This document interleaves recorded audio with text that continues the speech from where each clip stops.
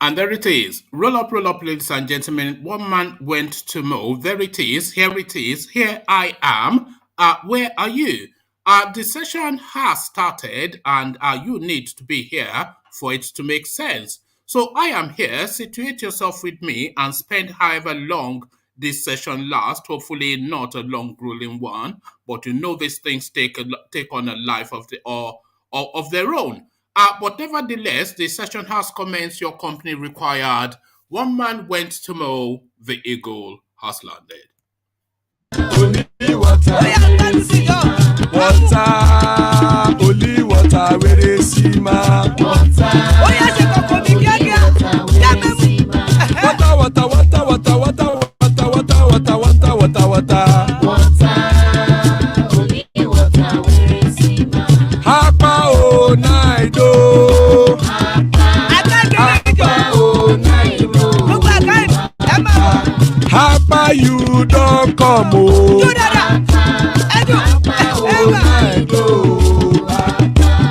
Hapa o naido.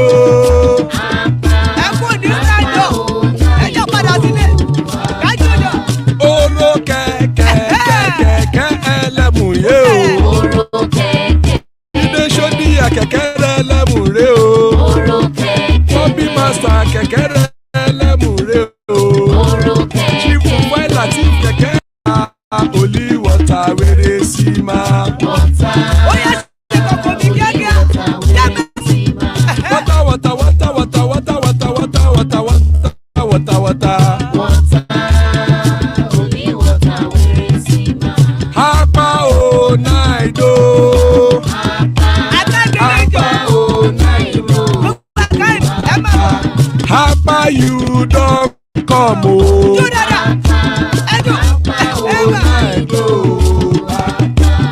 Hapa o naido.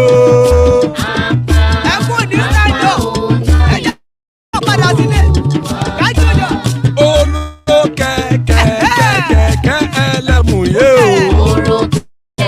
Ilé sọ́dí akẹ̀kẹ́ ẹlẹ́mù ré o. Bọ́bí master akẹ̀kẹ́ ẹlẹ́mù ré o. Chifu Wáìlà tí kẹ̀kẹ́ ẹlẹ́mù ré o. Eruku lẹ̀lẹ̀ ẹlẹ́mùdé. Eruku lẹ̀lẹ̀ ẹlẹ́mùdó. Eruku lẹ̀lẹ̀ ẹgbẹ́ ẹlẹ́mùdódò jàre o. Eruku lẹ̀lẹ̀ ẹlẹ́mùdó. Eruku lẹ̀lẹ̀ Ghana ti dé ẹgbẹ́ bọ́ọ̀dì o. Ọmọ ẹlẹ́yẹ ẹ̀yẹ o ó dilé o.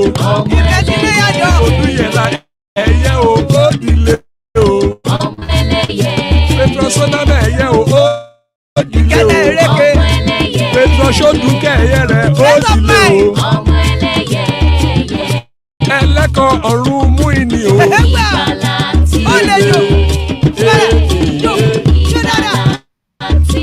Àkùkọ ọ̀run méjìkọ.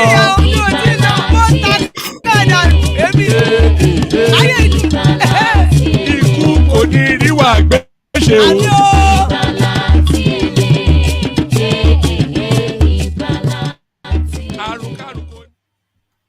And there you heard it. Powerful prayers by the Kegites. Akuko Orun Meiko Igbala Tiele. He he he. Iku Koniri Wagbeshe. Igbala Tiele. He he he. Iku Koniri Wagbeshe. As guys, I bring you this. You are our next president. Crowd chants as Tinubu visits Kano. So now there's absolutely categorically nothing going on in Nigeria anymore for the next year and a half. It's just politics, nothing else.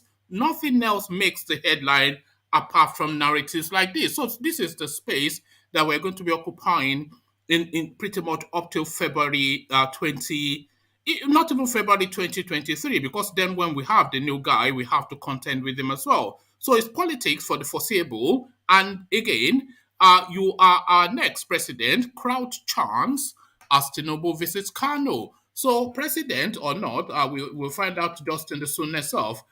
But somebody once upon a time that purports to be a president, even though he never stood an election, all he did was to carry a gun and announce himself president. Now he's claiming he is unloved.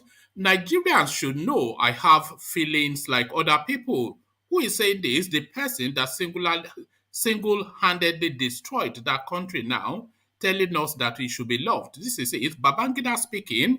Nigerians should know I have feelings like other people. Babangida pleads. So, yeah, there's just a godless statement, that one. It's just a total nonsense. Oh no, I wasn't intending on this story about landed. Okay, let me just start. Okay, let's go on to this one. 2023 presidency group drums support for AFDB President Akinwumi Adesina. So that banker, of course, that a lot of people have been trading up as a name, it looks as though now that name is starting to build some form of momentum. So that momentum will just interrogate that just in the fullness of. So in the fullness of, we'll go through this one as well. I am disappointed with Buhari's refusal to release Kanu. Ezeife, the person speaking, so quite why that disappointment, we'll find out just shortly. So, as I said, it's politics all the way through, and no permanent friends, as they say in politics, no permanent foe. The only no permanent friends, no permanent foes. The only thing permanent in politics is interest, and that is self-interest, of course. So, too, self-interest now. Once upon a time, a mentor, now an opponent, and he gets stabbed in the back. Nigeria not for sale. Osinbajo, our group, tells Tinubu. So Osinbajo support group, essentially Osinbajo speaking. So he now speaks to his master, the dog no longer hearing the whistle. Nigeria not for sale. Osinbajo support group tells Tinubu. So quite what is in play there, we'll find out just soon enough. There was one particular headline that I saw now that I wanted to bring you. So let me just see if I can recapture it. Here it is. Let's see if I can capture it from here. Okay. Because as I said, it's politics all the way through till 2023. And this now, a man confident in himself. 2023 presidency. Why I believe I will win. Tinubu, of course, not shying away, taking it on frontally and telling the Nigerian space that I, Tinubu, of no known fixed address, of no known heritage, because once upon a time from Lagos, then from Osun State, now of Kanuri blood, but whatever, he insists that he's going to be your president. And this, one of the stories said, one of the headlines advertised as well, prophecies about Buhari, Osinbajo, Nigeria, others that never came to pass in 2021. So that might well be the one I start with, because the biggest corruption in one of the most corrupt spaces on earth, which of course the Nigerian state, is this now these are sort of religious scams. We have to say that it's just been run all over Nigeria, especially within the Christian faith. Come as soon as December, they are all making prophecies, and a lot. I say a lot, but in actual fact, all of those prophecies often turn, and in most instances, turn into a lie. But nevertheless, that doesn't stop them relieving the gullibles of their money. Prophecies about Buhari in Nigeria, others that never came to pass in 2021. So this might as well just have laugh value, because only a fool believes in those things. But a fool or not, we'll go through that as well. But before we do go through anything, we're coming now via what is tradition, the Eastern Quarters, and of course, another Python dance.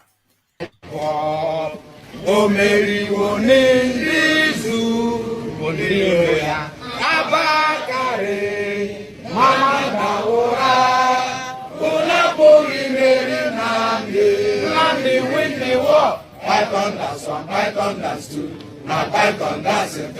Unapoli Mary Nandi win the war. Python dance 1, Python dance 2, now Python dance 3. Unapoli Mary Nandi.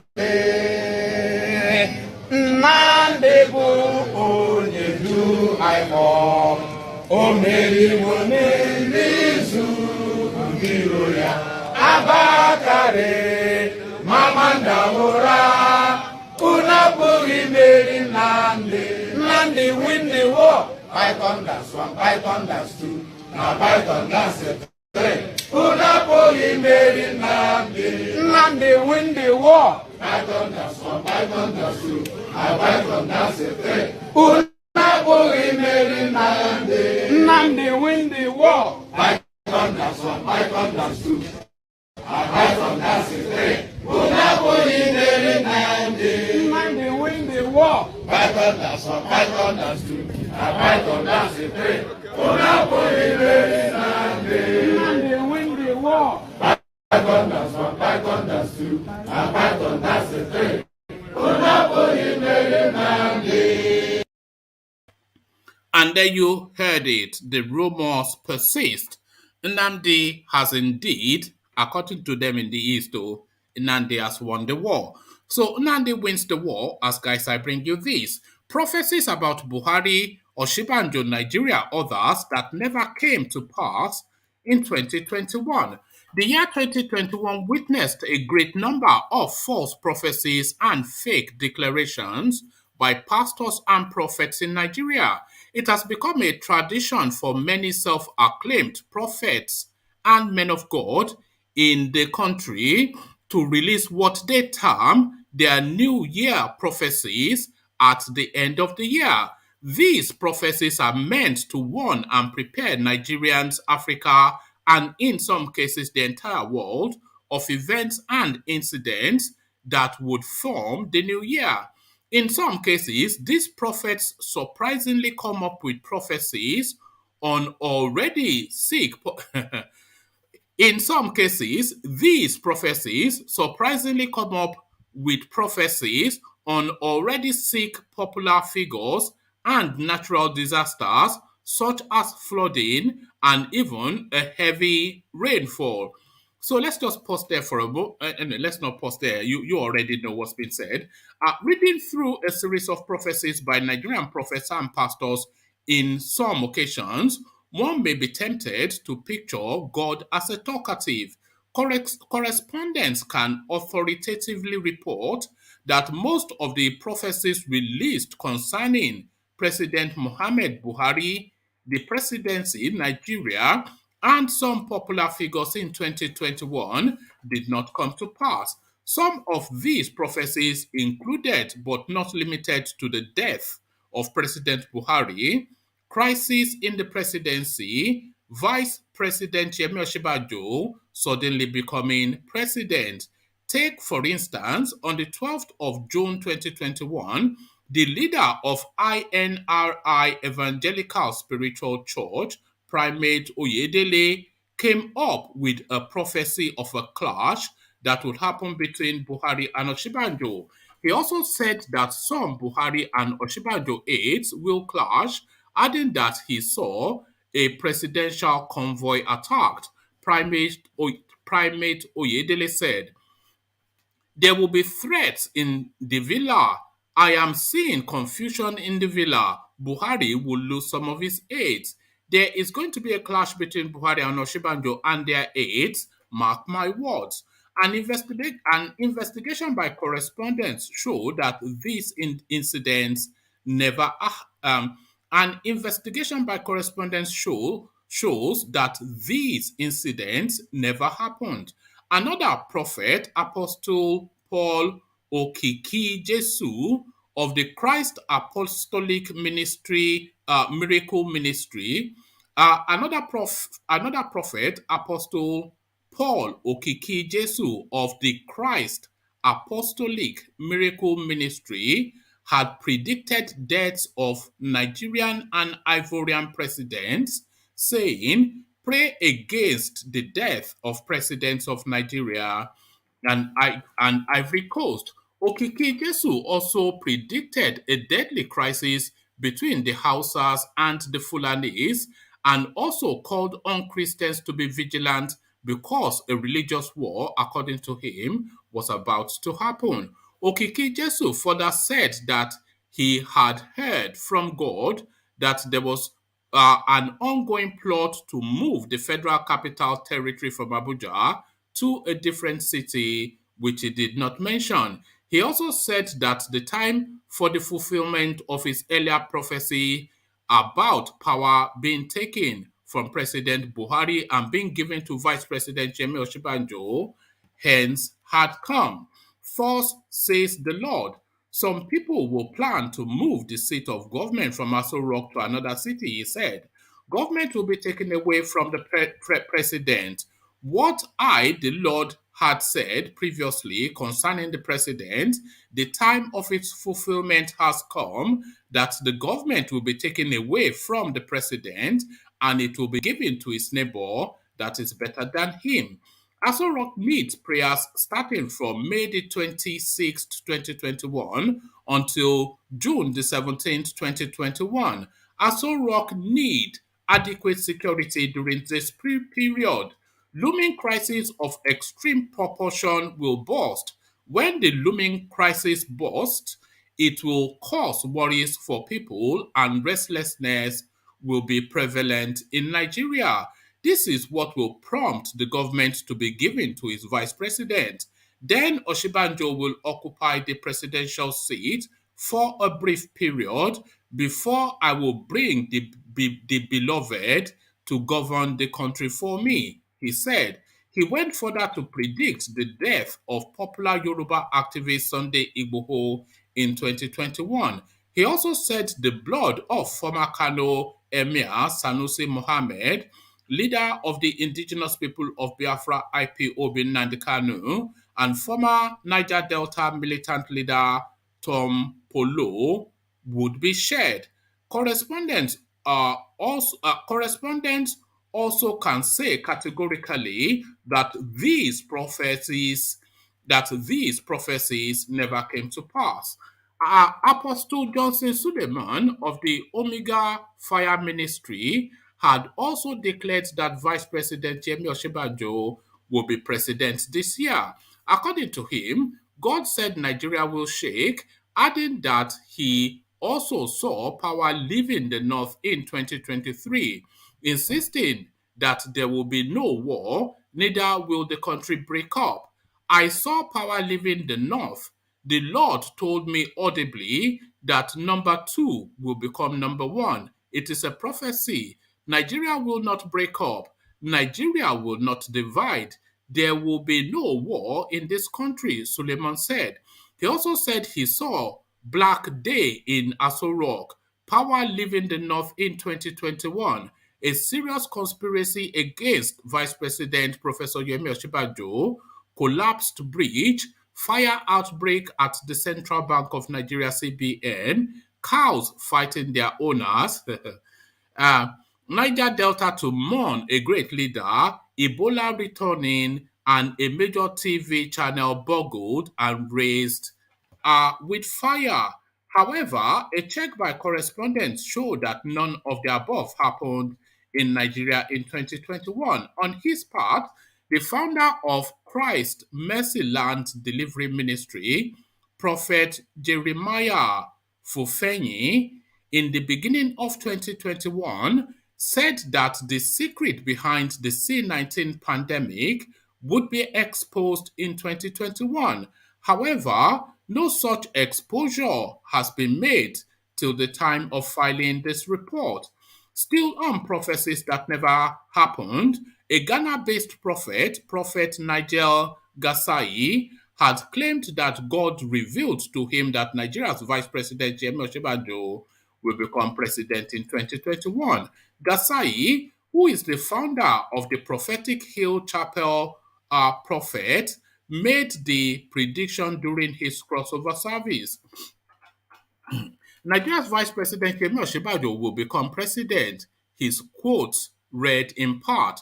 Also delivering his New Year prophecies in 2021, the senior pastor of Faith on the Rock Ministry International, Apostle Theophilus Ebonyi, had said there would be a sudden change in government in Nigeria without a coup or an election, calling on Nigerians to pray for President Muhammad Buhari. He declared that God revealed to him that the number two man, Yemi Osinbajo, will become the number one man in Nigeria. God revealed to me in the place of prayers his blessings and intervention in the affairs of Nigeria, that government will witness a shift that is going to give ground to the number two citizen to become number one. So saith the Lord. So saith the Lord, he said. Meanwhile, Femi Adesina, the special advisor to President Muhammad Buhari on media and publicity, had recently attacked the so-called prophets in Nigeria, singling out Primate Elijah Oyedele in an article he titled PMB and the future PMB and the futurologist. Additional mocked the then military ruler Sani Abacha for refusing to leave Aso Rock because he was scared of prophetic visions and predictions. Additional disclosed that a cleric told Buhari to send emissaries to him with bags of money so he could pray and stave off the tragedy. Noting that the president was busy with international travels at the period the prophet mentioned, no accident or incident happened. That was what the marabouts did to Sani Abacha, that he remained holed in Aso Rock between November 1993 and June 1998, that he was head of state. You could count both local and foreign trips he made on the finger of one hand, Adesina said. The presidential spokesman noted that at the beginning of every year, those who he described as futurists are prospectivists and foresight practitioners would be on the prowl. He said those prophets were people who called themselves and have no divine backing, but go about running riot all over the place with guesswork, divination, and outright falsehood, all to beguile the people, pass themselves off as somebody, and ultimately make filthy money. Speaking to correspondents on the rise of false prophecies in the land, Pastor David Adebola of the Redeemed Christian Church Ministry, Lugbe, Abuja, said false prophecy is almost as old as man. According to Pastor Ademola, fake prophecies did not start today. It did not also start in Nigeria. If you know your Bible very well, you will agree with me that there were so many of such recorded in the Holy Book. So there it is. So saith the Lord according to them. But then, of course, the Lord has now told us that he never said anything to these 419 chancers, these bandits, these criminals. Nigeria not for sale, Osinbajo support group tells Tinubu. A group canvassing support for Vice President Yemi Osinbajo's presidential ambition has taken a swipe at the national leader of the All Progressive Congress, Bola Tinubu. On Sunday, the Osinbajo support group declared that Tinubu should embrace the fact that Nigeria is not for sale. The group dissociated itself from any agreement from any secret quarters that might favor Tinubu for the plum job in 2023. Carol Simon Elisha, who spoke on behalf of the group, said, on the issue of negotiation, it could be a previous practice, but presently Nigeria is not for sale.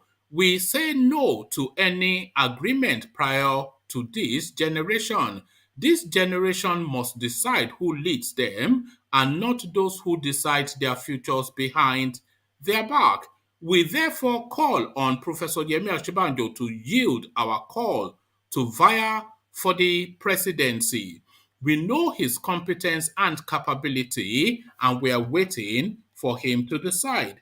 A few days ago, an unnamed aide to Osinbajo said his boss would not abandon his interest. to contest the 2023 presidential election because of the declaration of Tinubu. Tinubu had last Monday announced that he had informed President Muhammad Buhari of his interest to vie for the country's foremost seat. The development had elicited several reactions, with many claiming such a move would mark the end of Osinbajo's interest in the same office. Elisha said that unlike Tinubu, who went to Buhari to inform him of his intention to contest for the presidency in 2023, Osinbajo was waiting for directives from the president before speaking on the issue. He said, the vice president is very much interested in contesting. From what we have seen, many Nigerians, including key figures in the political and corporate world, believe that he's the best to succeed President Buhari. I know the impression many people have is that because his benefactor, Tinubu, has declared interest to run, the vice president the vice president would perish his ambition. But that is not true. The vice president will contest, but he will not jump the gun. Right now, he's waiting for directives from President Muhammad Buhari. If indeed the president wants him as his successor and gives him his blessing to contest, so as to continue with the programs of the administration, it will not turn down the request. So there you have it. This is nice drawn. Forget it. Oh, whatever you did for me in the past, thank you. But we are talking about the presidency. To your tent, everybody. Go prepare yourself. Jagaban of GBT. So still with the Jagaban of GBT, 2023. Why I believe I will win. Asiwaju Bola Tinubu, national leader of the All Progressive Congress APC, has expressed confidence of winning the 2023 presidency.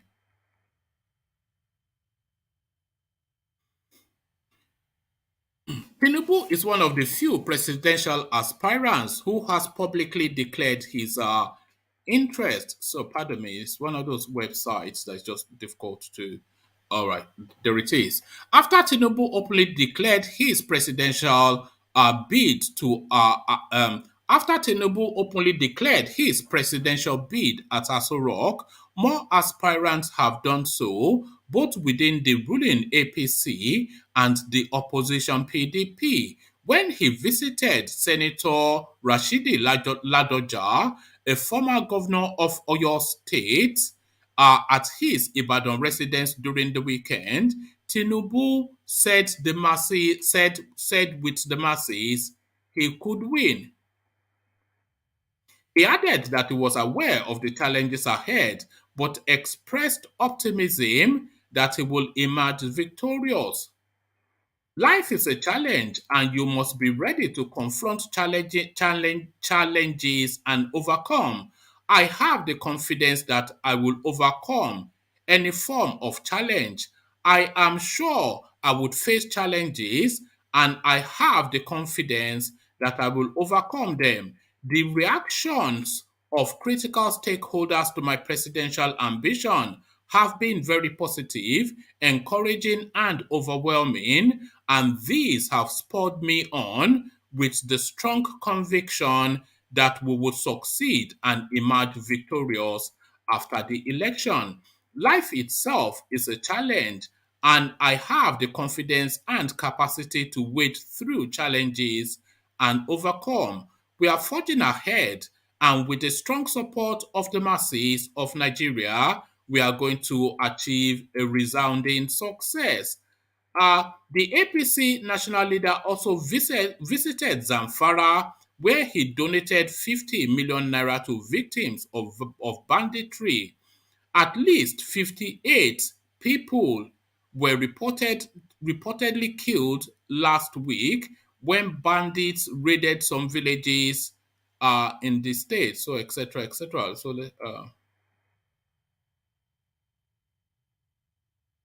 okay, so it looks as though his campaign is in full swing. He commiserated with the people and expressed optimism that insecurity will soon be a thing of the past. After Zamfara is Katsina. Tinubu also visited Katsina, where he condoled with the government and people of the state over the death of Dr. Rabi Nasir, Masari's commissioner, who was killed last year. He said though the state was one of those affected by insecurity, it should be understood that what happened in one state happens to all the country.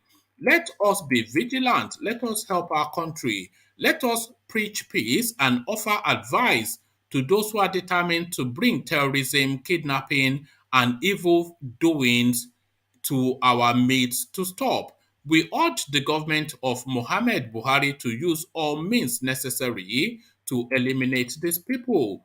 We have a saying in my native language of Yoruba, says it is not easy to get to the seed of a palm kernel, but we are going to support the president to get to crack that seed, etc., etc.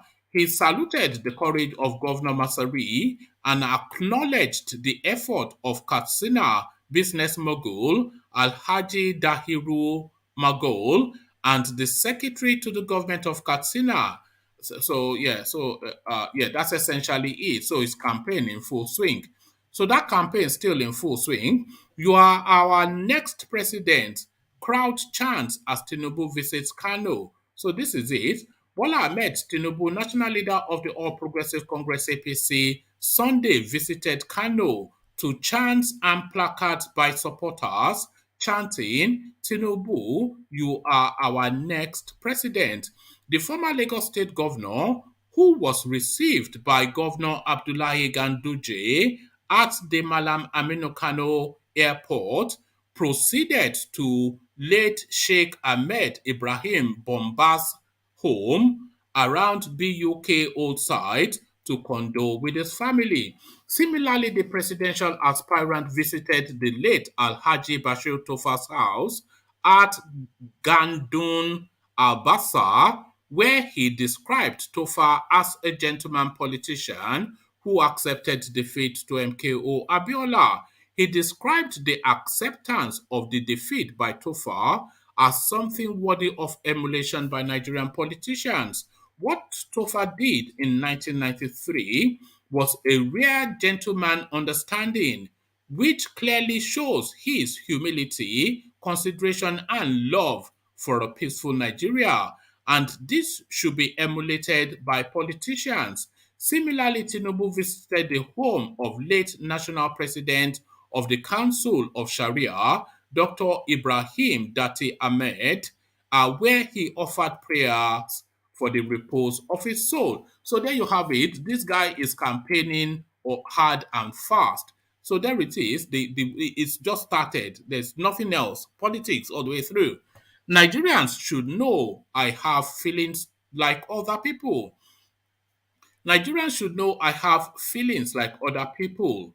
Babangida pleads. So it's just almost unforgivable. This guy is a narcissist. Is every East that there is. Former military dictator Ibrahim Babangida has pleaded with Nigerians to understand that he is a human being and therefore all the human frailties you can attribute to some of the, let's say that entirely all over again. Former military dictator Ibrahim Babangida has pleaded with Nigerians to understand that he is a human being and therefore all the human frailties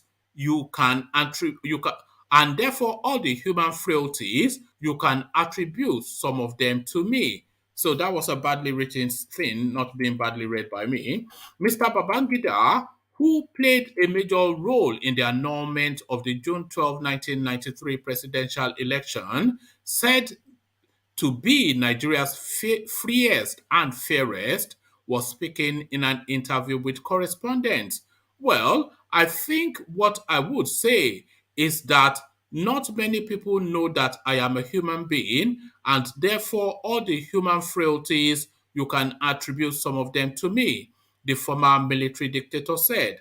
A lot of people saw me from the point of view of my profession or from the job I did, but I still remain a human being. I have feelings.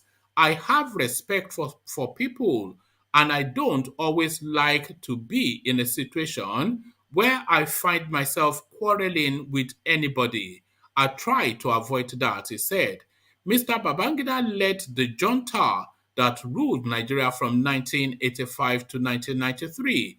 His regime is blamed for internalizing the culture of corruption, settlement in the Nigerian polity, institutionalized corruption, I think is the term that they often use in reference to the gapped tooth one. 2023 presidency group drums support for AFDB president Akinwumi Adesina. So he's now coming into play as well.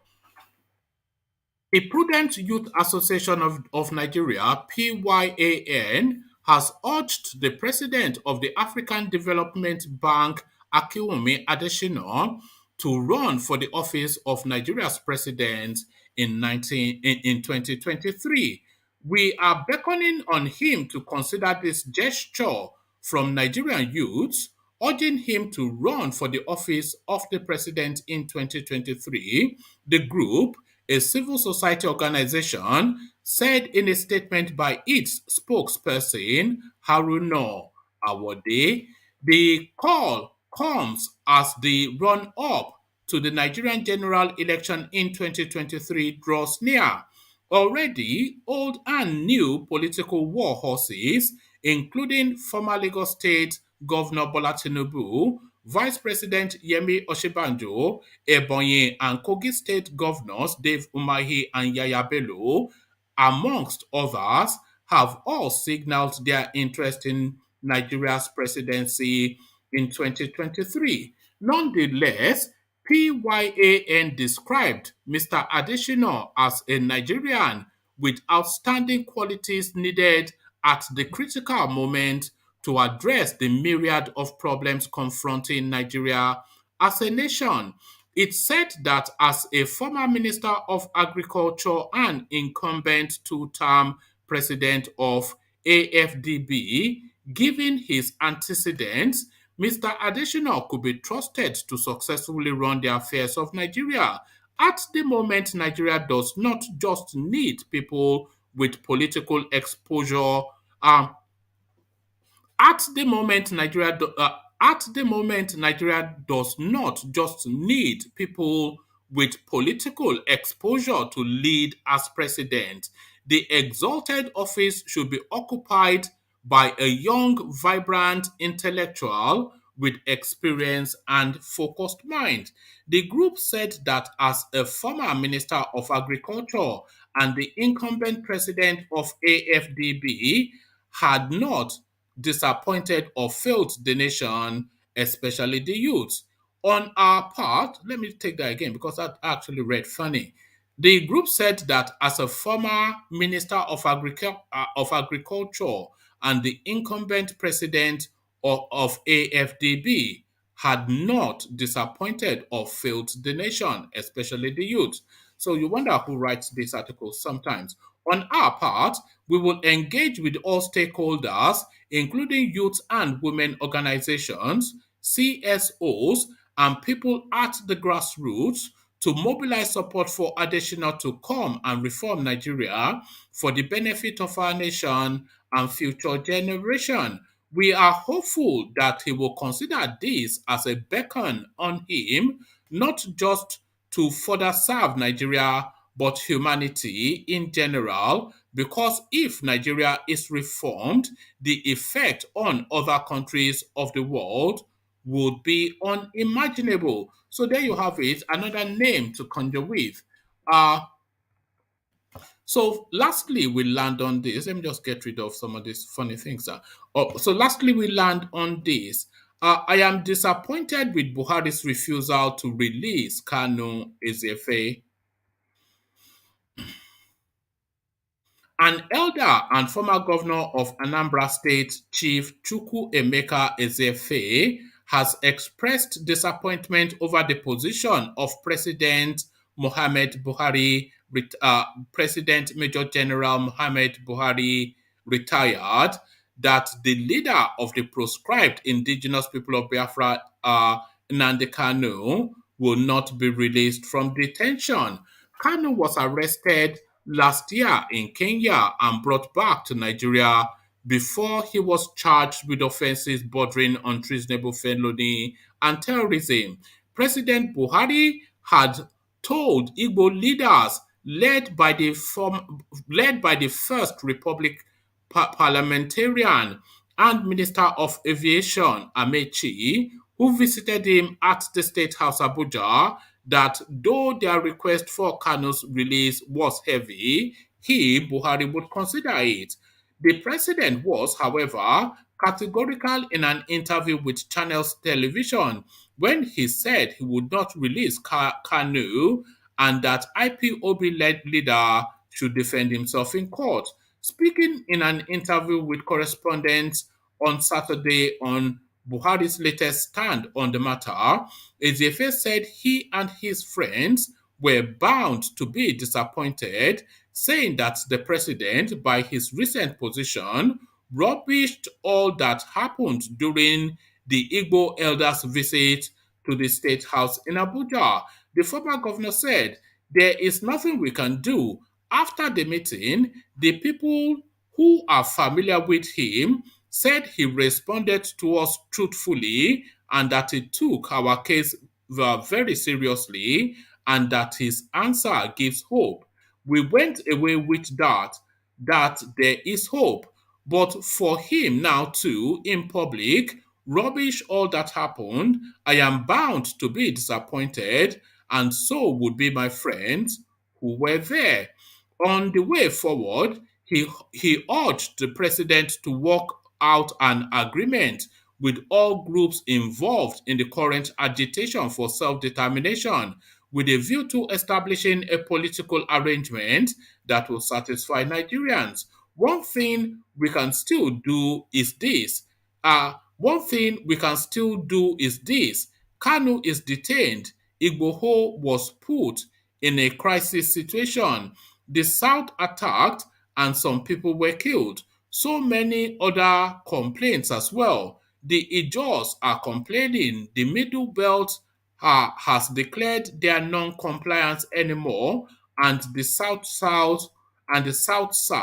has been in that shape. I think what the president should do is to try to solve all these problems with one committee. If you can assemble maybe 5 people per zone, let them look at all the reports, including 2014, all the constitutions we have had, the 1963 constitution, and all that, and work out an agreement with all the groups for a Nigeria with political rearrangement that will satisfy other people. I don't want to just say I am very disappointed because I am very much interested in Nigeria surviving.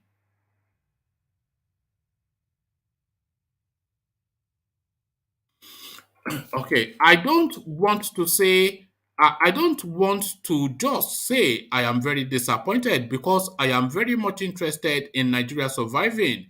So I suggest this caucus of knowledgeable people who can work out a new arrangement politically for Nigeria. The political solution is the only one that can solve the problem. However, in a separate interview with Amechi, the leader of the Igbo elders delegation to Aso Rock, he expressed optimism that the president would not renege on his promise to consider a political solution to Kanu's matter. Amiki said, Kanu's situation can be solved either politically or even legally. It can be solved legally by the Attorney General. When I met the president, he told me he will consider my request on Kanu. There are many ways to kill a cat, to kill a rat, but to skin a cat. Oh, anyway, let me not be pedantic. There are many ways to kill a rat.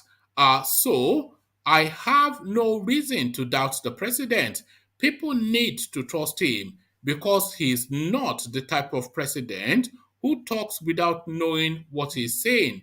Is a highly principled man. I don't think the president has reneged on what he told me. He has so far not. All I know is that the discussions are ongoing. I can't tell you any more than that. We are in contact and I have trust in the president's words. So he has trust in Mallam Buhari's words, but there it is. More fool him. But there it is.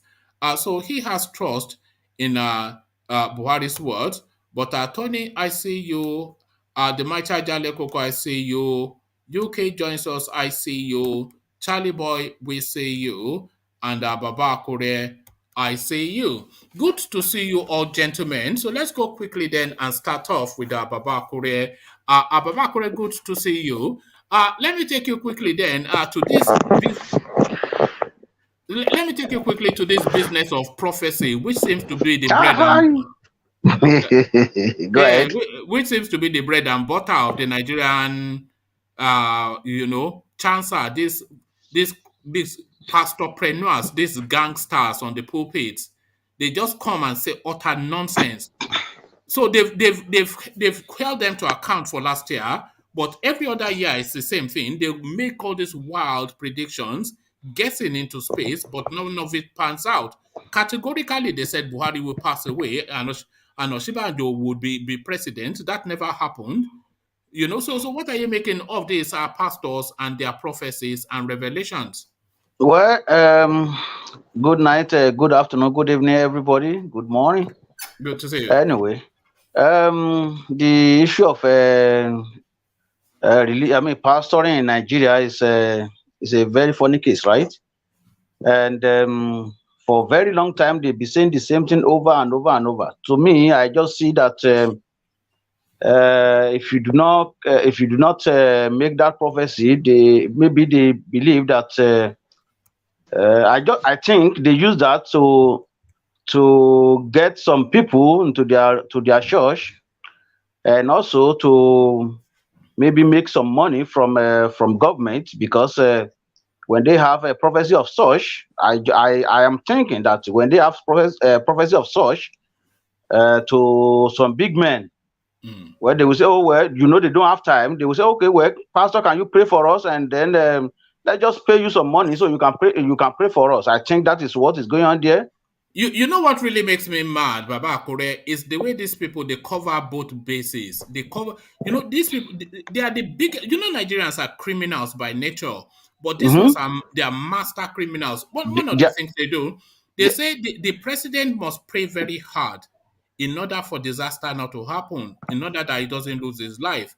So if the president dies, they will say, yes, we predicted that he will die. If he doesn't die, they say, well, we said he should pray hard not to die. So whatever happens is they flip both sides of the coins. So they are not really straightforward anyway. To me, I just think that they are playing politics too. They just want to see how much they can make, and we know how they behave. They just want to see how much they can make from the politics, or from politicians or powerful people in the society. To remember, these people work together. They are all friends, so they know what they're doing. But those people that they can brainwash them. Those who believe them can go ahead and believe them. The other day, I was watching Oyedepo on TV, causing people that, okay, you are talking about, you are criticizing pastors, particularly him, that person will run mad in the streets of Lagos. I just say, look at this punk. Yeah. He's just Then my wife said, you shouldn't have said that. Even if you don't like them, you just leave them alone. I say, I'm not going to leave these people alone, because because somebody kick against you now, that you are not doing something. That's why that person has to run mad in the streets of Lagos.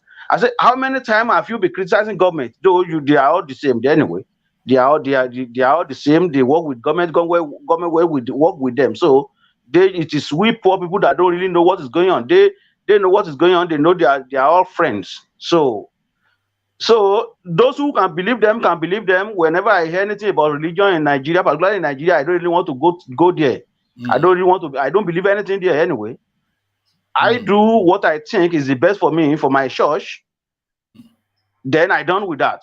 No pastor is coercing me to do this or do that so that this will happen or this will happen. I see a person in my own community that gave out his own vehicle because they told him that, oh well, when you give out your vehicle to the church, this is going to happen, this is going to happen. When I got home, the man was walking in his barefoot now. Yeah, there it is. And he used his vehicle to give it out to church.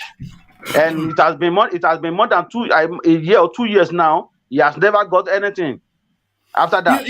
You know what really annoys me about these people, Baba Kure, is they try to get to you via people's mothers.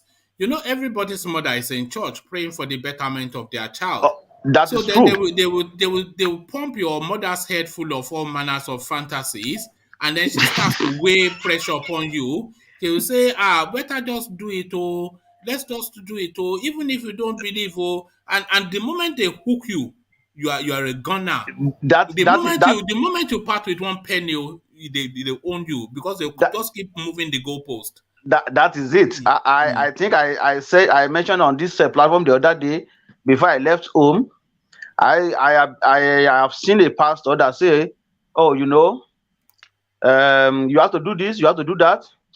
And I just said to myself, look at this one. You do not own my destiny. One man. One man. Can I say something? Yeah, go ahead. You know, ever since I came to this country, US, you know, I begin to see the reality of life. You know, because if you don't work, you won't eat. Everything depends on you in life. I mean, if we are in a good country, here, if you don't work hard, you won't see any penny. It's not about prayer. If you like, pray tomorrow. That is true. Yeah, if like, continue praying. The reason why I'm saying this thing, well, yesterday was my birthday. So, happy birthday. Thank you. Then I said, this birthday, I wanna spend 50,000 for a car. So one man I later bought the car, the brand new car, Toyota Highlander. It is my sweat. I work for it, you know. So when I was paying for the car, the guy said, "Why are you?" I said, "It is my sweat. If I want to pay it off today, I have the money because I work for it." You know, everybody was complaining, but I know person who wear shoe know where the thing pinches him now. You know, so whatever thing any human being is talking, if you don't do the right thing, you're going nowhere. That's what I want to say. I have to teach you about money management to UK. What sort of a thing paying 50,000 cash for you know if you space it out, you can have the car and still hold your 50,000 and flip it again and flip it again. No, what is wrong with you? No. UK. Sorry, UK. Happy birthday. Are you sure you're an Igbo man? Happy birthday to you, UK. Sorry, sir. Thank you, bro. Happy, best of luck, eh? Yeah, thank you, Tony. Are you sure you're an Igbo man? One man. One man, you don't know how much this guy worth now. No, he's a billionaire. I've been seeing these photos on. If you see how this guy flexes, go on his Instagram. You know, you will private your own immediately. It's Mercedes. What I'm trying to say is that it's about hard work. You have to work hard. Whether you are born again, you're not a born again. If you don't work hard, there's nothing for you in this world. That is true. It's not about prayer. That is true. I think when you are back home, in most cases, I think it's just like a weapon that they use against us. So if you are at home, you are not going to see the difference between between working hard and believe in miracle or believe in your pastor's word, right? I will say that I was almost, when I was back home too, like in that aspect, but it's just that I'm a very stubborn person. That I don't really want to, whenever I say what I want to do is what I want to do. I don't really believe in whatever somebody say that, oh, you are not going to get this, you are not going to do that, you are not going to achieve this. I believe that, okay, God owns my own destiny, not anybody, not pastor, not the pastor's word. So what I'm saying is that I think I mentioned on this platform the other day, I gave job to somebody. You are praying that, oh, there is no job in Nigeria, there's not this, there's not that. They gave you a contract. Do this job for me. They pay all your workmanship, all the materials is being bought, and they gave you everything. Now the funnest part of it is that you left that job undone, and you went on a mountain to pray. So how could that be justified? What is the correlation between your prayer and you have job and you are not doing it? So this is what is going on back in Nigeria. Many people, when you even give them job, they pray, they are looking for a job, you give them job, they will leave that job and will go on mountain to go and pray. They go to church on Sunday, they will go to church on Friday, afternoon or evening. Then they will go to. But Baba, why are they not held to account for all these predictions? Why are they not held? Well, because nothing. As I said earlier, religion is religion and politics. They are all the same. So they are the same. They cannot hold them accountable for anything. Because remember, we are getting into the election season now again. Election season now, we are getting to read now. So these people need the vote from the church. And that's so if you is saying he's going to hand over his church to his son. So is it family business? Is it what I mean? Okay, now you know how many millions vote they are going to get from Oyedepo. You know how many they are going to get from Redeem. You know how many they are going to get from those people that prophesied and the prophecy never came to pass. You know how many votes? So they are not going to, because religion. You know, is hoping against hope. Sorry, Ola, you're coming in a moment. But what UK was saying that hard work is the panacea to your problem rather than going to church. That applies in Western environments. If you're willing to apply yourself, there's a good chance of you succeeding. But in Nigeria, hard work is not even, it's not what hard work doing what? There's nothing to do now. So, people just dust around. So the best thing for you is to go to mountain and pray for miracle. This is it now. so you can win jackpots. Okay.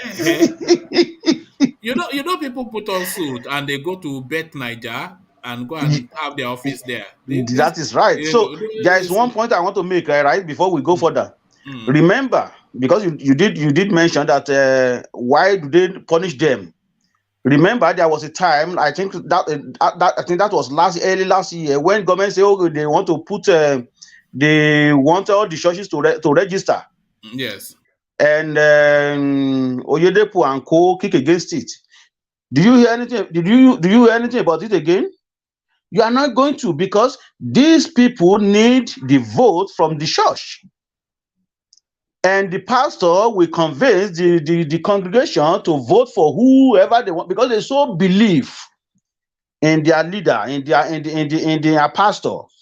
So wherever the pastor asks them to go, that is where they will go. So that is why government cannot do, the so-called government cannot do anything to any of these pastors when they proclaim false prophecy. Baba, correct, can I say something? Yeah, go ahead. Before I ask my question, one thing I want to say that, first of all, many churches are registered. I just want to chip in there, because if they are not registered, they won't be able to secure loan and some of other things they do. How many churches getting loan from Nigeria? What are you saying? What Baba? I think Tunde Bakare got a loan to build this church, and the banks are after him. But what Babakure was saying was that there was a specific tax policy that they tried to introduce about 12, 18 months ago. You know, I'm aware. I'm just telling Baba Akure is that no. So if you know what they meant, then why use? No. We have to show clarity on that. No, I think we broadly understood what it meant. CAC has the registration. We know all those organizations. But the question I was about to ask is this: when you say we don't hold them accountable, who should hold them accountable? The government or the congregation? The congregation first, and then the government too. It's a fraud, you know what they are doing. It's a fraud. It's a fraud. Yeah, I we agree that the congregation members are supposed to hold their spiritual leaders accountable, but the government, I don't know how they are going to do it really, because some of these fake prophets, if you prophesy and it doesn't come to true, and somebody parts with money off the basis of that prophecy, that's 419. Obtaining by false deceit, that's 419.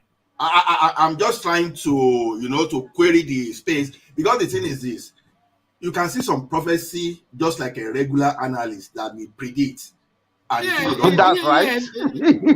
So you are saying to some 93-year-old man that that he should go in prayer that death does not come. A 93-year-old man. Wait in one man. If someone predict that you are going to make millions by investing your money and you put your money in that investment, how are you going to prosecute that person for encouraging you? So that's the way I see some kind of fake prophecy. That's not how it works. Now, to me, I would. That's business advice now. It's not prophecy. That's authentic.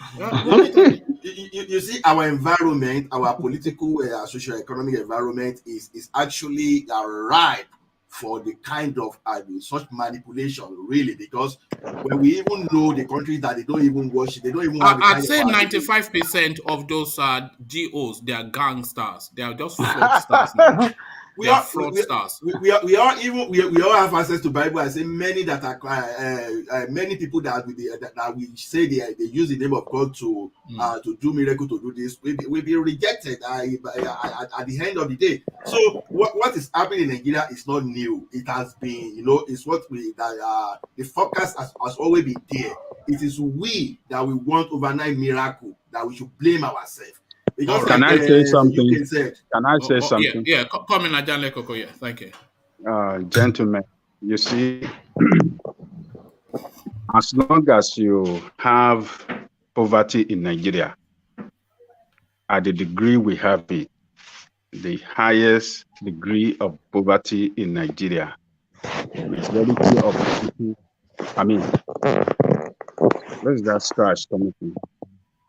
And as long as people loses job every day and the economy is not getting better, this pastor will continue to manipulate people, and they will continue to say this false prediction. You see, if our economy is a good economy that creates jobs, and a lot of people have jobs, all these pastors and churches will run out of business, because a lot of people will be so busy with their job, and then they will believe that it's hard work that earn them their living, and not by going to church. But poverty is so bad that it can make you believe anything. If you are in a state of poverty, particularly abject poverty, you'll be so desperate and you'll be looking for every way out of your problem, and you believe whatever that religious people will tell you, because you, as a poor man, you believe in God. Poverty will make you believe in God, that only God can solve your problem. Only God can solve your complaints. Only when you come to church, only when you come to church and pray to God, God can intervene with miracles. Is the And hopelessness? Is the hopelessness, that's isn't it? yes. When you feel that, when you feel it's beyond your physical capacity, It's then beyond job. Yeah, there's then no you you start to cannot look get job. for, yes. Then you You start to can't look, get job. yeah. You are in a state where job is not created. There's no job anywhere. You look for job. So they will tell you God is the only one that can solve your problem. So you will go to church and continue going to church, and they will continue telling you this. And the more they tell you, the more you believe them. So that is the problem that we have in that country. So how to solve it is going to be very difficult, except we wipe out poverty or reduce poverty to a bare minimum. That is the only way out. It wasn't like that in the 70s when there was job. People don't go crazy for churches. People don't go to churches for all these night vigils. It In wasn't in fact, existence then. all these Pentecostal churches is a new phenomenon, because you went to your Yes. Catholic, you went to your Anglican, you went to your Methodist, and you went back home. Only So on this Sunday. now new. The only person Only I know, Pentecostal. It is when They are Pentecostal like, came in the 80s, they brought all these common part nightclub, part church, part nightclub, part the only church. person that we know very well at that time was Dausa. Who was, that's the only person we know, not all those these are churches. the one that and we invented used it to now. see him. We used to see him as a The voodoo one that man, by the invented way. the That is 419. Yeah, one man. In the Hausa came to Lagos then, then they'll be running advert on TV that they can solve all problems. And when it comes to Tafa Balewa, first thing that he did, they first carry around bag of money, empty bag and cartons for people can you imagine race course full to capacity? And they were telling people, put money in that bag. And when all the bags were filled up with millions of naira, the first thing they did, they put them in a bullion van and drove those money away before he started service. And miracle did not happen. A lot of people that are disabled, that are blind, a lot of them that are, going through some problems, some rich people, they came. They thought that yes, all these things they are watching on TV, yes, they will receive their miracle. They didn't receive nothing on that day. After that day, people started posting a lot of things on newspapers. Said that they donated 504, they donated money, they donated million to him, thinking that something will, and nothing happened. They didn't get nothing. Is a fraud. Okay, Ajale Koko, let's hear from UK. Let's hear from UK, and then we get back to UK. Yeah. So what I was trying to say is that these churches of a thing, like late 80s, it wasn't like that. We just have like I think it was the mid 90s. We started seeing all these things. They started springing up. Started doing a lot of prophecy, and they will tell you miracle this, miracle that. The thing, Pentecostal churches. Yes. So by the time you know it, I remember the day I visited Port Harcourt. Do you see them as churches or nightclubs, UK? Because I see them somewhat like a nightclub or entertainment center. It's a business center now. You go and see the women dance to Holy Fire, Holy Ghost Fire, and then they do that. Hey, that's it now. It's a business center. More than that. Holy Fire, Holy Ghost Fire. Yeah, it's a business center. That is what we are seeing, because it's no longer one man. Can I interject? One man. Yeah, come in, Ejiro. Yes, you are the choir. Hey, he's one of them. He's one of them. You are the choir man, aren't you? You are the choir man. You are the singer. Oh my God! Wallah. Yeah. One man, you see, the Bible is so clear. Bible says, "Many are called, few are chosen." You must understand something, one man. As long as, like Ajale Koko said, poverty is around, the 419 pastors, those ones that can manipulate, we always use that as a weapon. The fact that those ones are using it as a weapon does not mean they are not real men of God. They are. Name one. Name one. Name one. Name one. Name one. You're putting me on the spot. I should name one. You said there are now, and you are in the industry. So yeah, name one. I'm in the industry. I'm not a pastor, one man. Yeah, but you are part of I'm just a child of God, somebody that goes to church. Look at that. See, child of God. Are we not all you see what again? You see what Bible said? One man, hold on. You see what Bible said? Bible said faith without works is dead. So if you have faith, you say you will sleep at home. You'll be waiting for miracle money. Just like the way I don't want to call names now. Most generation pastors preach. Yeah, Suleiman. We can call names. Preach. You called him. You know, you want to sleep on your bed. Are you afraid? Touch not my anointed. They've captured you, Abi. You don't want to sleep on your bed and you expect money to hit your account without you going to work. You know, just like you not playing lotto, you want to win lotto. You know, so. Yeah. It doesn't work that way. If you don't buy the ticket, you don't win the lottery. But I'm asking you to name one of them. Name one true man of God. One man. Oh, I'll name one some other time, okay? Look at that. You see, that's it. Baba Akure, you see it now. They got him.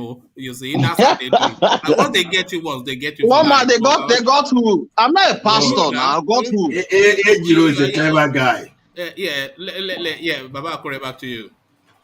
Yeah, I'm done with that issue of religion stuff. Let's just move on. All right, so let's move on to something even more. I wouldn't say comical or whatever. You explain to me what is playing out here. Nigeria not for sale. Osinbajo support group tells Tinubu. So forget the after the Osinbajo, forget what comes next because there's no such thing as support group. He's speaking via people to speak to Tinubu. So he's now telling Tinubu now that put on your gloves because this is fight to finish. So what are you then making now at the dog no longer listening to the whistle of the owner? You know what's going on there? Osinbajo turns and bites back. Well, if you recall, I mentioned on this platform that there is no doubt that Osinbajo will be interested in becoming Nigerian president as well. So, that is human being. People do change. And at the same time, there's nothing wrong in him contesting. He's a citizen of Nigeria. So as Bola Ahmed Tinubu has right, the same thing applicable to Osinbajo. So it is, but at the same time, that doesn't mean that he really mean it. Because this is all just politics. He may just want to remember he's not going to be the vice president. I mean, he's not going to be his vice. So he might just want to let me just try something too. So if he eventually become the president of Nigeria, so he can give me one position, maybe ambassador position or whatever. It might be. There's no other position for him after vice president. Anyway, you are very right. There's no other position. You are right. Baba Akure, they say opportunity knocks but once. You see this window now, it will never open for Osinbajo again, ever in his life. That is true. If what is his name? Tinubu becomes president for 8 years and it goes to the north for another 8 years. That's Osinbajo done now. He'll be in his 80s by then or something. So this is his one opportunity in life for that. But I don't see that opportunity comes because he is part of those people that put us in this mess. So to me, I think you mentioned Adesina. Yes, if Nigeria really know what is good for them, though it is very difficult for you to trust people when they have not got power, because power is very funny. You know the Americans fought him very hard when he wanted to go for a second term as the president of the African Development Bank. They said he's an extremely corrupt man. Trump himself, he fought him hard.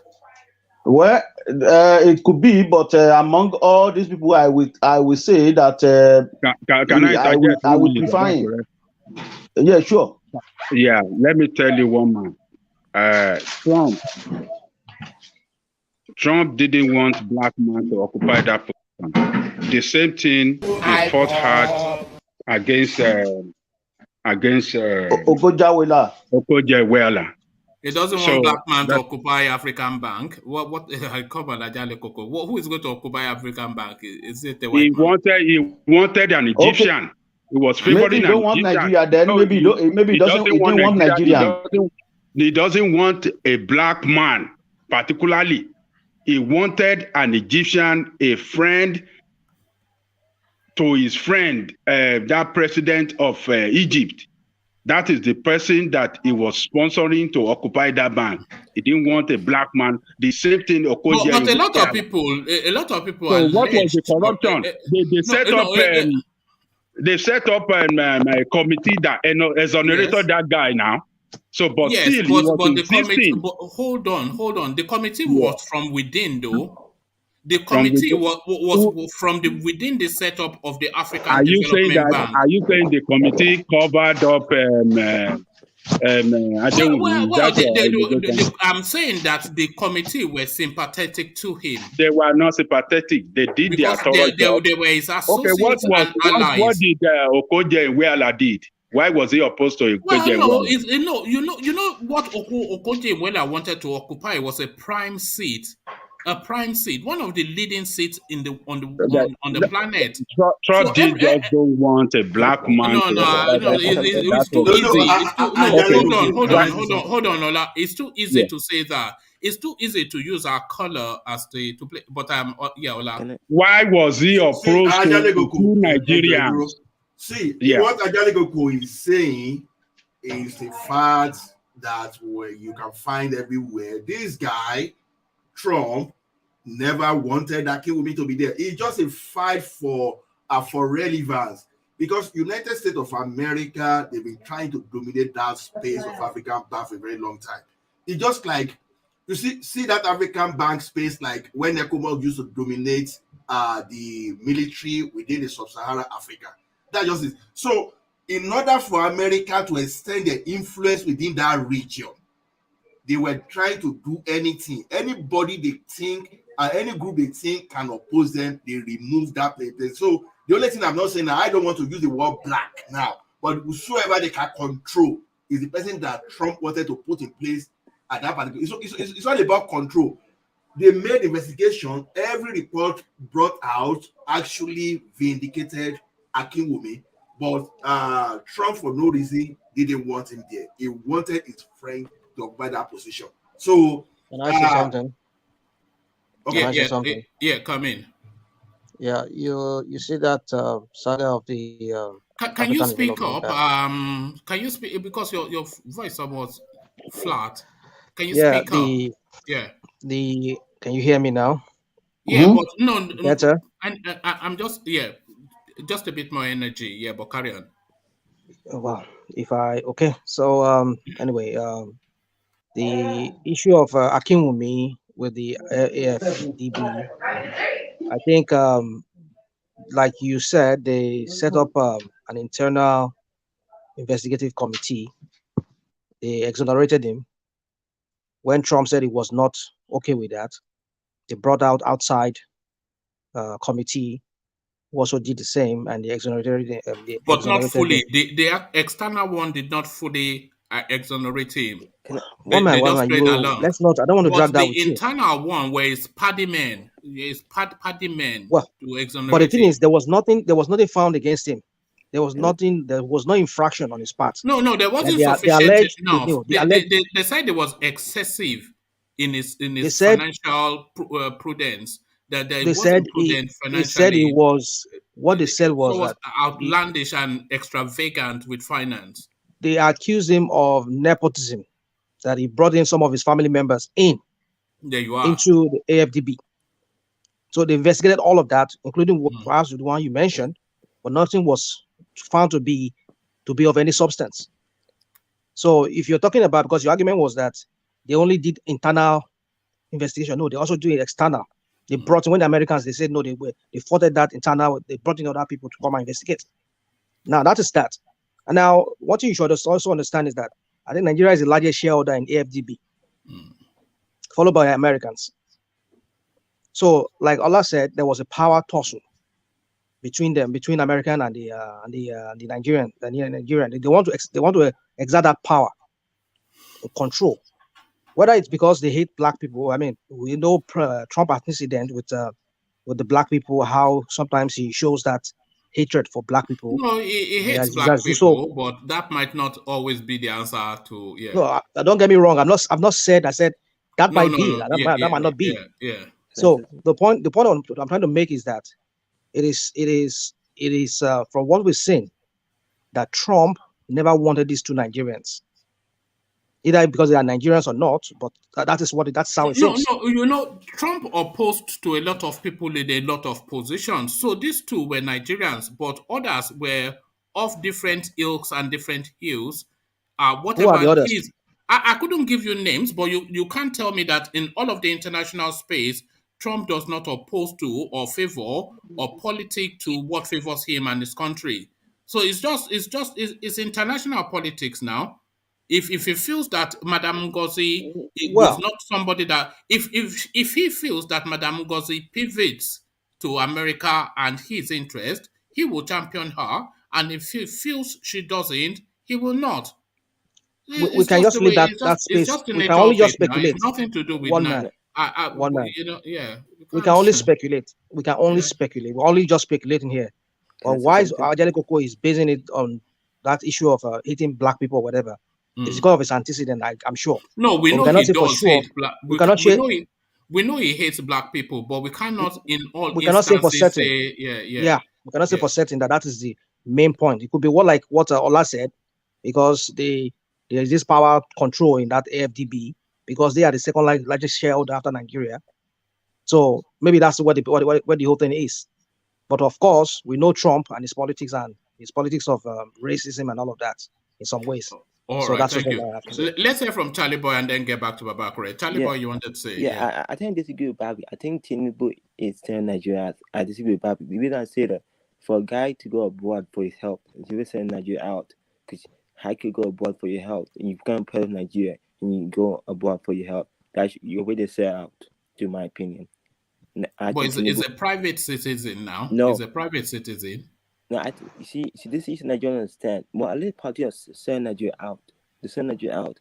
They want to be someone going abroad, but why can't they have the health in Nigeria? Going husband fix themselves, not going abroad for the health, and want to become a president of Nigeria. This is disgrace. We don't need that. We don't need a sick president. We don't need that no more. Yes, that's the one Achilles heel that could stop him is health. Because even the Northerners are already searching for his medical reports. They are searching for his medical record. And I'm sure that's going to come out soon, But I think that's why Shorimbo is saying, like, Shorimbo knows the struggle. He knows that if Tinubu becomes president, he'll be sick. And he knows that he's worried. He knows that he's saying this now, so Nigeria could learn. If this guy becomes president, he's going to be a sick guy, and he's going to go abroad for your help, wasting money going abroad for his help. We don't want that. He's going to be a weak president. We don't want that in Nigeria. Enough for that. Let's break Nigeria up, Charles. But thank you. Let's get back to Babakure. So Babakure, back to you. Okay, like you said, I read that some northern group are looking for his medical record. That could be as well why that guy came out that Nigeria is not for sale and stuff like that. And also, I read, I think it was yesterday or today, that Baba Ahmed was saying that they are not going to make any mistake that the mistake they made in 2015 voting for Buhari. So all this thing is going to play out anyway. So, but to me, Osinbajo will try, but I don't really believe that. He really means what he's doing. Anybody? Okay, now do you think they are going to pressure him to drop that ambition and fall in line? Because if there's divisions within that Yoruba ticket, that could split it up to open that space for somebody else. But Fayemi and Osinbajo are the real sticklers against Tinubu. So we can't have those three voices pushing hard. So at some point they have to sit down. So do you think they are going to sit him down and pat him down and say, just, let your daddy through? Well, But there's Osinbajo have not Oh, indicated his intention now, has well, he? no, he has indicated via Oh, his really? spokes group. Well, his spokes group, they've been to Babangida, who endorsed him.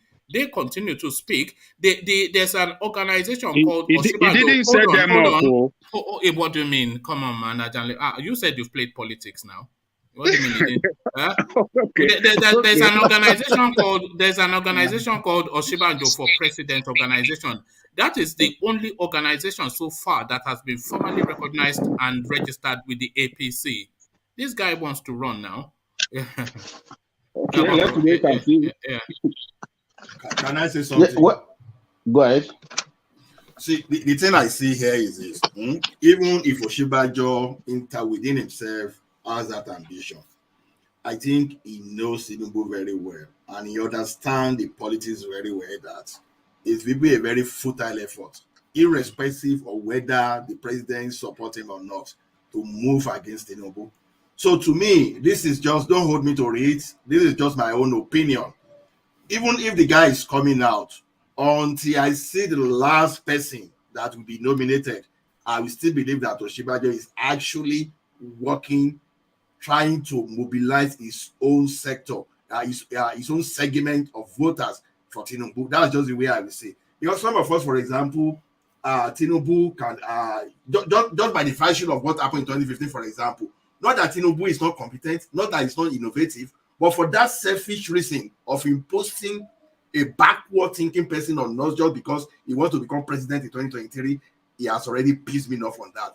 But if you are bringing a person like Osinbajo, for example, now, if some of us now say, okay, we like Osinbajo because he's a lawyer, he has done this, he has done that. At the end of the day, maybe 10 minutes after they've presented us the candidates, Nigeria will have no alternative between the two devils. We want to look at the devils, for example, that has a very bad, the worst impact. People say, okay. Since we trust Osinbajo, okay, we can support his candidate. That is so. I don't think personally that Osinbajo will be stupid enough. Let me say it would be stupid to move against Tinubu. So whatever we are seeing today, I see part of it as political calculation. They are just marketing different way, try to share the market. Well, yes, it is political negotiations, but the ambition. So just my own view, like you've just expressed yours. It is political negotiations, but the ambition undoubtedly must be there because he has been the vice president now for 6-7 years and going to be for 8 years. So he has seen what that seat is. It would not be human not to aspire to it, but how aggressively he pushes for it is how much that space opens for him to do it. But Babakure, yes, back to Well, you. like Ola said, I think I am in between two of you. I mentioned that I don't believe that it's not interesting in that because I've been saying this for a very long time, and also we never can really trust any of them that he is not wooing people for Tinubu when the time comes. So that is my take for that. But otherwise, none of them is qualifying in my own position. So if this guy that came out, I think this Adesanya, if Nigerian youth really know what is good for them, I will suggest that we should try. Not that we really trust him also, because as I said, power is very funny. Just wait until when they get there. But I will suggest if Nigerian youth in particular really know what is good, I will suggest that they try him, because I will say he's the best out of them, because he's not really mess himself up like others. That is my take for that. All right, thank you. But it looks as though he would take some stopping. Tinubu, we're still talking about Babakure. Why I believe I will be president. This is Tinubu speaking, and he was saying this in Ibadan to Ladoja. So from Ibadan, he's been now to Zamfara, and then from Zamfara to Katsina. From Katsina in Kano, when he arrived, they were chanting, "Our next president, our next president." So Osinbajo, Atiku, whoever, they can continue to be consulting as they are claiming to be consulting, but this guy is already campaigning, and is telling you that, look, I am going to be your next president. What do you think can stop this guy? What do you think can stop him? Well, don't worry. I hear that I hear about that, and I also read about that, and at the same time, what I be reading on social media for the past few days, it is very alarming as well, because even some youth up to now, they don't even know what they want. You can see some youths posting his picture, even campaigning for him right now. So that you will see them like authoritatively that they believe that he's going to be the next president. So well, you never can tell. Many things can stop him, but I'm not going to say that because it's looking almost unstoppable now. It's looking unstoppable. Don't worry about that one man. Let's just wait until when the time comes. You see, as it stands today, as you and I are speaking, as it stands today, this very moment, the person that looks most likely, just as of this moment of this conversation, is Tinubu. He's the one that has gone the furthest towards that. Well, I don't doubt what you are saying, but it will be very, very ridiculous for Nigeria to believe that that's the best person they can choose. Well, if they choose him, all well and good. There's nothing I can do about that. I cannot help them. I can only talk and advise and give the reason why they should do this, why they should do that. If they feel that okay, that is the best person for them, all well and good. I said on this platform the other day that if I still believe in him, because I believe that he will be the devil that we know is better than the angel that we have not met. When I was comparing him to Osinbajo, that doesn't mean that I really support him. I don't even want him as my president, as the president of Nigeria. But if people over there choose that okay, this is the best person that they feel, all well, good luck to them. And that is it. But would not be back to Tinubu. That means another APC guy be president again. But I know for sure there is nothing good is going to come out of it. No, in fact, no, you don't know nothing for sure good. Now. How can you know for nothing sure? Nothing good is going to come out of it. From where, Baba Akure? Are you not a Yoruba man? You don't want a Yoruba president? From what, Baba Akure? From what? From the same Tinubu? From a Tinubu presidency.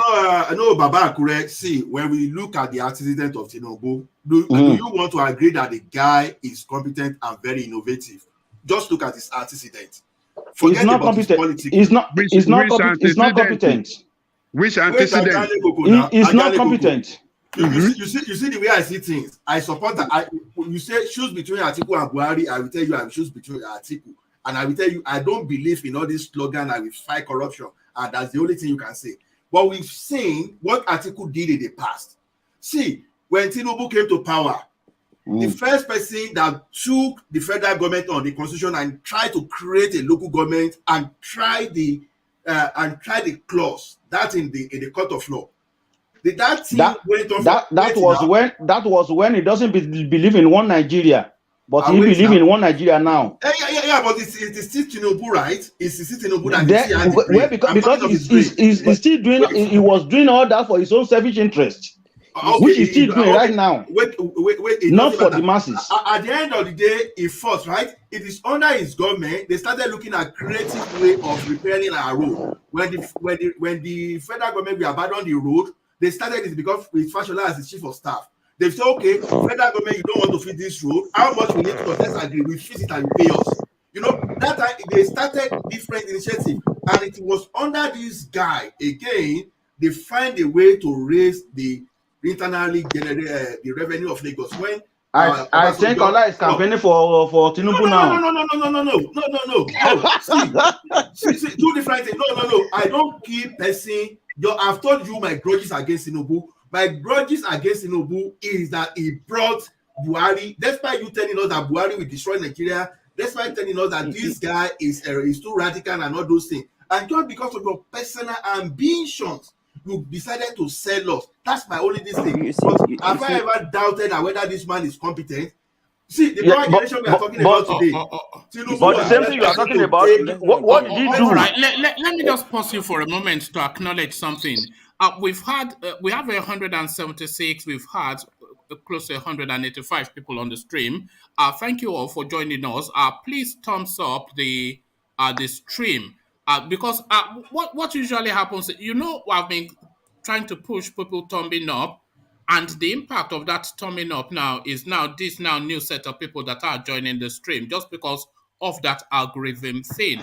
So if you thumb it up, this 180 something will be 800 and something in a short time, then 8,000 and something, then that 10,000 mark that we want to hit, so that we can then start to have real impact and they will really feel our force. So thank you all for the thumbs up. Continue to do that, and then we are continue to announce record amounts of people joining the stream. You cannot contain yourself, Charles, so let's hear it. Yeah, I'm saying, I think Tinubu president. The reason I'm saying that if Tinubu become president, the people from the south will be so angry. I'm saying this now. The east. What do you mean, people from the south? I don't think the Yorubas will be angry. No, if one guy in the comment section you say something very good, may God bless the guy. He said, why is no one talking about the south people, the delta, the eastern, the other region? They benefit nothing. You see, that's why. No, because you really make them angry because they're like, hey, here goes another guy from that region, president again. I will be in the prize again. That's why I keep saying this. I think the best way. No, but there are Igbo names in play too. Oji, Kalu, Devumahi. So these names are in play too. It's just that they are not playing, but they're on the field, but they've not yet kicked the ball. I think if Tinubu become president, that'd be disaster for the end of Nigeria. I think Tinubu could be, if you take by the end of Nigeria, it will show the Delta region, the Eastern, the Calabas, the Ijos, the Obos, that Nigeria don't want them. And that'd be very disaster for Nigeria. When Nigeria be done. I'm saying this. Okay, thank you. You said it. No, so when it happens, you can come and claim your title. So what's the point? Why should and Tinubu is another APC guy, another Yoruba guy become president, and that's not fair. What's your objection to Yorubas, Charles? No, I like Yoruba. I like Yoruba. I'm just saying, I think I like Yoruba, but it's not fair to have the same Southwest we become president every time. It's not fair for the Delta and for the EJ, their balls. I believe in fairness. Where is Goodluck Jonathan from? Is he not from Bayelsa? Yeah, but yeah, so the last president pre this one was from the Creeks. Yeah, but the one he lost because the people didn't want him to be there. That's what kicked him out easily. I know that. He was there. No. Everybody voted for him in 2011 against Buhari. But Nigeria know the truth. Here's the truth. They voted for him, but this is why they kick him out. Here's the truth. There's people from the north and the west don't want them to play. That's to kick him out. The North voted for him in 2011. But why did they kick him out? That shows because it's a yam head. No, that shows they voted because they realized it's a yam head. No, that shows you what is wrong with that. That shows what's wrong with Nigeria fully. That shows you something about Nigeria. If they voted for him, hold on, Charles. If they voted for him 2011, but they didn't vote for him in 2015, so that then tells you that they were not particularly enamored by his performance. I'd be more happy. I think the people from the north and west planet. I think the planets that I believe what they did. The last journal from the North Human campaign, the at the chicken game. That's how they part the Delta and the Eastern and the Igbo and Shiki. They usually have chicken and the North are not. All right. Why? You should be talking about a president from the Deltas, from the. All right. Thank you, Charles. Charles. Guy who's sick. We don't need that. Thank you, Charles. Charles, let me acknowledge Alexander's super chat, and then we get back to Baba Kure. So this is Alexander super chatting, and he's speaking. Sorry, whoever is rattling so hard. Yeah. So this is Alexander super chatting, and he's speaking to that narrative that we've just that just went by. Pastor Idahosa started this Pentecostal shenanigan. So yes, he essentially just because at least he was the comer for that space. Just like the Bobrisky we were discussing yesterday that created this industry, he created this industry. So thank you for the super chat. And whilst I still have that, let me acknowledge people who have also been super chatting via the Buy a Coffee app. So that doesn't necessarily show on the screen, but it shows on my screen. And this is engineer super chatting via the Buy the Coffee app. It says, keep up the good work. This is Canon Niger, who super chatted, I think, a session or two ago. And he says, so this is Canon Niger. He says, your channel is one of the few where politics is discussed without allowing propaganda to spread. Thanks for all you do, one man. So thank you. And this is Midwest Republic. So that'll be James. James. So he says if Yoruba and Biafra nation is the solution in southern Nigeria, are we really different from Fulanese if we don't talk about the only region created through refund, which is the Midwest region? So he continues via super chat, the coffee app, to chant that mantra of this Ijaw nation something this pipe dream that they seem to have in that region. So thank you all for all the super chats. So we'll get back to Baba. One more. Let me say something before you go to Baba Akure, please. Yeah, go on. One man, you see, it's amazing sometimes the way Nigerian population talks, you know. Mm-hmm. In my own view, right? Yes. In my own view, 70% of those that don't want Tinubu don't even have voters card. 20% of the remaining 30 will not come out on election day. So tell me how Jagaban will not win. Tell me. No, you know, Tinubu is quite popular in spite of what you may hear. If everybody turns up, he will still win. That's just a fact because people know him and a lot of people do like him. They admire him. I see this man clinching to that ticket and flooring everybody, taking that hot seat. Seriously. Because he's putting everything that he needed, Tinubu, everything that he needed to put in place, every profession that every touches to give a finishing touch to what he needed to do. He's doing it. Why your man Osinbajo keep mute? Some campaign group Osinbajo, he has to move cleverly because if it comes out, that declares that is moving against Tinubu. And I know that. I know all of that. They can crush him, you know. Even Buhari, but that's the more reason your man Tinubu, I see him waxing strong. I see him waxing strong every day, and Osinbajo can only come out if Tinubu decides to step aside for him. It's only Tinubu that can give him the permission to come out. Can I say something? I see him waxing strong every day, you know. Ejiro, can I say something? Yeah, go ahead. Go on. Well, there's this rumor going on that when Buhari said during the interview that he has his preferred candidate, but he's not going to mention him for fear of he being harmed. Well, there's this editorial that came out today, one of the dailies, one of the newspapers in Nigeria, that the person that Buhari was speaking of was Osinbajo, because Osinbajo is a godson to Tinubu, or probably should we say is a making of Tinubu, knowing that Tinubu is very powerful than him within the APC rank and maybe politically, that Tinubu can harm him because Tinubu has some things maybe to heal him too. So maybe that's the person he had in mind when he said, "Have my preferred candidate." Another reason why, according to the editorial that I read, was that why we could say that Osinbajo is that person is that because he has worked with Buhari, and Buhari will want to protect himself after he's long gone, himself and his cabinet. And who could do that? Who could do that job better would be Osinbajo, because if anything should indict him after he's long gone, he's going to indict Osinbajo. So Osinbajo will only be one person to cover that track for him. So that's what the speculation is. So possibly, like you said when you were trying to tell Ejiro that it could not come out at this time for fear of maybe perhaps being harmed or so whatever. So no, that's not what I said. I don't really. No, I know that's not what you said, but I'm just saying that just to was that what I intended? Well, I think that Osinbajo, the whole of the APC structure, a lot of them, they align themselves with Tinubu. He has a lot of sympathy from the North, especially the way he has provided cover, but that he both gave them Buhari and then he provided cover for the administration. I know Ganduje likes him. Babachir Lawal, a huge fan, and he also controls a very strong base in Yoruba land.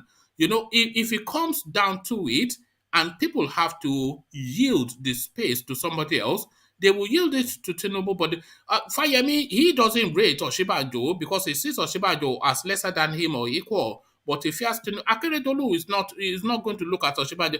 You know, they call him Yemina. I used to be their lawyer. So you know, there's a lot to go through for him to come out. So that is where So the what are we fear talking? is. What are we all talking about here? Are we promoting this guy or what? Because that's what it seems to me here. Promoting what? Are you No, promoting Tinubu or what? we're speaking to the reality on the ground. We are not promoting him. This is not. We're speaking to the reality on the ground. You can call it reality. For me, it's Rational mind, we are not of those things promoting. everybody is trying to do. Hold on. Is it not reality? I mean, what's the reality about it? It is for rational mind. What's the reality about it? You talking there? Do you have voters card? Rational mind. Do you Forget have voters card. I do. I do. No, to start with at least, just to start with first. No, I do. I do have my voters card, and I go with it everywhere. Will you be on ground that day to vote? That's another thing. It's one thing to have it. I'm not going to answer that question. It's only you're not obliged to answer it. You're not obliged to answer it. It's just an open question. Can I say something? Rational mind. Let me say something. See, I have my PDC. The fact on ground, rational mind. We have EQ or QR. He was said yesterday, and it's from the north. When you go to the north presently, don't take my word for it. Just sample the northerner within your caucus or within your social media. Ask about the most popular candidates from the south. You will be shocked. Before you know, Tinubu or Yoruba, you see, they will tell you categorically. So now, when you look at Bullion Van, when you look at Bullion Van deployment too. Yeah, that's true. Yes, he has Ghana must go. Selection. Yes, you're right on that. Yes. So what are we talking about? It's about selection. They select candidate for you. By the time they select candidate national man, say what? Tinubu will clear everywhere. I'm telling you, say what? Yes, now you are saying that we are talking about the reality that you know as well. You might not like him. No, it doesn't matter. No, it doesn't matter. We're talking about reality. Don't say I don't like him. Don't use that word. I don't like you using that word. Don't describe me as not liking him. I don't like his style. Okay. Well, okay. You don't like his style. Let me say I don't like it. I don't buy into it. I don't buy into his ideology. His ideology is too me. All right, let me speak for myself. Let me speak for myself. That's what I'm saying. I don't like him. Please do. Me myself, I don't like Tinubu. I don't like him. But I cannot see as it stands him not getting the seat. Maybe tomorrow things will change. But as it stands, he's the one that is headed there. Okay. Yeah. That now you just say something that maybe tomorrow is going to change. That is the key word right there. But maybe tomorrow it will not. Maybe tomorrow it will not. So either way, either way. Hold on. Okay. For somebody to conclude today that nothing can stop him. Politics is not. I mean, it doesn't work like that in politics. Something can change. The power that be can see something tomorrow and said, no. I mean, we saw what happened in the case of Abiola. He won landslide. But what happened? Something can change tomorrow, but as it stands, until that thing changes, he is the one heading to that seat. That thing changes. Because number one, they have not officially declared those in concern. Hold on, one man. We're talking about things as of today, as of now. No, forget about those propaganda. All right, okay. Yes, that one, until when we know everybody in play. When people officially obtained form, when people officially declared their intention, and when the game, when everything starts rolling, that is when you will see who and who in play. But as of today, his name being former of governor of Lagos State, because of it doesn't mean that, yes, the road is cleared for him. So let us just wait.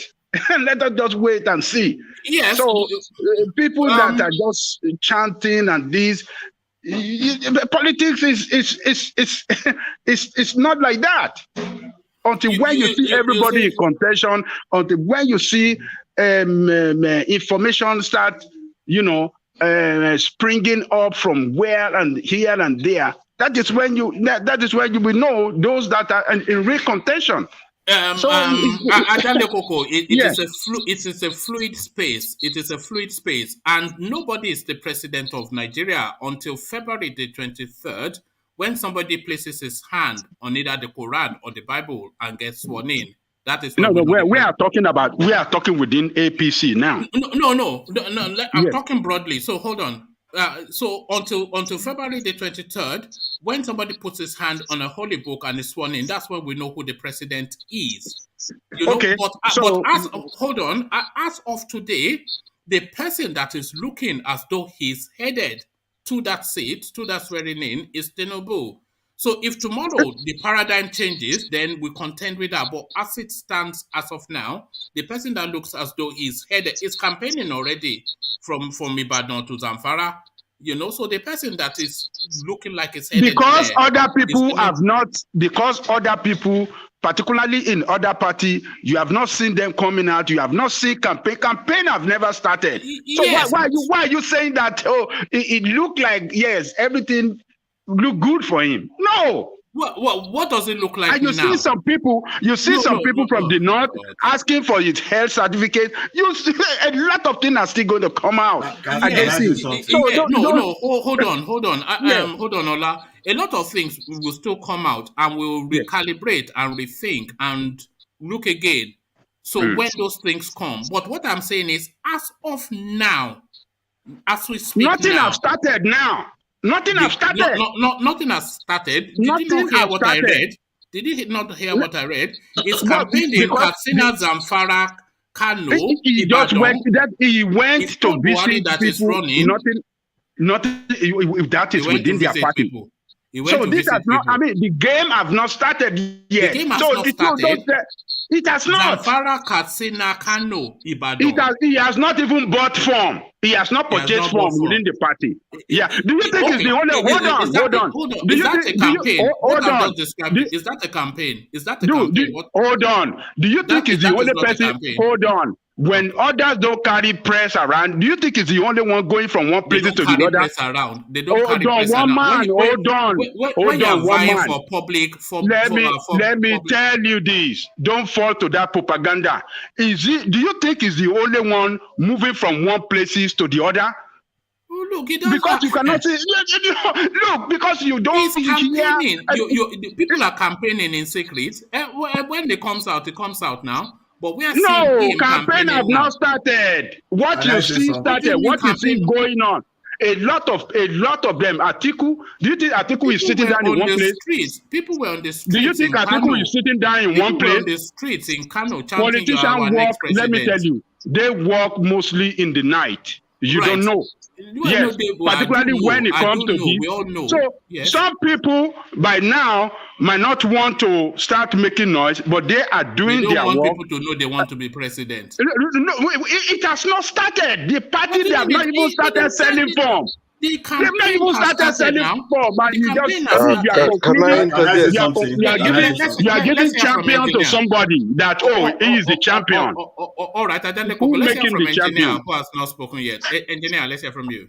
Yeah, happy New Year to everyone. Let me start from there. Engineer. Yeah. Why are you in the dark? Yeah, I'm inside the car. I'm going back to my house. All right, okay. Yeah. One thing Ajale Koko is saying, which I was so I really go through what he's saying and I found a positive thought there. If we should understand something, what happened in Anambra, if today they will say that guy will win, everybody says it's a lie, innit? So it's not the issue of he who starts the race will finish it. Because at the end of the day, we know how that country is. It's our country. We still love the country. But it's something that Tinubu can be making that move. But honestly, I don't see any good thing coming out from there. Yes, I don't see that, but as a stand. So, engineer, so to that question that I was contending with Ajale Koko, as of today, as we speak now, not what will happen tomorrow, who looks the closest to that seat? Well, it's Tinubu. It is Tinubu now. Yeah, it's Tinubu. Maybe tomorrow everything will change, but as we speak now, When you are talking about closer to the seat, what does that mean? One man. Do you know what that means? I can tell you, but you have as to opinion poll, as opinion poll be conducted. As any it was in Kano. It was in Kano. It was in Kano. It was conducted in Kano now. But it is not. I mean, they were chanting president in Kano. I mean, nothing has started in practicality now. So it is nothing has started in practicality. Nothing has started yet. You know what your governor said to me? What you see, people are lobbying. People are what is going on? People are lobbying. People are lobbying, people are consulting, people are doing. This is what all of them are doing. And you are giving it to one person that, is the current champion, when already all of them are consulting everywhere. You don't, because you don't know, doesn't mean that they are not doing job. Let me say this to one man. Do you know one man? Do you know that even your governor, Seyi Makinde, yes. You know, he went to see with Seyi Makinde. Was it yesterday or the day before yesterday? Well, yes, it was in Ibadan. Yes. I said so. He went to see Seyi Makinde. Do you know what Seyi Makinde told him? What did he tell him? I don't know. What did he tell him? Maybe you need to go check the newspaper. No. If you know, just say. I will say it. Well done. What I'm saying is this: he said to him that, "Well, I wish you the best, but I don't think you'll be the right candidate for us." That's what she said. Which party is Seyi Makinde? I know the answer to that question. We all know the answer to that question. I'm only trying to tell you. That's not then. You are saying that right now. What are you talking about now? You say what? Come on, man. That what? Seyi Makinde of the PDP is telling Bola Tinubu of the APC that is not likely to win the election. That is going to be contesting against his own party. What are you asking us to make of? What are you talking about, man? Now, you are saying that he has wide appeal, right? Yeah, Seyi Makinde is PDP now. I know. Well, we know he's not. We know he's not of the same party with him. Yeah, but so, even within his own party, hold on. Even within his own party, APC, there are people who don't trust him. Of course. So what are we saying? It's politics now. So, but then you're making it sound like because he has this so-called swagger. I'm saying that Osinbajo campaign is louder than his. They're making noise, using people's editorial to boost his ego. I mean, look at what they did. It's politics now.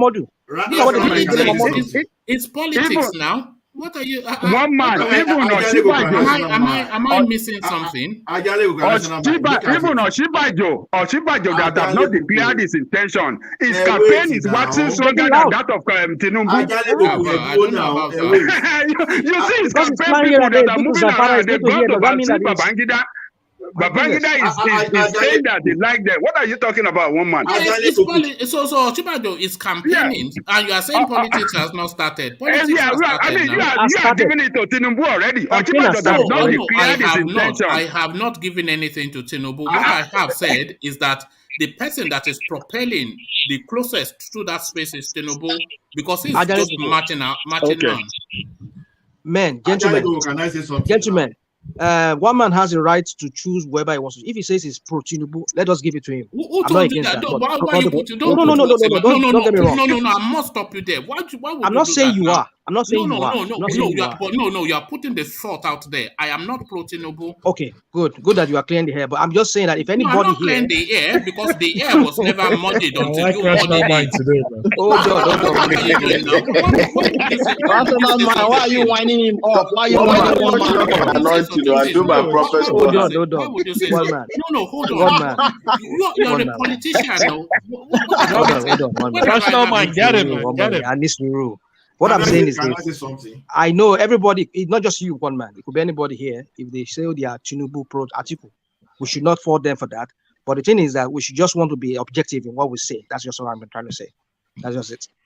All right, Rational but mind. don't say I'm pro Tinubu. I can say if I'm pro Tinubu, I will say it. But I don't. I'm not. I would rather Atiku What than do you want? Tinubu. I think You I've said want? that Uh, before. Oh, yeah. You want Rational to? mind and Ajali Goku. The thing you are saying is this: you are moving like almost 3-4 years ahead of what we are talking about. Look, if you are to stake in stock today, for example, you look at the stock that have performed now, all those stocks that have performed now, you want to stake and bet that okay, this will perform tomorrow. That is exactly the situation here now. What we are talking about is this: when you look at Tinubu antecedent and what we believe perception, whether wrongly or rightly, for example, when you look at what is happening, who do you want to say we have upper hand? That's what we are saying. Nobody is saying no, ultimately that Tinubu will get to that place. But when you want to see the noise, like we are saying now, for example, when they were going to chase Jonathan out of that office, they started with all this media castigation, everything. They make noises everywhere to do this thing. That is what Now, Tinubu does. it doesn't mean that ultimately on that day that Tinubu will be the person, for example. But when you look at the momentum, the noise we listen to, the accident, just like the way they try to, all the image laundering, everything, you want to give it to Tinubu now because he's the one spending the money. Now, for others, we won't know until they come out and start spending their own money too. Exactly. So that's what we are talking about Tinubu. Nobody is saying, oh, ultimately Tinubu will be the person. So that's what I think one man is saying. I thought it was fairly straightforward what I was saying, so I don't know how rational mind was trying to pivot me into what it's I not did a big deal. Can I say something? Can I say something, please?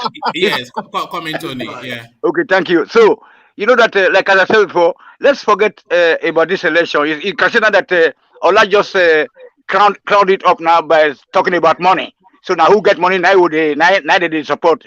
You That's know, not that's true. money politics. So after bringing up money, the other one will also come out and bring money. At the end of the day, you return it back to square zero. You know what I say, or ground zero. So the best is that let's change the topic to solution.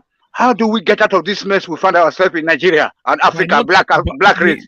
That's for all. beginners, by not voting in Tinubu, and it's not only about money. He can't buy the country. Atiku tried it when he ran against Yaradua, and he failed. And Tinubu is going to fail. I mean, Tinubu's strongest constituency would be Yoruba people, and at least Yes, half. but yesterday, yesterday there was a report that came out from Oyo State and Benin City that they said that Pastor Bakari, is predicting that all the southwest states plus Edo state are already guaranteed for Tinubu. And then meanwhile, some pastors in Benin, they said they will tear their Bible that if Tinubu should win Oyo State and Edo Where state. did Pastor Debaka say that? Listen, Tony, just stop there, I beg. I still listening to him this morning. No, yesterday you need to check it. Bakari is just a gangster I now. He's wouldn't. a I wouldn't gangster. put too much. You I know. wouldn't put too So much that's why stock we should in stop about any this of these politics. pastors. You know? Tony, I wouldn't put too much stock in any of these pastors. The foremost Yoruba socio-economic or socio-political group is Afenifere, and they have categorically said they are not going to back Tinubu. This isn't. They're not even. Where did they say that? Where did they say that? Adebanjo had an interview they said with it. Arise. They said it. One man, they said said it. They said it. One had an man. interview They with said it. What Arise. potency For did they now, have? That's the for now, question. that's what they are saying They for have. now. That's what they are Are saying they for now. potent? For now, they're like you So have. you guys now you're not Anything can overwhelming. change. Ayo, forget that. Anything can You are change. not. From now, that's So what you they are guys now saying. you're not overwhelming Ajanikoko and myself, who believe that there should be no election. We should look for a solution. Thank you, sir. Well, I mean, But what potency, yes. Ayo? What potency does the Afenifere has in the scheme The of things? potency, well, believe it or not, Exactly. the Afenifere is a very. I mean, sure, they've lost the kind You're of talking about influence they had Afenifere back of many years ago, but not it's now. still no. Listen, Ayo, let's be realistic. Forget it. It's still Forget the it. foremost I understand what you're saying. It's true. influential socio-political group in Yoruba land. They can be the foremost, but that does not make them for. The day Bola Ige can I say accepted to something join there? Obasanjo, the day Bola Ige accepted to join Obasanjo government was the day Afenifere influence in Yoruba land collapsed. That is it. So, and Tinubu used his money that he managed to steal from Lagos to buy those people that will make noise, that will maim and kill if you stand so against. Who are the kingmakers or the influencers in Yoruba land that are going to back Tinubu? Ayo, Professor Akintoye and Afenifere can talk to people like you and myself. Let's hear from Vin, who was sorry, land your point, Ola. Then so Afenifere can talk to people like you and myself, and we will understand them. But they can't talk to MC Oluomo, and they can't talk to all those a very small segment of people. By the time those people start brandishing cutlass, all those of us that we are speaking grammar, we just stay behind our door. That's just the problem. I keep saying that the middle class in Nigeria, any day we stand up and say enough is enough. Tinubu has changed. Tinubu has changed everything in Southwest. Tinubu needs to campaign. The guy can't even coherently conduct himself in public. He can't. Yeah, Buhari could not, and he lasted 8 years. But let's hear from. That doesn't matter in climb in Nigeria space. Buhari could not speak 2 sentences, and he's lasted 8 years. Buhari is an illiterate. Tinubu he's just incoherent. He's cognitively incoherent. He's too. Yeah, but Buhari is cognitively incoherent too. Well, true, but Buhari has always been illiterate, so no one was really expecting any great oratory from. Tinubu has never been an orator. He's always spoken in swear. What are you saying? They're in the same boat. Two of them are in the same boat. They're in the same boat, but I think a little bit more is expected of Tinubu in the oratory department, at least as far as Yoruba people go. When this guy goes on stage and he tries to campaign and he can't really put together his sentence, sure, there's a lot of Yoruba that are going to support him, but the fact that he doesn't really have it in the bag among Yoruba, forget about everybody else. He doesn't 100% have it in the bag. Sure, his supporters are very loud. Okay, I want to respond to what you just said, Ayo, but let's hear from Vin first, who wants to come in, and then I'll respond to what you just said. Okay. Yeah, I will say what it is early days is early days now when you talk of Nigerian election. I do not know. I have the Afenifere, made their own stance concerning, Tinubu's, becoming the president of Nigeria. But I do not know how potent their statement will be, in the near future when the real game begins to play. But what I need to say here is this. If really Nigerians want a better leader, they should think again, not from these people. These people will not even remove anything from them, but rather they will add more hardship, on them. Considering what is happening in Nigeria now, the elections in Nigeria is nothing to write home about. The money baggers will always get what they want, and they will use those money to influence the citizens of that country, and they will not. By the time you realize it, the person that you don't even expect will be there. That is the power of money and influence in Nigeria. I don't think that Nigeria... Politics is very much a money game, pretty much in most climes. But just to ride off the back of what you said, Vin, to respond to what Ayo is saying. You see, when the tickets come out, Ayo, Afenifere, they either grudgingly or willingly, they will back Tinubu. If it's Tinubu on the ticket and one other non-Yoruba as the opposition, Afenifere will back him now. They will definitely go for the own people. If it's Tinubu on the ticket and one other that is non-Yoruba they will back him. I would encourage you to go and watch that. Would they not? No, I would encourage you to go. I'm not refuting it, but the scenario that I painted you, there's no way after Adebanjo said what he did, there's no way he can support Tinubu. It's just impossible. Right. So if Tinubu and let's say Okechukwu from PDP, they are vying, Afenifere will say Yoruba should go and vote for Okechukwu instead of Tinubu. I mean, in the reality, or that's not going Mukhtar to instead happen. of Tinubu. It's not. No. The What do you reality mean in is it's not going reality? to happen. In reality, it's not going to be Okechukwu from that is vying with Tinubu. No. I'm It's going to saying be one someone like other. Oshibanjo or Adeyemi or someone else that is going to be vying for at least Tinubu's ticket on APC. If Tinubu gets the APC ticket, I'm not saying he will, but if he does, and then he's contending, no, I'm not saying he will. Right. But let's just, for the purposes of the narrative, say he does. If he gets the APC ticket and is up against some northerner or some easterner in the PDP, and the two of them are gunning for the Aso Rock seat, will Afenifere back him or not? I'm not. I don't think so. This is what I'm saying. Yes, maybe they will if they get to that point. But I don't think maybe they will. Well, but it's not going to get to that point. Don't say so. Afenifere would not back a Yoruba man against Mallam or Anigbo. You should go and watch that.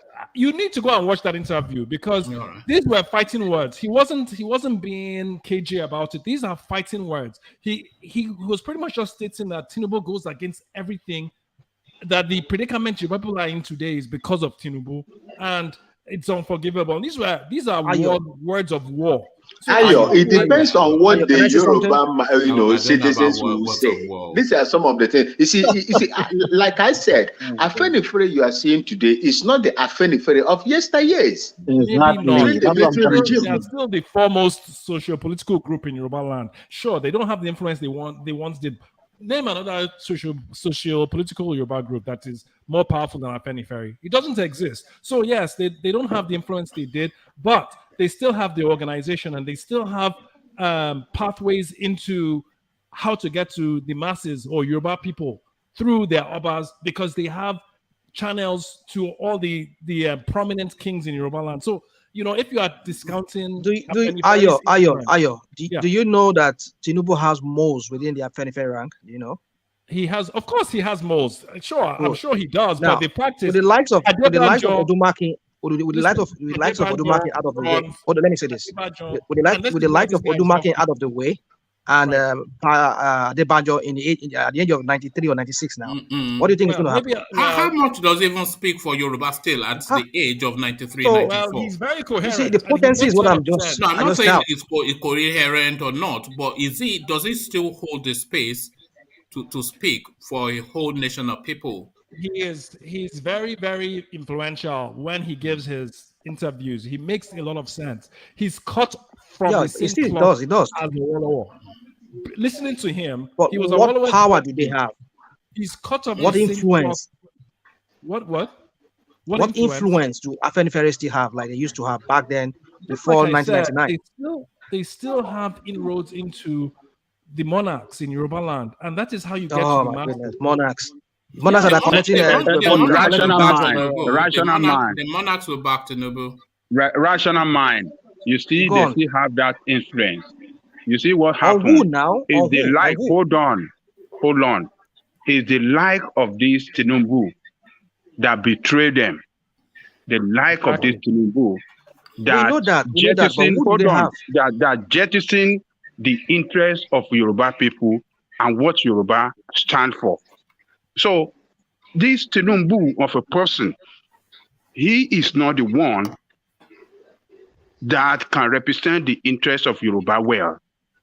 And we have seen it in all his character and everything he has done recently, particularly when this criminal came to attack Yoruba. He still gave money to Zamfara, a community in Zamfara, 50 million, like earlier this week. And he has never even given money to any of the Yoruba people that have suffered in the hands of this people. Exception of Yoruba does not have something working well in their head, that they will see this Tinubu as a person that, yes, they have to back. He will kill Yoruba interest. It's never for Yoruba interest. It's for himself interest alone all the time. He has done it in Lagos several times. We have seen it. Him and his family, If not him, it's going to be his wife. If not his wife, it's going to be his daughter. If not his daughter, it's going to be his son. Those are the things that is what he represents. I even saw a headline today. I can't remember where it was or who was saying it. And the headline was, someone tell Tinubu Nigeria is not for sale. Who was that? It was. I saw it. That was Osinbajo. Yeah, I saw that as well. Because this guy thinks he can buy Nigeria. He bought Lagos. He bought his influence. So somehow now he thinks he can buy Nigeria. He can't. I mean, he's not. Sure, I'm not saying he's not a politically skilled guy. That is it, Ayo. Thank you. This isn't 20 years ago. This isn't when, he was younger and he had the energy. This guy can barely function as a human being because of his age and his loss of cognition. And he thinks his ambition is going to carry him to the presidency. Did you watch the two Buhari campaigns, the 2015 and yes, he was influential then. He was very no, that's not even where I was going to. And especially the 2019, because I watched it closely, and all that happened during that campaign was that they will get to a rally space. Buhari will be sat wearing the party colors on the couch, surrounded by party loyalists. Oshiomhole will be bouncing on the stage up and down. Buhari will stand up and wave, and then he will say APC, and then they will say power or something, and then he will sit back down. And that was his camp. I don't think he said more than 2 words in any of the campaign trails. So that was how they campaigned for him, and he docked all the television interviews. He docked all of them, and they announced him president. So, but the thing is, Ayo, you see, Ayo, you see, let me say this to you. Sit down, look na dog name. We'll see how the whole thing will play out here. Okay. We cannot sit down, look. Jiro, we cannot sit down, look. We have to come out forcefully against this. No, I'm just giving you an adage. I'm not saying we should sit down and look. You know that. You know the problem. You know the problem about the land. You said the only way we can come out is when the Nigerian people decide. The Nigerian people have not yet decided. That's why we are in this mess. No, we are Nigerian people. We are Nigerian people. We have to come out strongly against this criminal. You know the land in Magoro that we saw the governor, how that police officer was telling him that, I'm too low to call. It happened under Tinubu watch. He was the one that took that land and shared that land. It was under his watch that mess happened. They took the land on the pretext that they're going to use it to build public hospital and this thing, and they went ahead and shared that land among themselves and sold it. And look at what the people are going through. This is what this guy represents. Fraud. Exactly. And I just posted another. So Yoruba people should just wake up. I mean, we can't be. I mean, what is wrong with us? This is not the man for us. It depends on what the people are going to do. No, it's only Tinubu that acquire Magodo. No, Afenifere represent the interest of Yoruba better than this man. And when Afenifere speak, believe them and respect them. They have been with this man. They know this man. They know he's a criminal, and that's why they are warning you people now. He is not the man for you, and they have said it. They are not going to talk about it. Allah want to correct an impression there. Allah want to correct an impression. Wait, Tinubu was not the person that acquired Magodo. So that people will know the fact. See, even the first judgment that was procured on Magodo was in 1993. And Tinubu got there in 1999. So it would be unfair to him to say that. As at the time this guy got to that power, they've already designed and allocated all those land. The people were only talking that, okay, there are some kind of remnant land that they could just give to some people. Some people agree with monetary compensation, while some people, they are trying to allocate land for Aram Badagry, say no, they will not take that. So it wasn't Tinubu. So just to correct that, first of all. All right, thank you. No, they took judgment 2012. Sorry, Ajale Koko. Just quickly, just quickly, close to 200 people on the stream. Thank you all, but less than 50 thumbs up. So guys, let's just work on that to at least get it to half the mark. We have 200, so we should have at least 100 thumbs up. But No, yes. As you said, Ola, I wasn't even aware, and I'm not even a Tinubu fan. Also, I don't even know why I'm defending him so much. But it's just fair. It's a fair play. You know, it's One man, fair you're play. not defending him. You are just speaking to the space. You're not I'm defending speaking him. to the space, but they are making it look like I'm We are not defending defending him. Tinubu. You No, know. if you have to talk, people are saying they cannot ban Nigeria, and we're in Nigeria in 2010 when Atiku was trying to mobilize this thing. What did Obasanjo and his camp do? What did they do? They went and booked all hotels in Abuja to make sure that Atiku delegates will never ask any place to stay. They even threatened some hotel owners that time. What did they use? Where Atiku will give them $1,500. These people will say, okay, $1,500, we're going to give you $7,000. So this thing, Nigerian politics, and why do you think they are fighting about a direct nomination and indirect nomination within the political primaries? So these guys, they will come at the end of the day know nothing about the present democracy. their candidate to us. Once they present their candidate to us, there's nothing we can do. What we can do presently now is to start shouting that let us change the system. But if we wait and still speculating that Tinubu will not be there, okay. By the time we see it, let us change the system during a campaign season. So how is that going to happen? What system are you changing during the campaign season? That's exactly what we are doing here now. So this one is what we're doing here now. What we're doing, we are speaking to the. We can't change anything anymore now. Exactly. What are we going to change during campaign season when campaign has already started?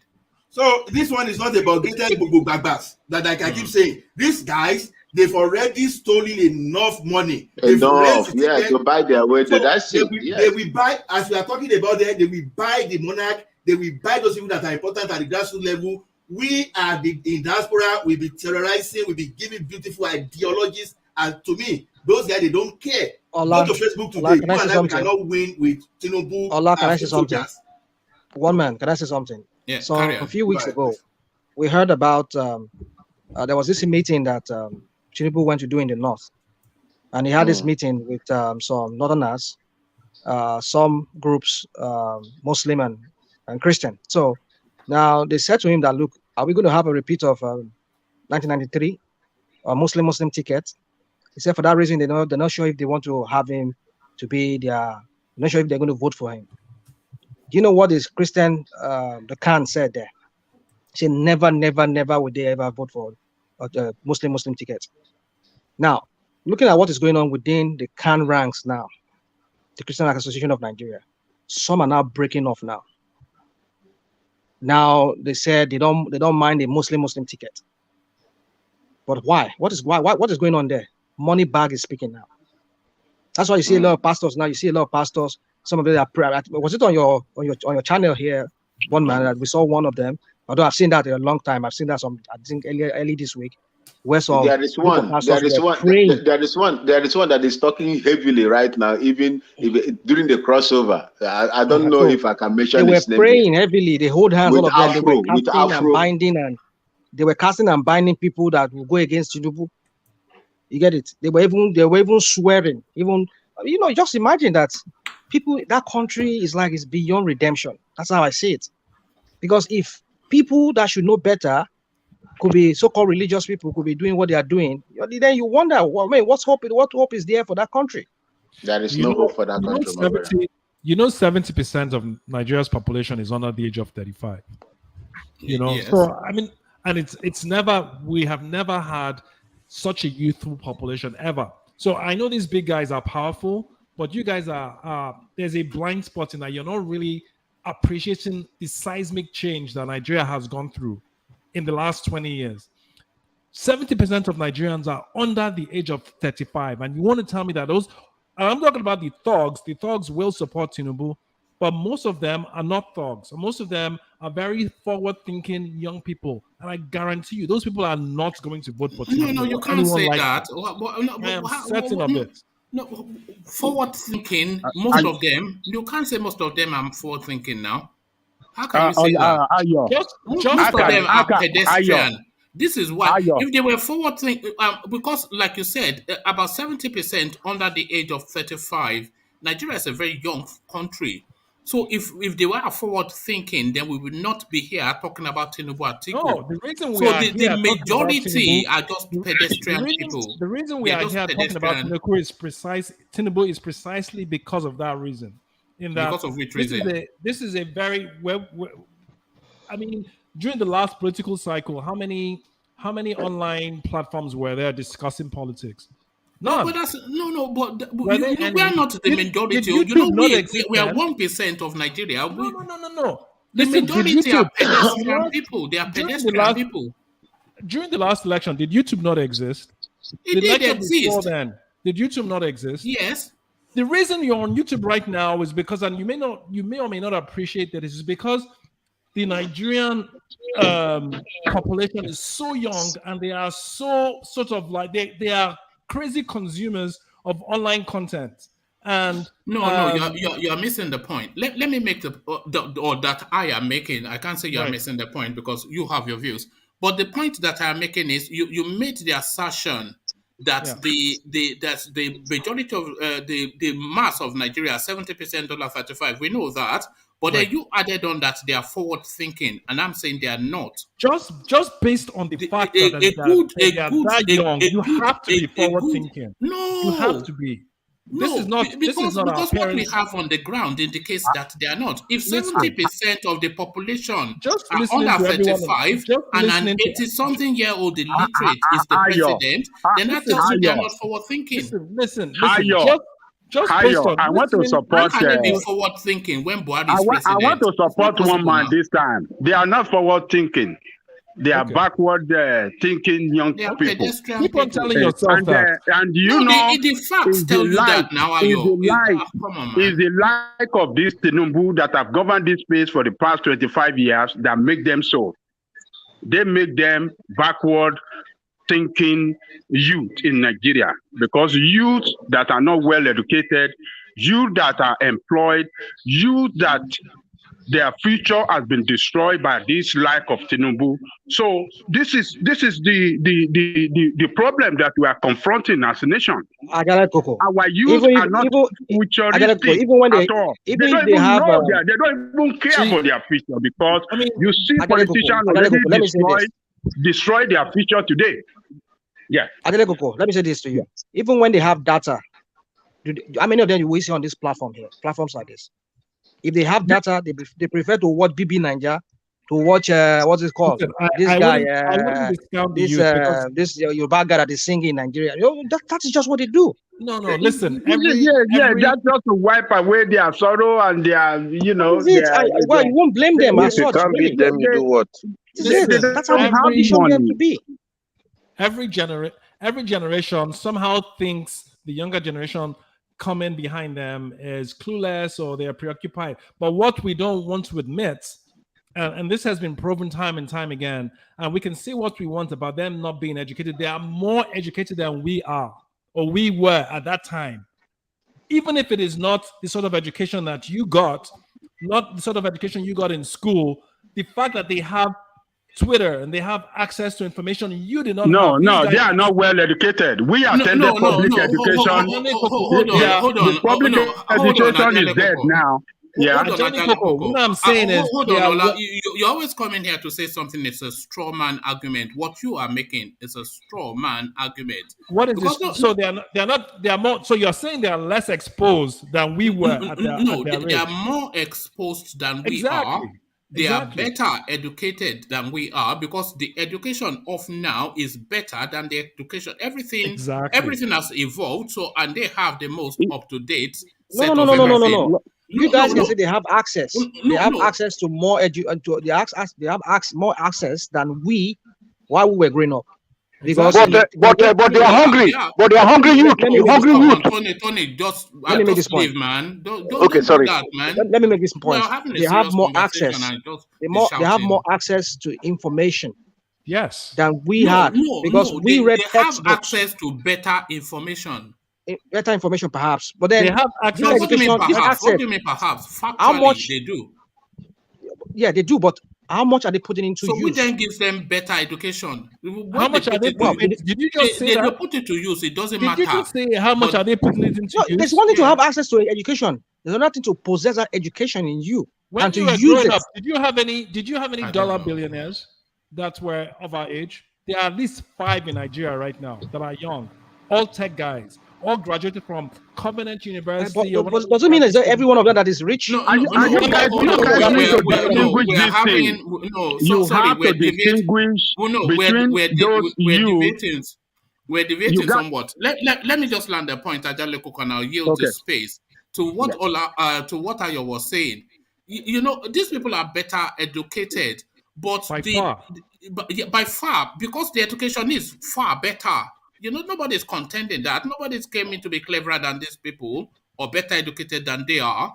You know, these people are making billions in their bedroom while you are slugging it out under some half-weight in the office. So we all know all that. So that's not anything new to space. No, I don't agree with you that they're better. Are you done? One man. I wasn't actually done. I wasn't actually done. But let me be done. These people that are in this sect, there are a lot more of them than we were as educated people in comparison to our parents, because that's just the way the world is evolving. But they don't in any way constitute a significant mass of Nigerians. The significant mass of that 35 downwards under, they are pedestrian people. And that is why Buhari will be can I break it down for you now? Are you done? Can I break it down? Now, what you are saying would only apply in countries where you and I will live. What do you mean? You get it? Yeah, it only applies in countries where you and I live. The Nigerian youths are very, very illiterate. Granted, that's broadly what I'm saying. Granted, you guys are they wrong, have access. They have the access. Listen, let me make this point. Allow me make this point. I'm in line with rational man, but I want him to complete his own thought. Then I will say mine. Allow me. Now, these people you mentioned that are billionaires in Nigeria, if you watch very well, read their history. A lot of them, maybe they've had international exposure. Maybe they went to Covenant University. 2 of them went to Covenant University. Okay. Oh, yeah, here you go. They went to Covenant University. They are maybe top 1%. Maybe their parents are wealthy. Hold on. The point is that the general Nigerian youths in Nigeria. But that's what I just said, though, that the mass are not illiterate. Okay. I mean, they are illiterate for the most part. Let me explain which is the point that Ayo is not picking up. Let me explain why you're wrong. Please just bear me out. Please. Let me explain why you're wrong. Do you know what the internet penetration is in Nigeria? 80%. Oh my goodness. 80%. Let me finish. They have internet penetration. Do they use it to read? Did they do research with it? They don't. They only watch BB Niger. Let him finish. Shaku or whatever. Hold on. Let him finish. Now. Let me finish. Go on. The internet penetration in Nigeria is 80%. Okay? We all know that the people online are the 35 and younger constitute 70% of the population. Hear me out, please. I don't think that is in dispute. All these online universities that are in the States and in Europe and all over, at least a good half of their enrollment is by Nigerians back home. A lot of their, and you can search this anywhere. Also, Nigeria is I think after the United States, Nigeria is the country that shows the most transactions in Bitcoins. Who do you think is doing that? You think it is people like you and me? So you can say what you want. And these are you're getting hold on, rational mind. Nobody's actually contending any of these things that you're saying, and what you're saying is not news to anybody. These are not a handful of people. You guys are making it seem like they are not a handful of people. A handful of people are not creating an environment where the Bitcoin usage in Nigeria is the second highest in the world. The Bitcoin transaction in Nigeria is the second highest in the world. Bitcoin does not mean, trading Bitcoin does not mean hold on, Ola. How many people are transacting Bitcoin that you're now using it as the as the base for this. Look, A nobody's very large content. percentage of the 35-year-olds and younger. A very large percentage of them are. No, but how many But people? does not mean. Oh God, I know. Go I on, don't That's what know. I'm saying. I guess what I'm trying to say. I think you've missed it completely, I guess Ayo. what I'm But trying to say in there summary it is is. this is not our parents' Nigeria anymore, and it's not Nobody our is saying Nigeria. that. Why are you we know, saying we things agree. like you don't have Because to of patronize what you guys people? are saying that they are not. the Look, old we are not rules, illiterates here. We don't right? But patronize you guys people are trying now. to make it seem like the old rules still apply and will Who forever said apply. that? Nobody said that. These guys are going to outsmart this government. They've already done it many times. We're trying to block Twitter. No, Ayo, Ayo, can I say something? I don't know.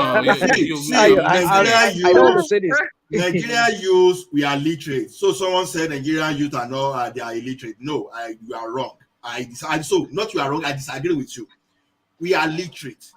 How you are learning your knowledge is another thing. How you are applying your knowledge is another thing entirely. That Nigeria does this thing. Nigerian youth, they pick interest in the economic aspect. That's what favors them, what put food on the table now. They want to hammer everything. They do that. But do they have time to sit down and be discussing Tinubu and this thing? They will tell you that those people, they are there, they are doing their own, I want to do my own. That's just, it's all about attitude. So the political awareness is another thing entirely. Our political awareness is very low. And this is where we are supposed to use that media now to let me ask you a question. Let me just you allow me to ask Ola a question. Now, Okay, look at the statistics from Nigeria, of the Nigerian graduates from the Nigerian universities. How many of them are top class that can compete with a college, a community college student here in America or in maybe in other parts of you are forgetting about the space. No, rational mind. Rational mind, you are forgetting about the space. You don't say it that way. What's the economic size of America and Nigeria? You don't talk that way. We know. That's what I'm saying. All right. We're going off on a exactly. That's what we're saying. Then we go back to education has level. What we are talking about is level. That's what we need to understand. When we are talking about is this, you don't have to fly out of our space. You look within our space. Nigerian youth within our space relatively within our space, they can compete like their counterparts within the United States of America relative to the they're already competing. They are competing. Nigerian graduates are a prize internationally. People are after them. Only our doctors went to United Kingdom and they fit immediately. What are we talking about? If Nigerian youths are illiterate, what happens to those people that are coming to UK is recruiting? United Kingdom is recruiting to come to work. If Nigerian youths are illiterate, what happens to those people that are going to Japan and Sorry, rational mind. I don't want to go too deep into that because that just I think we're all saying the same thing, but in a different tone. Let me just try and maneuver back to the conversation and go to engineer. So, engineer, the conversation we were having is who occupies that seat in Aso Rock, which is the conversation that pretty much the whole of Nigeria will be having from now till February 2023. So the runners and riders are now in play. Osinbajo just says to Tinubu, money will not buy you it. Tinubu goes to Kano, they are chanting our next president. He was in Zamfara gladding hands, Katsina gladding hands, and he gladded hands in Ibadan as well. So now, how are you seeing this playing out? What are you making of this space as it continues to evolve and activities continue to ratchet up? Yeah, hi, one man. Greetings to everyone. Well, what we need to understand here, one man, when it comes to Nigerian politics, El-Rufai classified as a dirty business. Baba is going to every part of the state to go and spend his money. Fair enough, he should do it. Osinbajo needs to step up if he really wants to be in the seat. I know maybe at the end of the day, they're all in APC. So to be honest, they're all the same. At the end of the day, they're all the same. But for the old man to keep, traveling, spending that money, it's a challenge to to Yoruba people, I must be honest. They should see who this man is and they should see his true color. These people don't believe in God. Regardless, some of them are Christians, some of them are Muslim. They don't practice that religion. All what they do is they practice something that will benefit their grandchildren and their selfishness. But what we need to understand, regardless of anything, Tinubu jumping here and there, well, he has the money. So Lagos State provide the change for him to go and jump up and down. So there's nothing he can do. And our VP, well, that one, I don't know how to classify that one. That one is a closed chapter, honestly. That guy need help. Because what is going on in Nigeria is like... do you think the opportunity is there for him if he's brave enough to take it? We're talking about that seat. Nah, I don't think so, because the way the country is now is completely messed. He will end up collapsing himself because you can't fix it. You can't fix it, honestly. The way the country is now, any president coming in, I feel so sorry for that man or for that woman, because they can't fix it. There's no chance of them fixing that country. Do you think Osinbajo caught the image of a president? Is he presidential? Does he have that presence? No. Yeah, okay. No, because this man, with do you all think the do you think Atiku has that presence? Yes, Atiku can come out. Do you think Tinubu has that presence? Yes, Tinubu and Atiku, they can come above. Do you think Fayemi has that presence? Fayemi? No. Okay. I agree with you, by the way, but I carry on. Yeah. So for Osinbajo to come out for presidency, he should just go back to Unilag and be teaching them thought. They will reject him. They will reject him. I must be honest with you. They would definitely reject him, because people like that you can see people like of his caliber. One man, something that always bothers me, right? Tinubu releasing money, traveling up and down, this and this. I believe he's an elder. Why can't he organize the rest of the traditional rulers so they can talk peace, how to bring this Sunday Ubu back to Nigeria? Does that make sense? It does make sense, but it doesn't. You see, the politics that Tinubu is playing is that he feels they are waiting for him to be ethnic so that they can use ethnicity to discount him. So he just distances himself from the Yoruba narrative, not to appear to be regional or sectarian. So that is what I think he's doing, but that's just me speculating. But it's sad. It's really sad, and it's something that Yorubas need to wake up from this, because I think the Yorubas have abandoned Sunday Igboho anyway. It has been used and dumped. Exactly.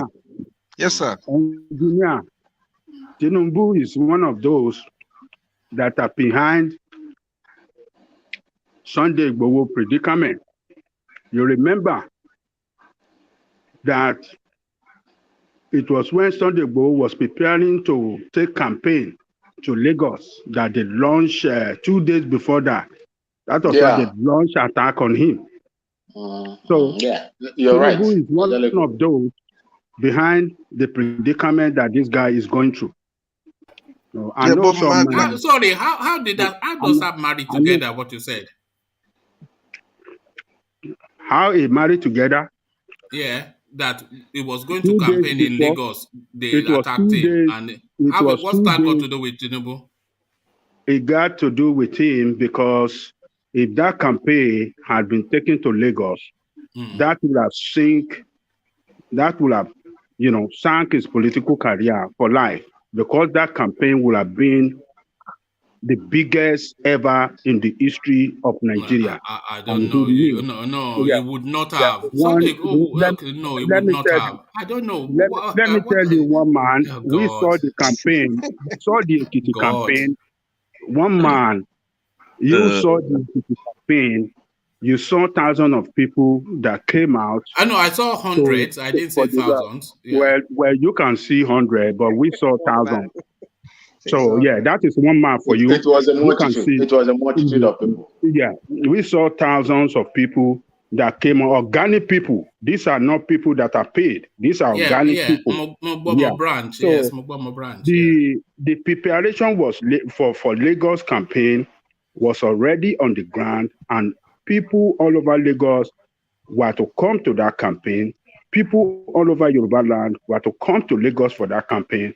And these politicians, including Tinubu, knew that that would be the end of their political popularity in Lagos if that campaign had happened. So, and that's why they swung into action with the federal government to slam that guy. And that's what they did exactly. And we saw all they did, the way they brought police out in Lagos, the way they harassed some of our boldest people that went there, that said they will still carry out that campaign. We saw what they did. We saw the way they killed a young girl that was selling pure water by the roadside. We saw what they did in Lagos. These are these people, and this is what they are. And somebody like me and some other will not rest in attacking them, in exposing them, and that's what we will continue to do because they are criminals. Can I say something? Okay. Yeah. Can I say something now? Yeah. See, it could as well be a situation whereby they would like to use that situation of Sunday go to indict Tinubu as well, right? You know, both Tinubu and Fayemi, they are high in that seat. They allow the one negative to go on very well, right? Maybe, perhaps, you know, this man said he knows the person he would like to present. Nobody is even talking about closeness of Fayemi and Buhari up to now. Nobody is talking about how long they work together and that Fayemi has been part of Buhari's strategies for a very long time. That's one fact. Now, when we come to that of Lagos, for example, it could be true that they would like to use that to indict Tinubu as well. Meanwhile, Tinubu we are talking about, he went to Ladoja recently. And we should not forget that Sunday Igboho said if anybody wants to get at him, that once you get Ladoja, that they can easily get at him. So this thing is, to me, it's not so clear. We don't know the game these guys are playing. So to me, who would have used that to get at Tinubu? Who, in your own opinion? Who? There are so many people vying for that office. Who? Just mention names. It could be anybody. Who? No. It could be what? Malami? What concern Malami with Lagos? What concern Malami with Lagos State? No. Oh, what concern Malami with Lagos State? I want to become the governor if he cannot become the president of Nigeria. What concern Malami with Lagos State? Come on, tell me, Ola. This is what I mean. Why are you trying to? What kind of narrative are you trying to play? Wait now. Defensive for Tinubu? Defensive narrative for Tinubu? Or what are you trying to do, Ola? No. Ajale Goko, Emma blackmail me. Don't blackmail me. See, look at this. Look at it from this angle. When we were doing NSAS, Tinubu moved because Tinubu needs to protect himself to say, okay, I'm loyal to Buhari.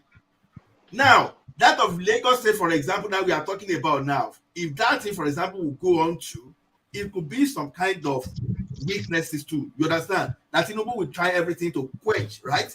But at the same time,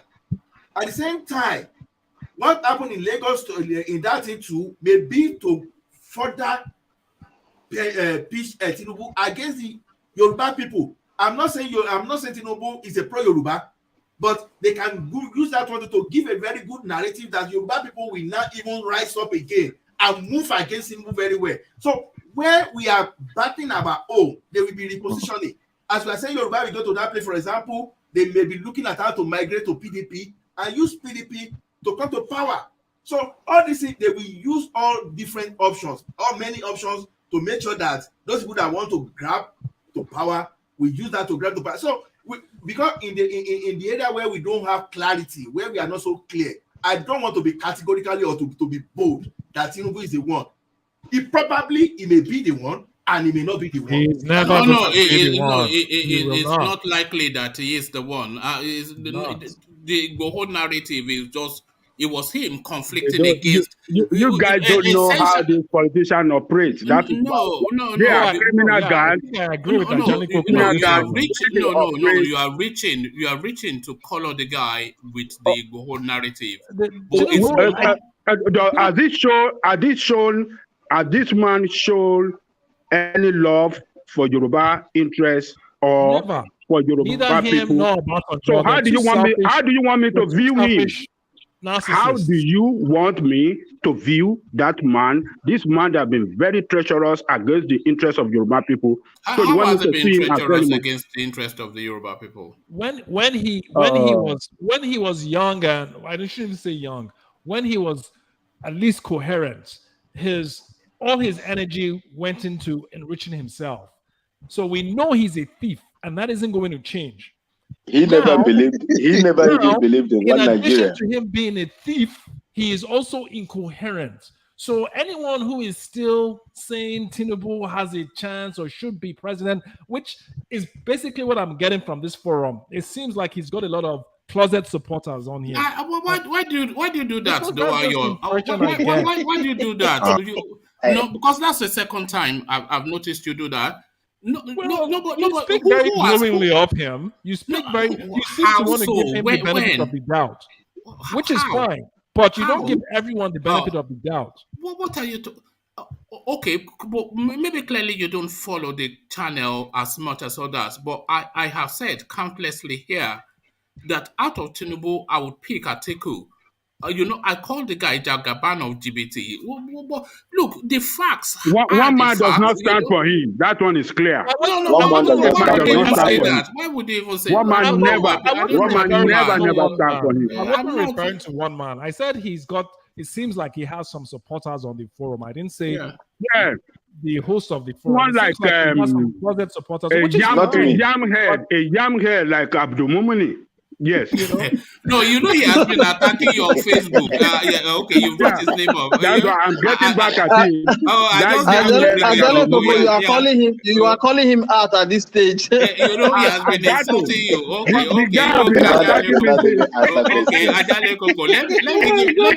Let me give him the right to reply. So this is Adale Koko's his arch rival, his nemesis. He says, Adale Koko, you are a liar. Just because of your hatred, you are painting him in such a manner just to score points. But thanks to the more vigilant and well-exposed Ola that puts the record straight. I've been trying to not read that, but you go after him. He's been attacking you heavily. People should be able to support whoever they want. Yeah. But just stand behind your guy and stop. You can't polish a turd.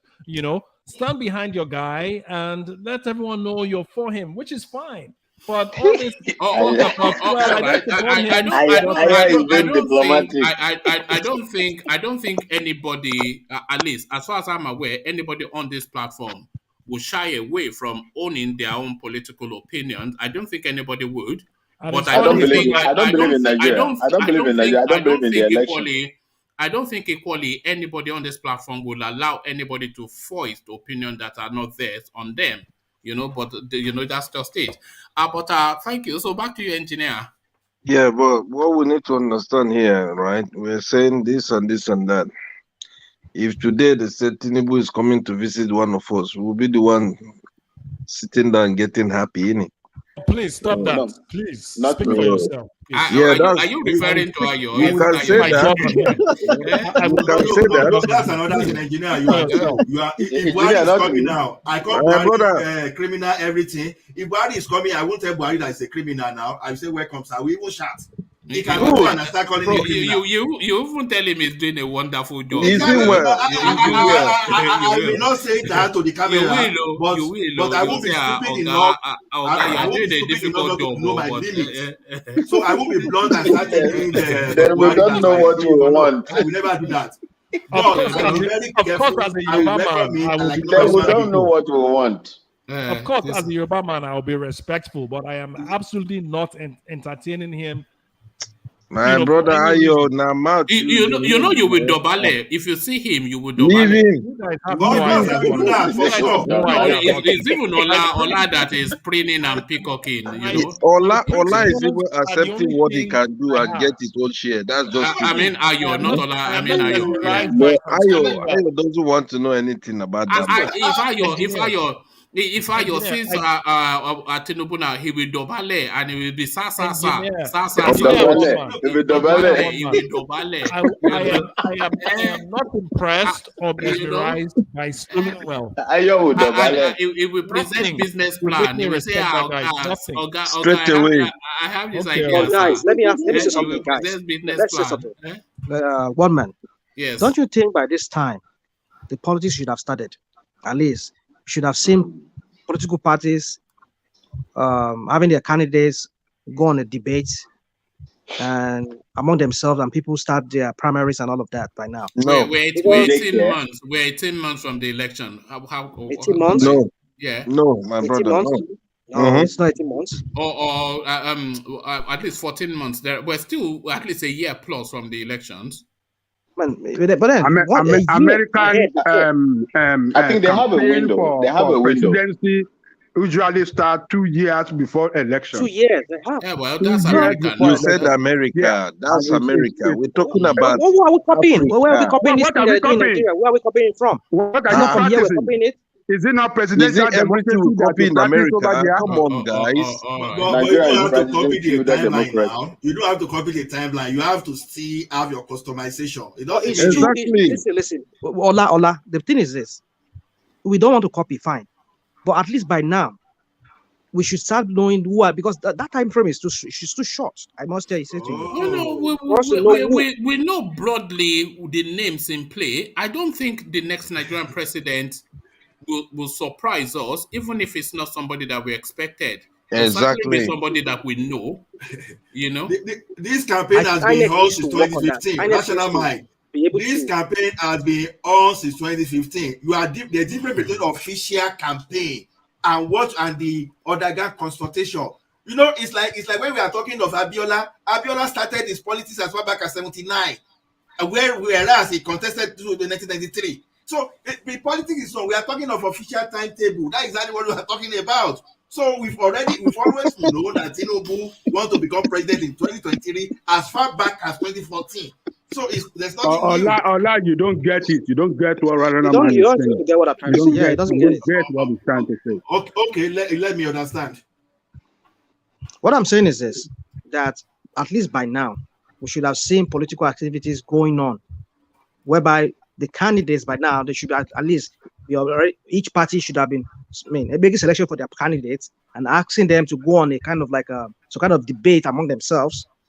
Then from there, their delegates will be able to select who they want to.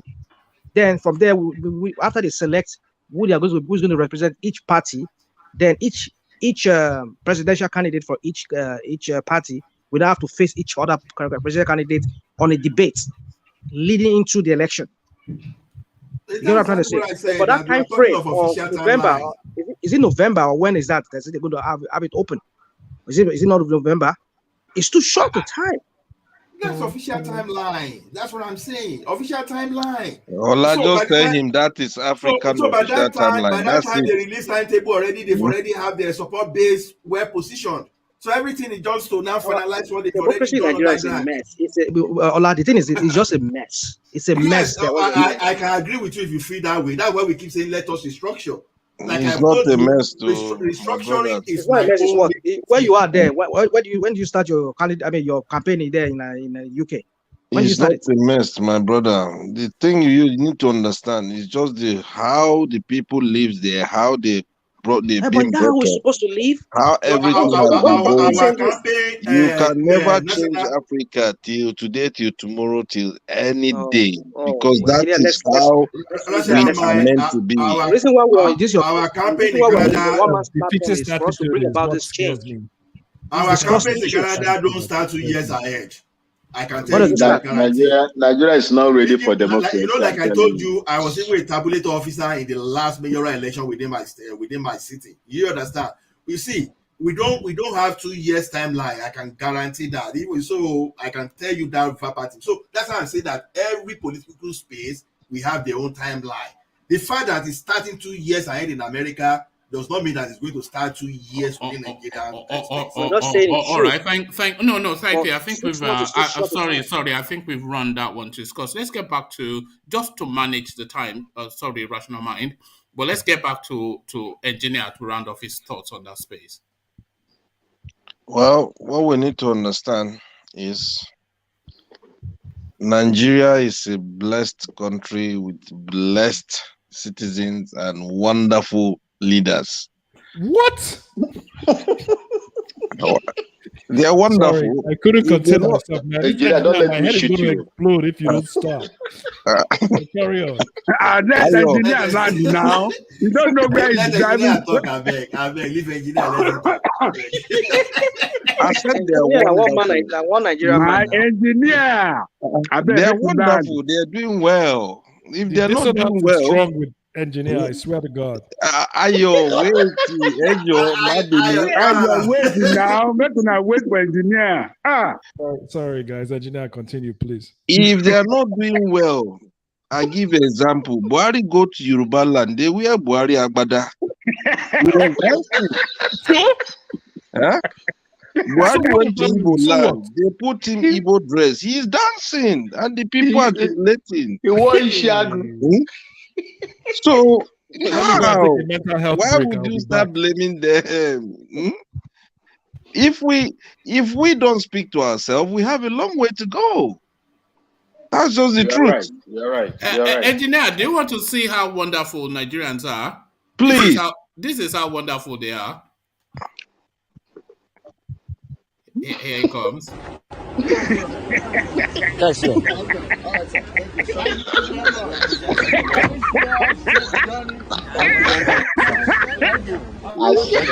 Mr. President, see you soon. Mr.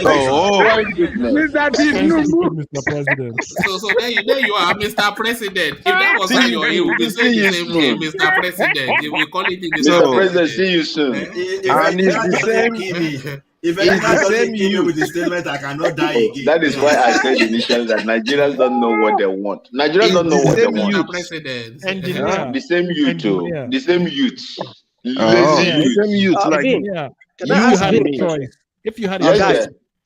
Guys, did you hear that Peter Obi said he's not going to contest? Did you pick Tinubu? Yes, I heard him. Somebody tweeted that if Peter Obi I don't know is what not conversation is going to come out, that he's going to sue him to court.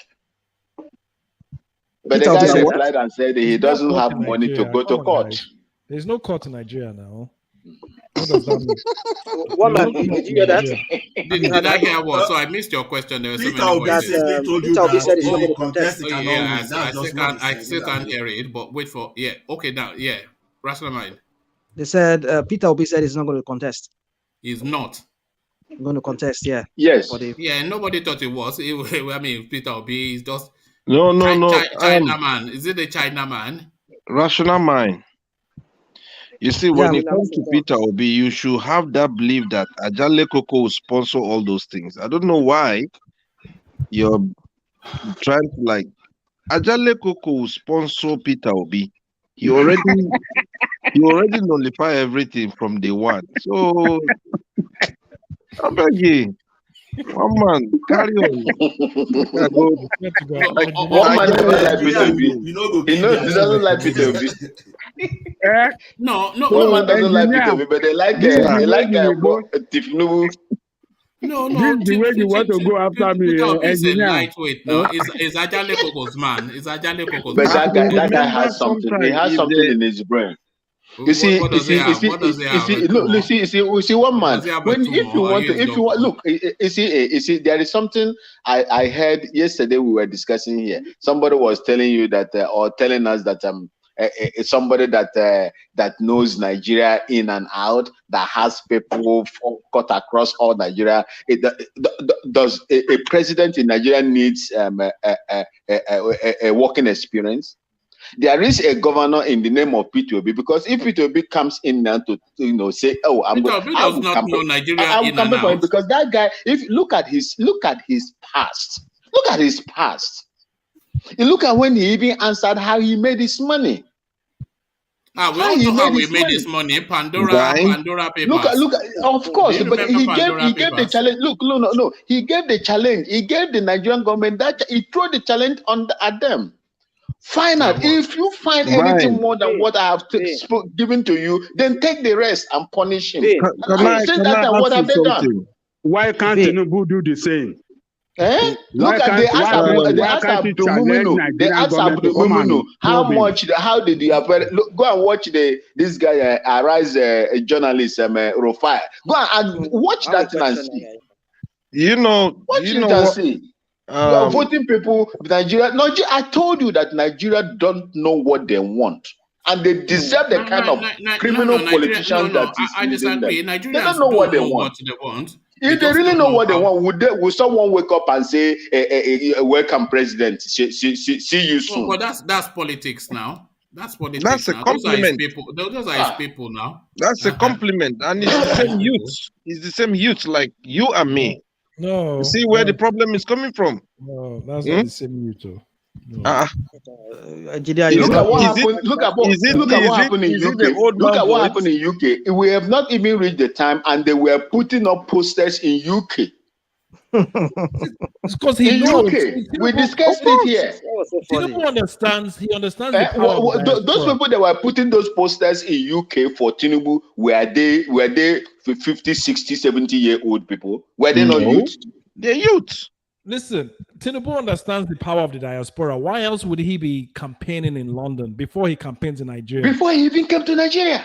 Don't worry. If next week we come on here and we see Tinubu's banner at the bottom of this platform, just know that he has bought one man. Ayo, don't worry. We cannot be bought. Can you be bought? Ayo. One man. Can I give you a contract? Can I link you up? No, don't give me a contract. Don't worry.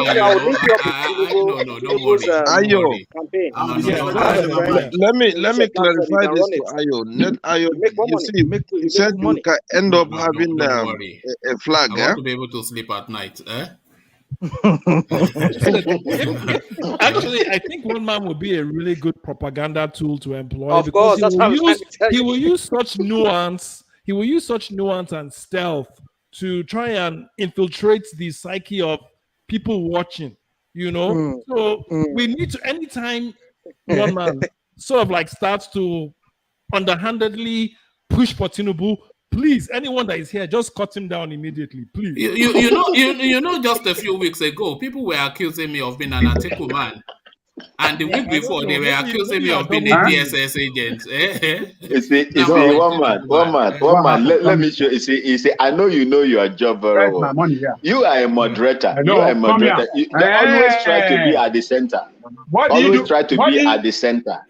That's actually flogging somebody. Hold on, Vin. Hold on. Did you hear what we just said? Where's my money? Hold on. Adale Koko is as he is on this screen as he is in real life. That is him in real life. No different from how we hear him here. No, he said, "Where's my money?" Ajale Koko strikes me as somebody that wags the finger. Do you wag the finger, Ajale Koko? Yeah, what do you? Do you wag the finger, Ajale Koko? Ajale Koko is a very stilt man. He's stilt man in this presentation, I swear. Yeah. You see, back to what I was telling Ayo. Ayo, the thing is what you understand. If today Tinubu should visit America, or people should come out for rally. If people are coming out for rally, first thing you do, you better know where Ajale Koko is. That's just number one. Listen, I 100% guarantee you that Ajale Koko is a man of his word. He will never ever be at Tinubu's rally. You can tell people who are very upright and can't be bought off, and I'm pretty sure Ajale Koko. Sorry, Ayo. Everybody can be bought. No, not everybody. Not everybody. Can you be bought? Can you be bought, engineer? Of course. He's already. Are you kidding? I'm ready. Can you be bought, Tony? Tony, can you be bought? Tony? Oh, never. Tony's not here. Never. What about you, Ola? Ola, can you be bought? Ola has already been bought. In depends fact, on what we are talking I about. withdraw my But presidential nomination that I gave him in this yesterday. contest, I can't be bought. I can tell you, but I can be bought in some other contest. Not here. All right, Vin, can you be bought? No, not at all. I have my principles. You look at that. I have my. We all have our principles, and those principles they have a price tag. Every principle has a price tag. I don't have a price tag. Everybody has a price my tag. My price tag is my children. What I am going to bequeath to my children, that's my price tag. No such thing as you cannot be bought. If you are within your space, you can be bought. So, let's be very careful of how we talk in absolute. Ayo, where will you take the money to? Where will you take the money to when you die? Ayo, I want to tell you something. Ayo, I want to tell you based on my own experience. Ayo, I want to tell you. One man, just one. You see, we know people that cannot be bought, and I am not here to, to boast or speak, arrogantly. If I were to be bought when I was a strike force member, the enjoyment that was there, I would not leave the army.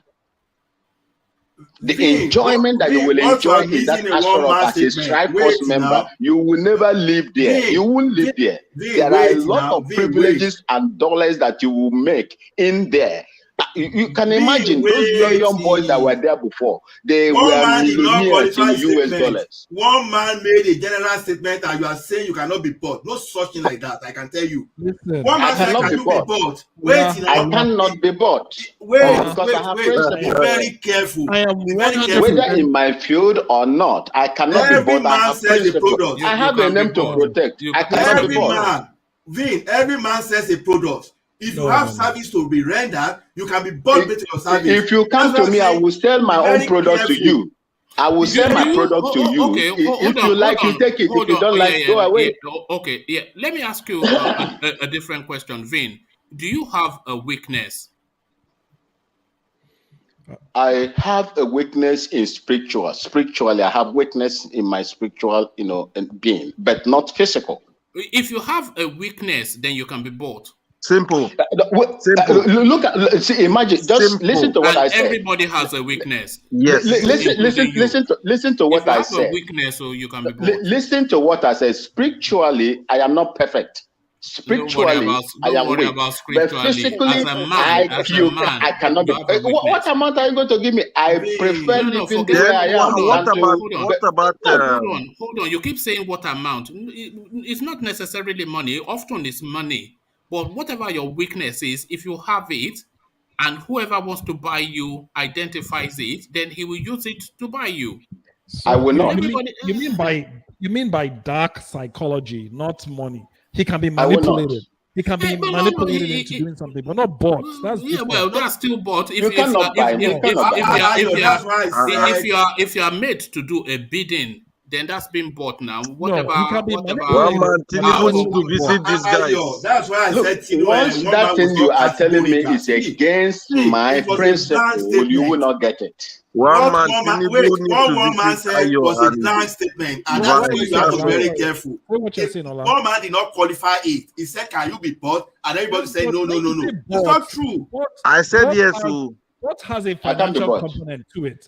That's different. It's not. You can only buy something with money. I didn't come to this world to suffer. You can only buy some money. You can only buy something with money. For example, if Tinubu comes to you today, with anything. Wait now. If Tinubu comes to you today and show you every evidences of attempt he has made to restructure Nigeria, and he has even put people in place an international community. Maybe you talk to Joe Biden and everybody say yes, we have evidence, and they are presenting it to you. Tactically, has brought you over. So the thing is, that is not what. That's not what. That's not my that narrative is different. You show evidence. This is ideology. He is giving you his ideology and what he believes. Sorry, one at a time. Yeah, good. In that case, he would have won me over. That's not buying. If that's not buying. No. I actually meant bought. To buy you to make you act as you would not otherwise. With money? Yes. With money? Well, no, with whatever, with women, with drugs, No, that's with manipulation. That's whatever. not buying. That's not being bought. That's being Well, that's still manipulated. no. You can only buy something with money. No, if you are essentially maneuvered to act as you would not otherwise, right? So manipulation to somebody No, that's else's manipulation. will. That's Well, negotiation. that's One semantics, man. isn't it? That's Negotiation, not One man. all right. Thank you. Negotiation. Yeah. So Let back me to you. just round up. Yeah. Before I go, I'm working in the next, let's say 8 or 9 hours. No, all right. Yeah, if Tinubu should come today, before he open his file, I will say yes, sir. We know. That's me. I'm telling you. I think everyone on this platform, maybe apart from myself, would, because me, I'm an Oyo man. And Thomas is an Oyo man, so yeah. I'm an Oyo man too. I will not do that. Yes. That was why I said to you, one man, I can connect you. Yes. I have my Tinubu See, friend. listen, my brother. Engineer, Happy New Year. Can you give me 30 seconds? Engineer, Happy New Year to you. Happy New Year, my brother. Thank you. Yeah, my brother, can you give me 30 seconds, please, sir? 30 seconds. All right. So, woman, I cannot be bought because I'm from the bloodstream of Chief Nahoro, Ambrose Ali, Sonny Okosu. Listen, Sonny Okosu, then Ofe, Odia Ofemu, this guy talked about yesterday. These people, they believe in, that inhabit the society. Give it back to the society. But when we look at the situation of Nigeria today, on Africa, even Congo is worse. Please, so nobody should be bought here, please, sir. Where do you want to take the money to when you die? Okay, that door, please.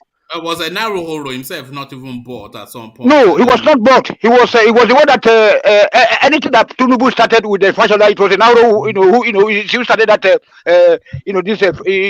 federalism, struggle and everything. That's why when he was that's why when he died, they did not give him a federal burial. Why do you take that written off? Let's read it out.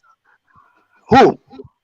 Okay, the names again. Okay, Ambrose Ali, Chief Nahoro.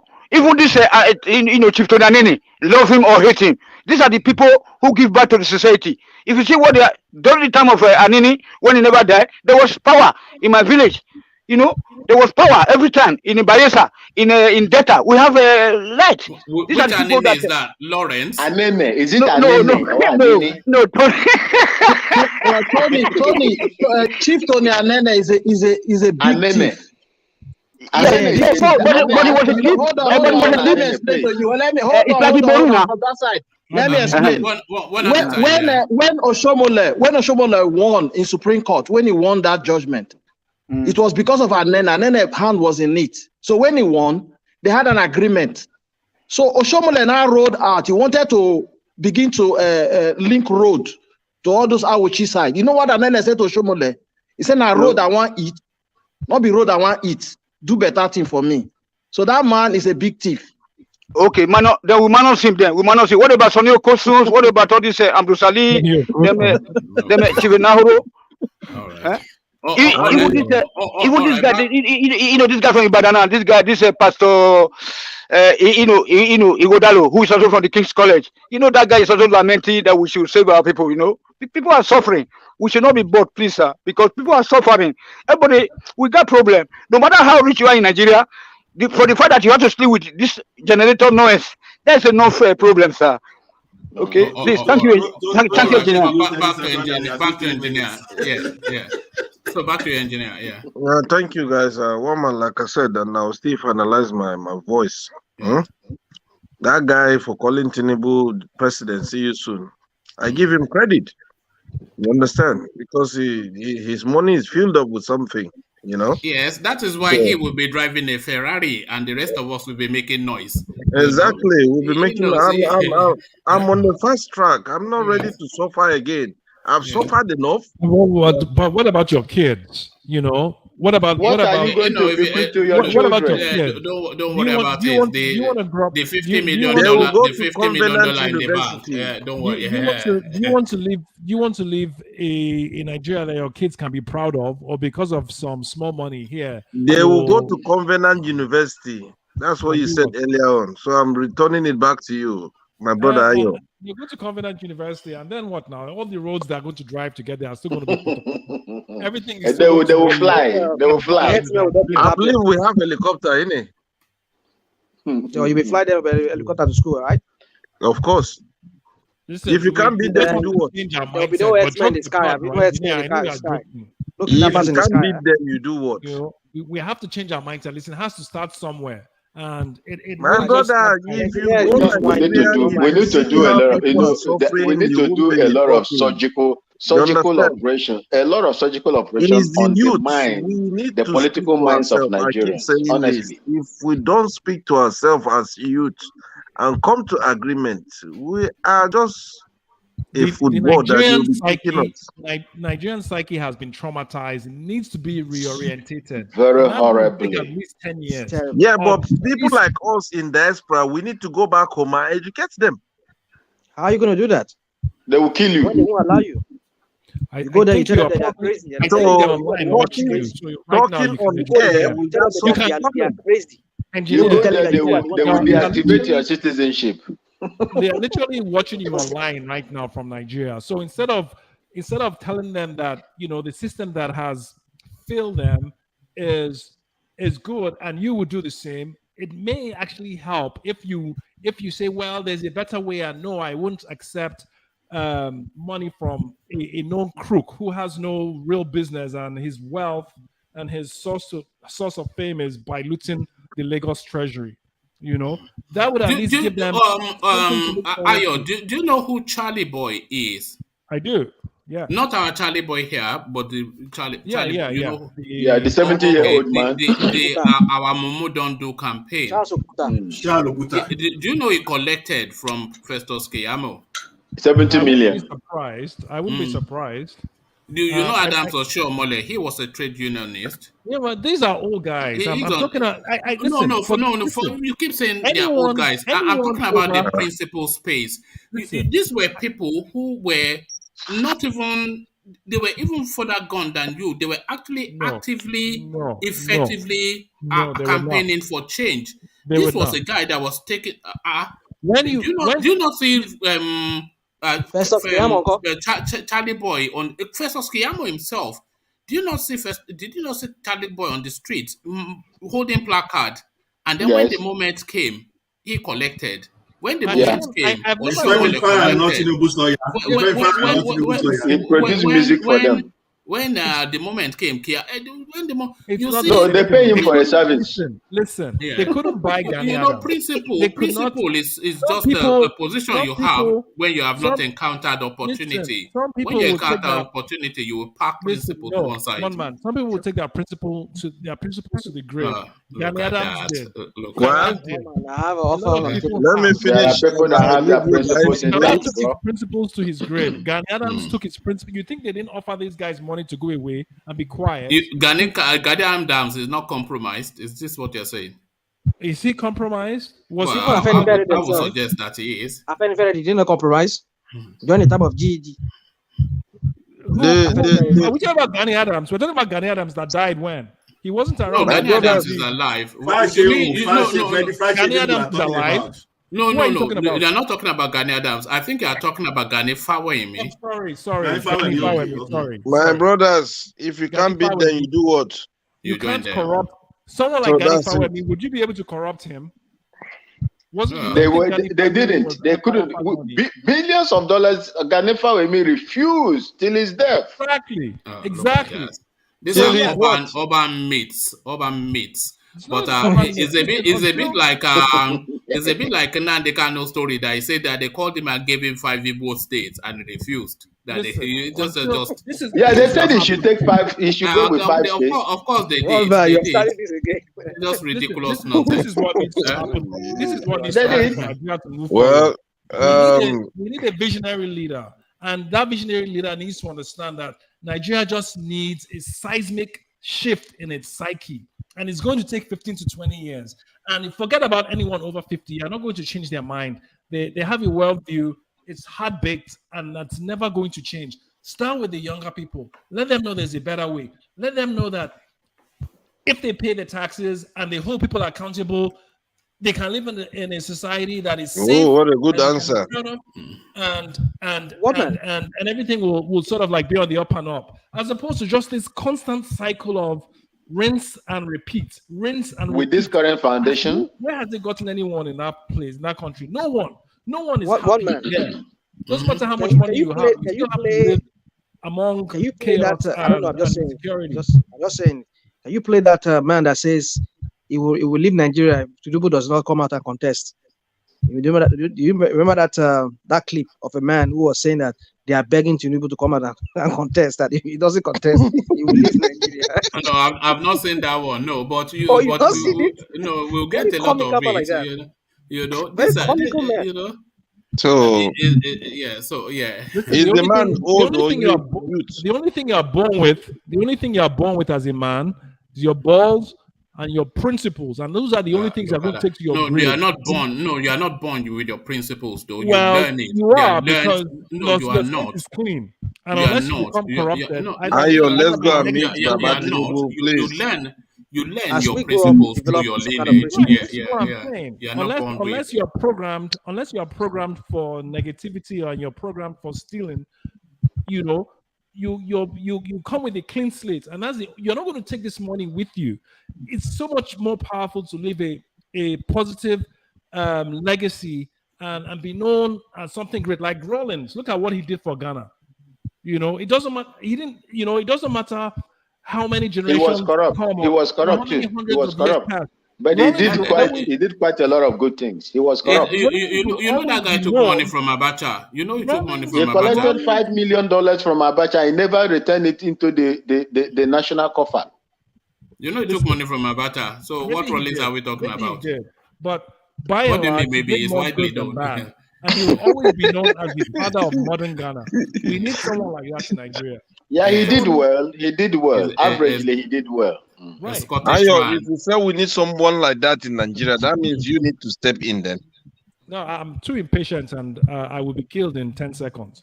So because I don't have the patience for all these criminals and people who feel like it's a way of life that should be applauded and rewarded. People. When was it? Was it like a week ago? We were on here and we're talking about Showore and how he's not charismatic, so therefore he doesn't deserve to be anything. But Tinubu, for some reason, everyone knows is a thief, somehow he's more credible than Showore. So why are you so fixated on Tinubu being a thief? Who is not a thief in Nigeria? Well, many. Showore is not a thief. Who told you that? One man, is this kind of question that you ask people who suggest that you are vying for Tinubu? Exactly. How do you mean? You just said how do you mean? No, Ayo keeps insisting that Tinubu is a crook. He is. He is. I think everyone knows. Nobody's disputing that. Nobody's disputing that. Nobody. He doesn't stand alone as that. There's virtually nobody in Nigeria that's not a crook. He has a racket. If that excludes him, that excludes just no one else is running for president as vigorously as he is. So Atiku is not running for presidency as vigorously. He's moved from Abuja, from prominent is running. But my question is this: Tinubu, you see, my question is this, one man. My question is this: one man. Atiku stole our money, as a custom controller. He stole our money. All is our money for A to Z. Sorry, sir. You see, my question is this: everybody knows that Tinubu is, a thief in Lagos. His antecedents and whatever he did in Lagos. Why did people sat down there and watch this man do what he did in Lagos and nobody spoke against it? Why are they talking against that man? Let me hold on, Ayo. Just to address that space, what Vin said, and then we get back to engineer who is determined to land his thought. You know what happens is when people are just determined that I'm going to go in and I'm going to steal just as much as I can, what they then do is they compromise the people that are likely to ever hold them both account in that current ongoing or in the future. So they compromised the whole space. That was what Babangida did, and this is what Tinubu did as well. So whoever was going to hold him to account, he compromised them. So that's just what they do. But engineer, back to you. Yeah, thank you, Waman. What we need to understand, to be honest, here is we can be talking our church mind here, but when the time comes, let's say they were being elected to, one of the political appointment in that country. I'm telling you, regardless what you're saying about your church mind, you will never practice that thing in that territory. That's just something you need to understand. Once you're being called into politics, just forget about it, because you'll be the opposite side of your own self, because you'll be looking at the mirror. It's just like you're looking at your back. That's how you turn to, and that's how you're going to be. Some people actually are very, very, they have strong convictions in their principles. A lot of people do. And I'm not, most people don't, but nothing matters more to certain people than their principles. So I disagree. I don't think you can disagree for now, but in a position of power. I'm telling you, whether you disagree, that's fine. But I'm telling you the basic things that once you join politics, this is what you see and this is what you do. It's not you doing something from your heart. There will be people commanding you to do it, and you have to do it. You sign for it. You don't. You sign for it. Do anything. Before you go in there, you have to sign for it. And if you sign for it, you do it. If you don't do it, then ready to face 6 foot. That's just the thing. You understand? That's how it works. If you get, maybe you have to do it until you become the president. But once you become the president, if you can't join them, you do what? My brother, come on, man. What did Buhari do now? Didn't Buhari break his covenant with Tinubu? What covenant? The covenant was, I will do everything I can to get you in there for 8 years, and then once you're there, after you're done with your 8 years, I am going to be in there. Isn't he breaking his covenant with Tinubu? let me analyze something Once to you. Once you become president, you can do what you want. You see, there's something we are missing here. Do you know how many times Buhari have been trying to come into power? Well, that's like what to do with anything. Buhari used all his strength to come into power. I'm coming. By the time he gets the power, where is the strength? There's no strength. That's why you see, whatever he agrees with Tinubu, Buhari he has a ear problem. You're wrong. Engineer, you're wrong. You know it. Buhari can't listen. Buhari tried twice. He failed and he retired. Buhari tries because he has the strength then, not now. Engineer, now Buhari, whatever you said, you won't even go to the ear. That's it. Because the ear is blocked. Engineer. The man is not well. Engineer. Buhari went into retirement. It was Tinubu who brought him out. Buhari was retired in Daura, thinking that, okay, I've tried this, I am done. But it was Tinubu who went to dig him out and said, don't worry, I will sell you, I will package you, and I will sell you, and you become president. And then after you're president for 8 years, I am going to take over. And I did not disagree with you, Ayo. So what I'm telling you, the strength then when Buhari used to have that strength to fight for that Nigeria is gone. You understand? Tinubu brought him in, hoping that after him, Tinubu will come in. But what I'm telling you, Buhari of 20, 30 years back, the man is gone. You said, if I may respond, Buhari of 30 years would not have done anything. Let me finish, please. Engineer said, I'm talking about the strength. I think it would have. I think what we have is a different Buhari from the one we know. Come on, man.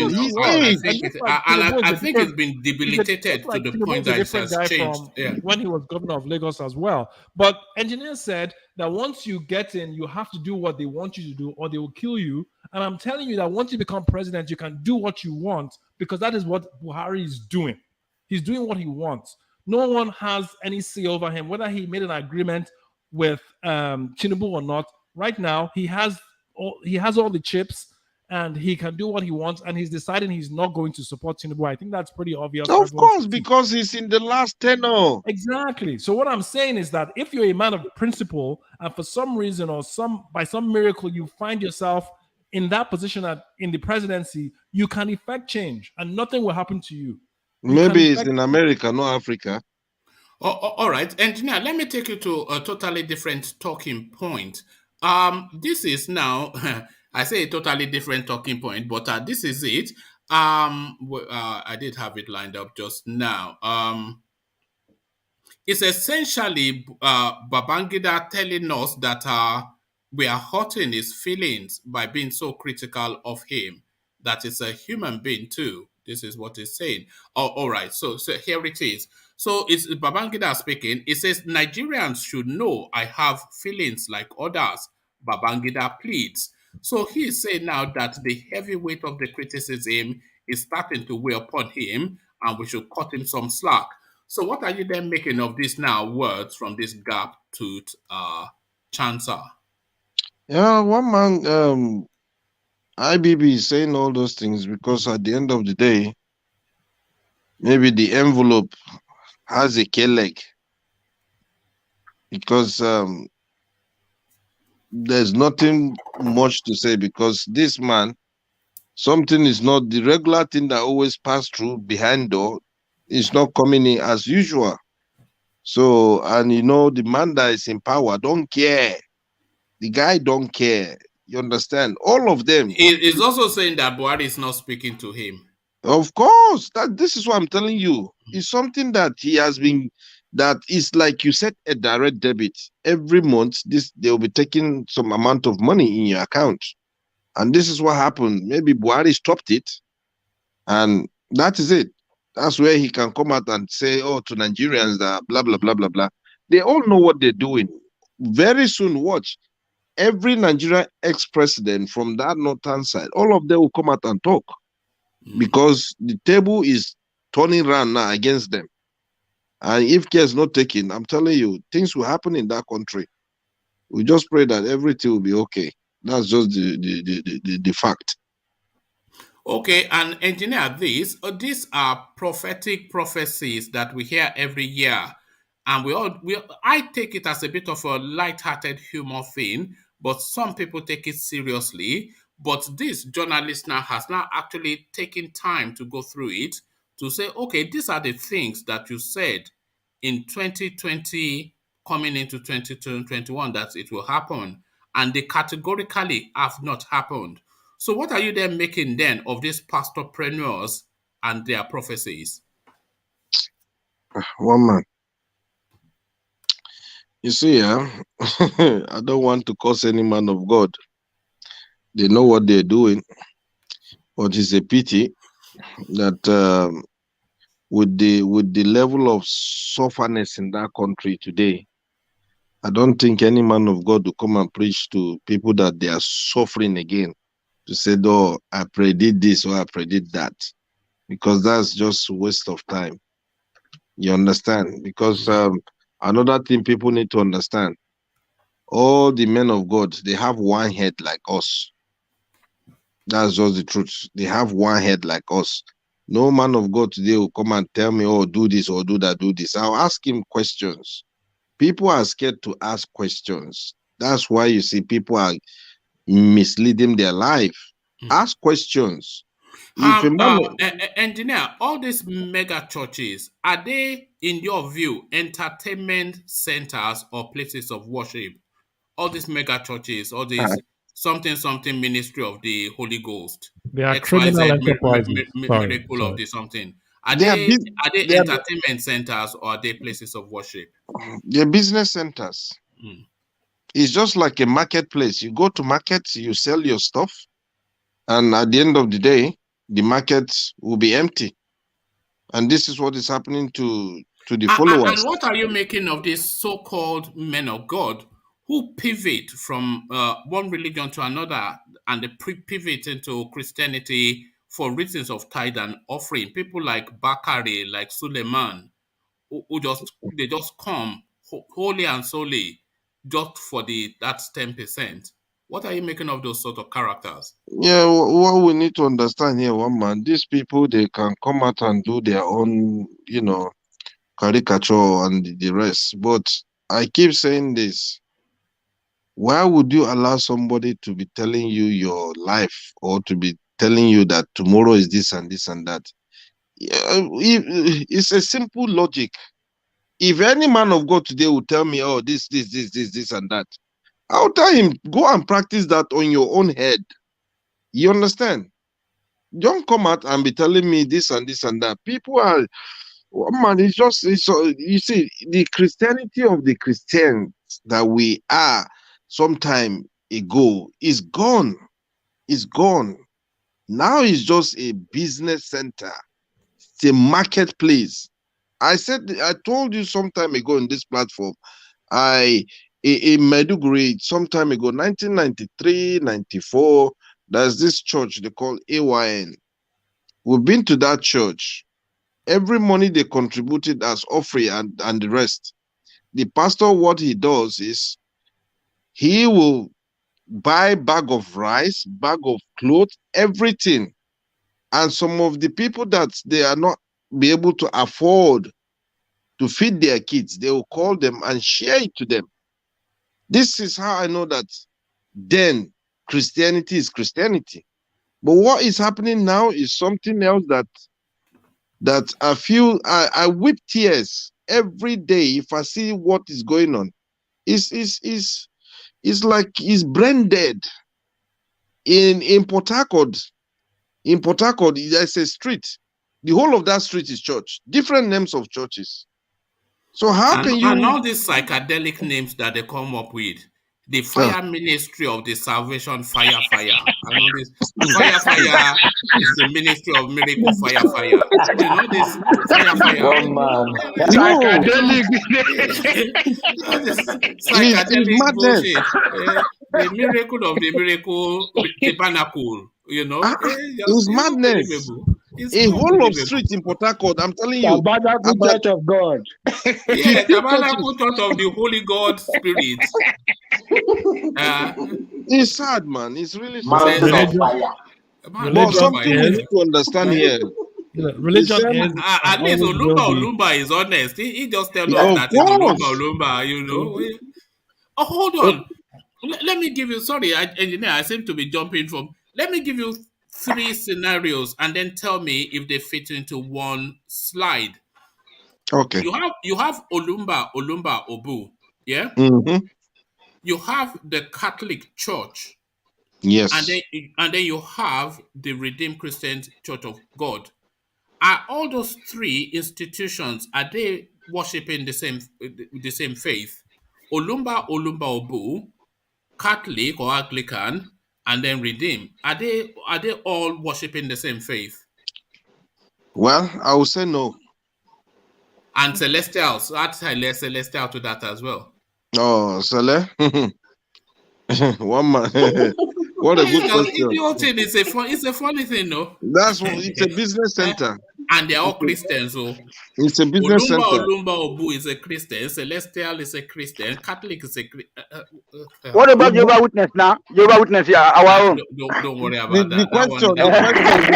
That one is God's own calling. Yeah? One man, the question there, if they can dig the reality of history of Jesus Christ, it's something that sometimes I compare when Jesus came to the world and do his preaching and the rest. Was he driving a Range Rover or this or that and that? You understand? No. No. If you ask them that, they will tell you there was nothing like that. Highest thing they do. But wait, I'm coming. Highest thing they do is they put him on top of the donkey. Yeah? We still have donkey in Africa.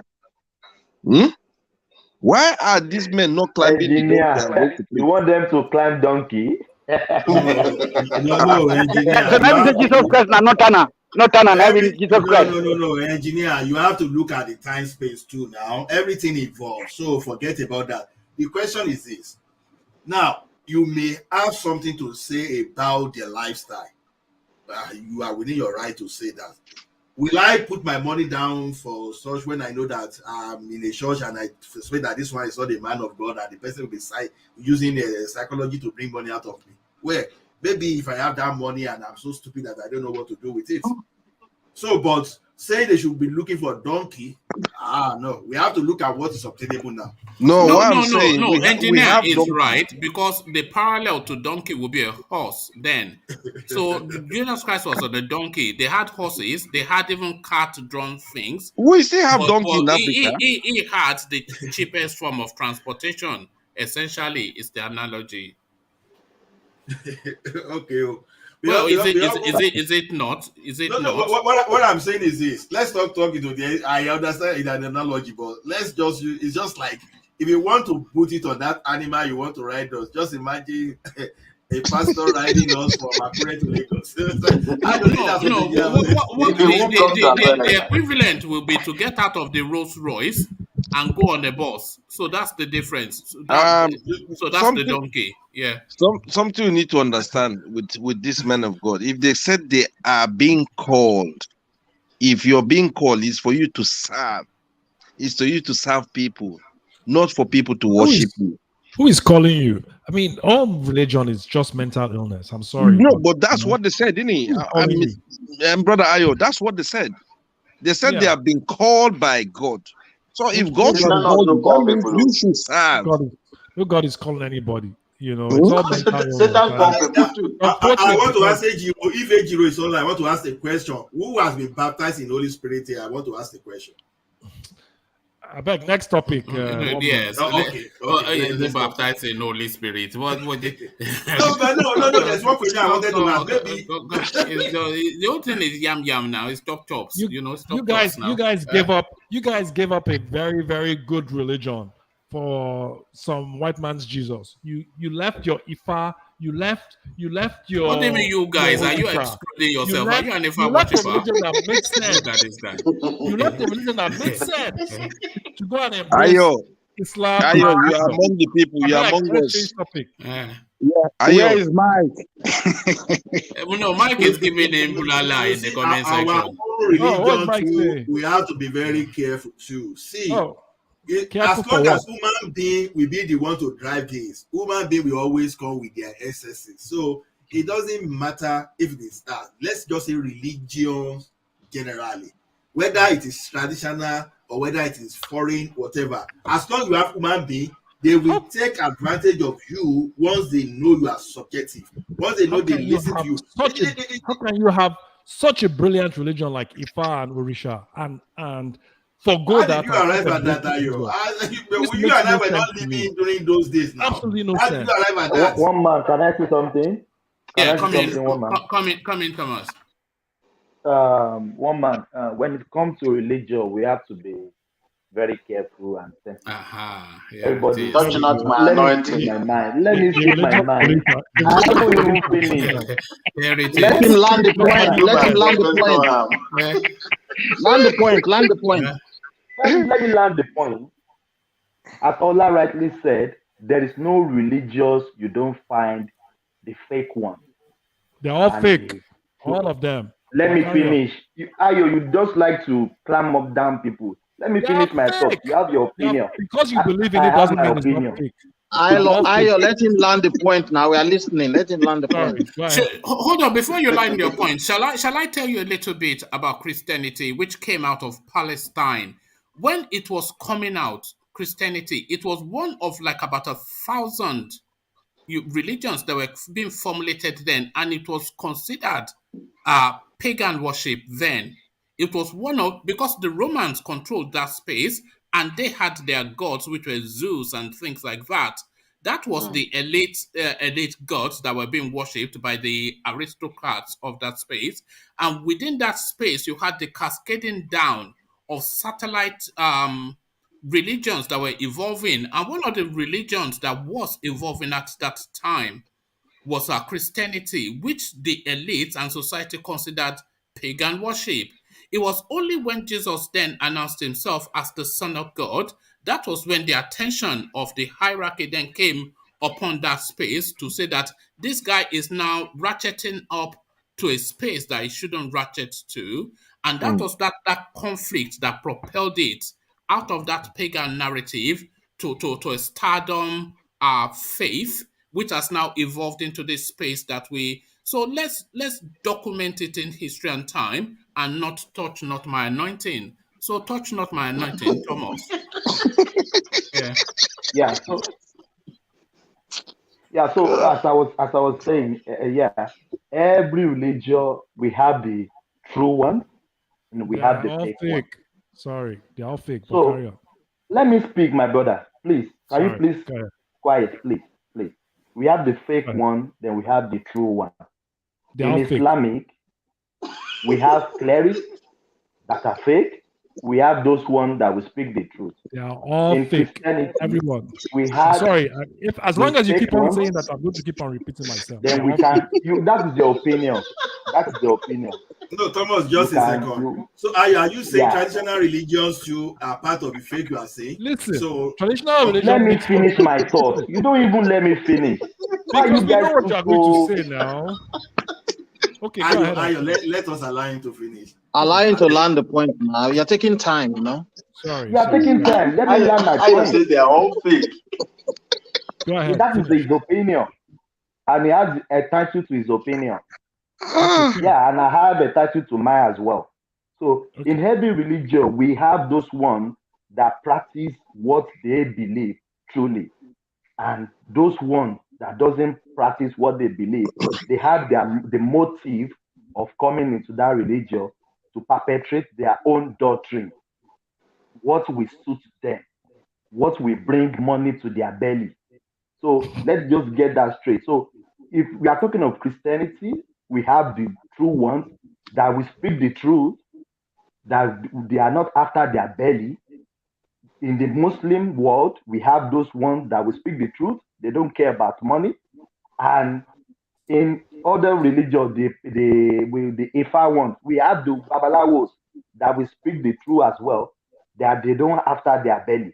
So let's just get this straight. It depends on your belief. So when we're talking of religion, you choose to worship what you believe. So when we are talking of religion, we have to be very careful and very sensitive. Everybody has choice to what he or she wants in her life, what to worship in her life. So that is my take. So I want if to you say believe something. I all of want to them, say something. let me finish. If Okay, you go ahead. if you No, I'm believe going next, all though, of guys. them, Please, I'm going next. let me Go ahead. finish. Okay. If you believe all of them are fake, that is your humble opinion. I respect it, and I have my opinion as well. It looks as Yeah, though that is the majority of the people watching these sessions, most of them are pickpockets, pickpockets. The 200 people watching, less than 60 people turning up. It's just they're here to rob us, just pickpockets. So away from the pickpockets and to Ola, who is not a pickpocket, is a man of principle. Ola, I mean, not Ayo, rather, sorry, Ayo. Ola, a man of principle too, but Ayo, No, yeah, well, yeah, I'm sure he is too. Yeah, Thomas, I was just giving you a hard time because you just kept on saying some religions were fake and some were true, and that was problematic for me. But I guess what I'm trying to say is the religion is a human necessity. Every single culture, every single in every single place on the planet has some form of religion. So, from an anthropological standpoint, it's a human necessity to believe in something. Now, I get that. Now, and as long as your religion is nourishing your needs or it nourishes the needs of its community, that's fine. It becomes a problem for me when someone from some far place comes into your land and sells you their religion and has you abandon yours that is far more superior if you are looking at it from what makes sense.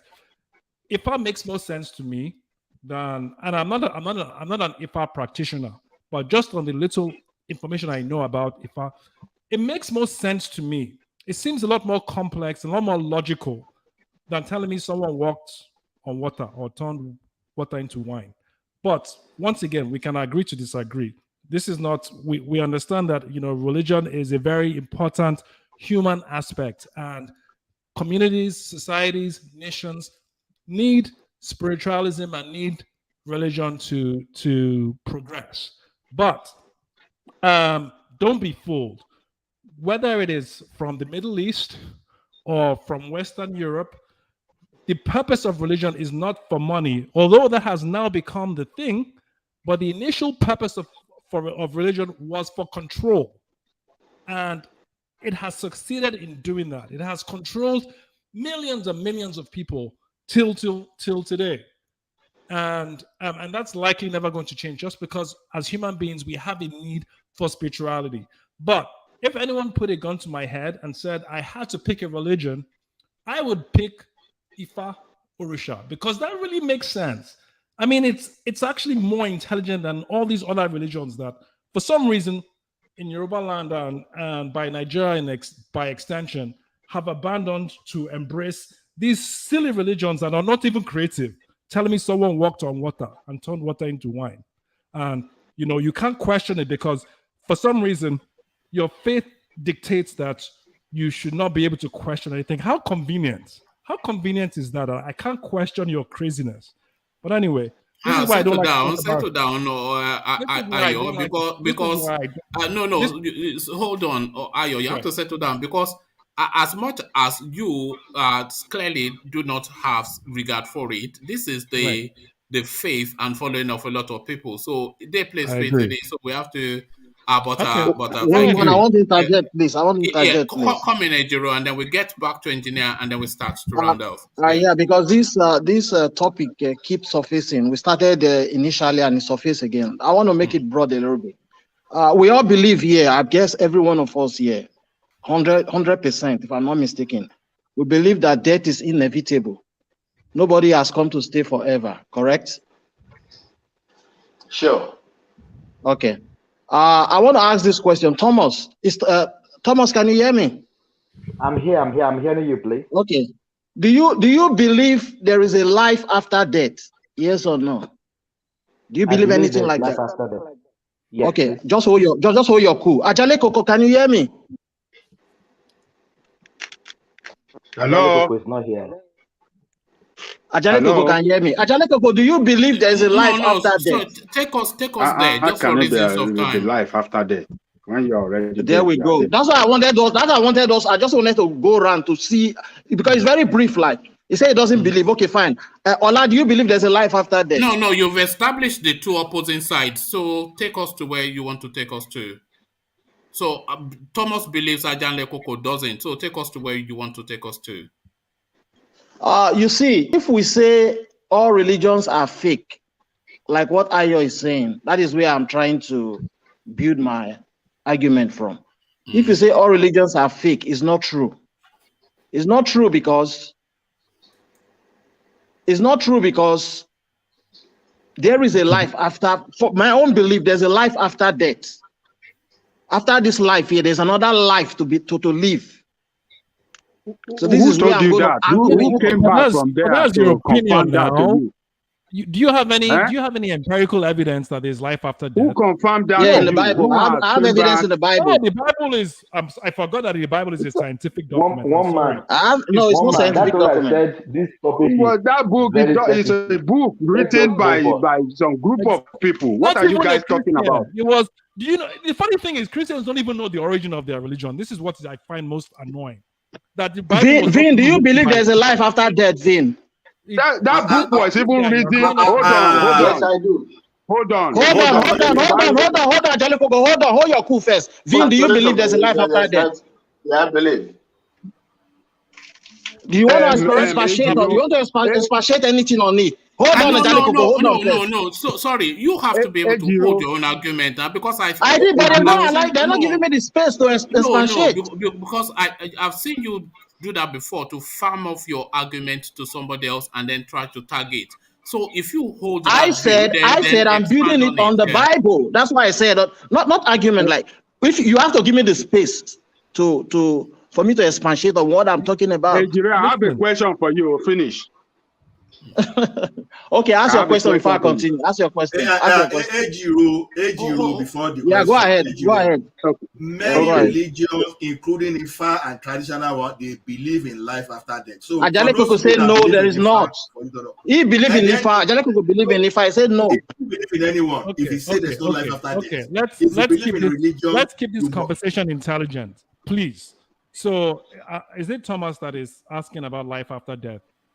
Do you have It's any Ejiro. empirical? It's Ejiro. Ejiro. Okay, sorry. No, Ejiro, do you have any empirical evidence that there's life after death? That is empirical. Look at From that. the Bible.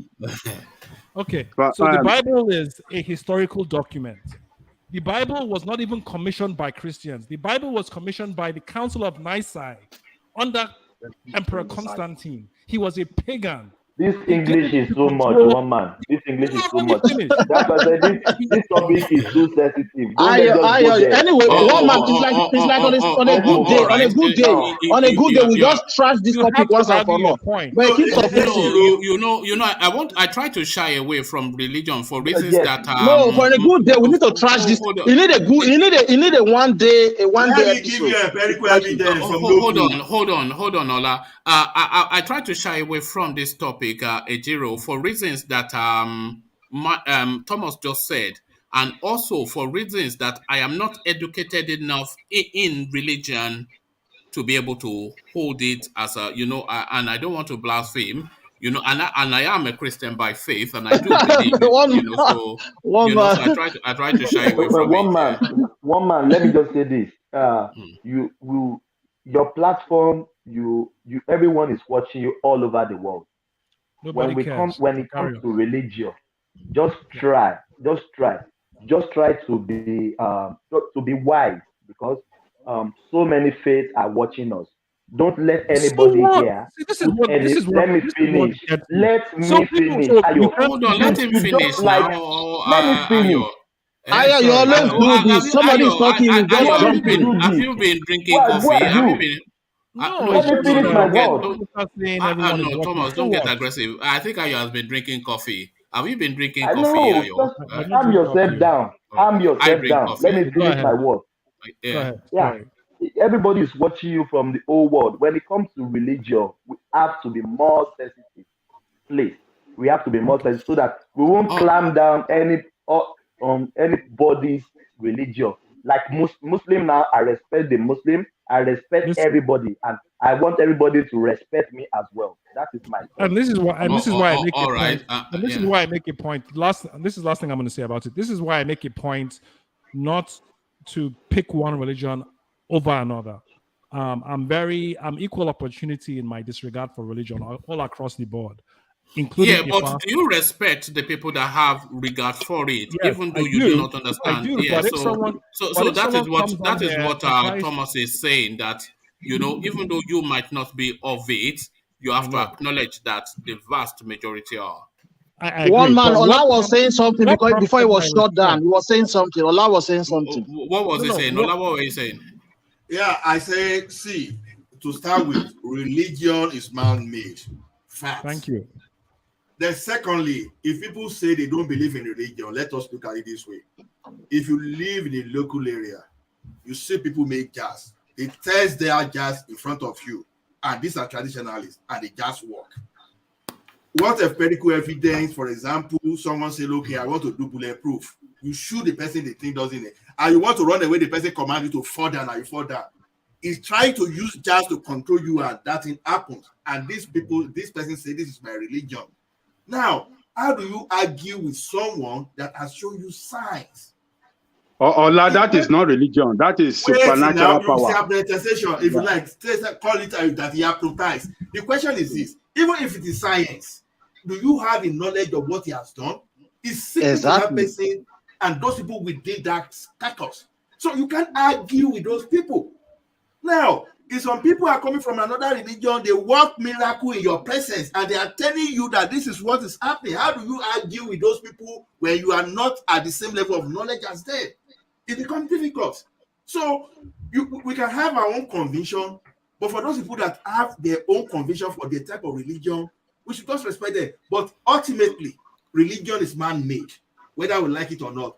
So it depends. This opinion will vary when we are saying empirical formula or those things. Well, we can look. I've given you one empirical now. For example, if you don't believe this, for example, I go to one small village in this area and go and be rude to an elder. They will give that empirical evidence almost immediately. So to me, we have to, what we don't understand, we just have to be very careful. All right. So religion is personal. Yeah.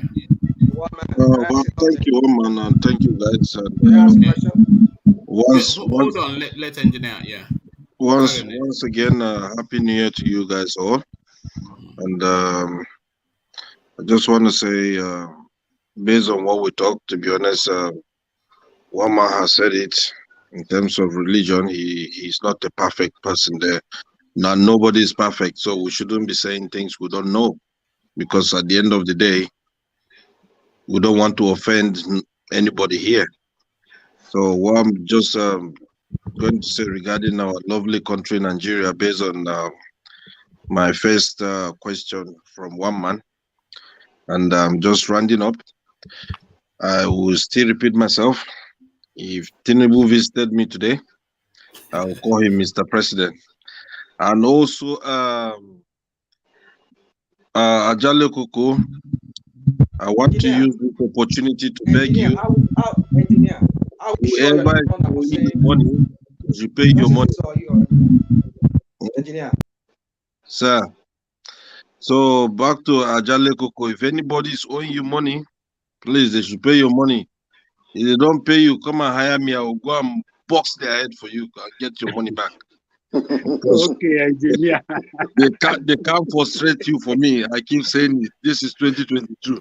Yes, Ajale Koko, we heard you trying to beat somebody down. Where's my money? Where's my money? Yeah. All right, I'll be leaving you guys. Good night, everybody. God bless you guys. All right, good one, engineer. I'll text you during the day. Thank you, engineer. Always in the Good line. night, engineer. Thank you. So that was the engineer. He just cut through it straight away. So thank you, engineer. We've hit the 4-hour mark, guys. So I'll seek to start to round off here and sweep up with the closing comments. Apologies for whoever. I think everybody has really had a say, even though most have not had the floor. So I'll go to Rational Mind now and I'll start to wrap it up. So Rational Mind to you. Well, I just want to say this to engineer when he was there, but it's okay since he's left.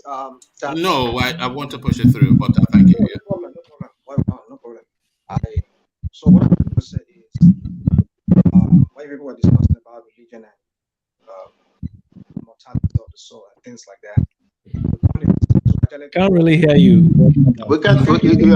Please, can you be audible? Like you are using any 75 Fiesta system. Why is static vote? Your line is breaking.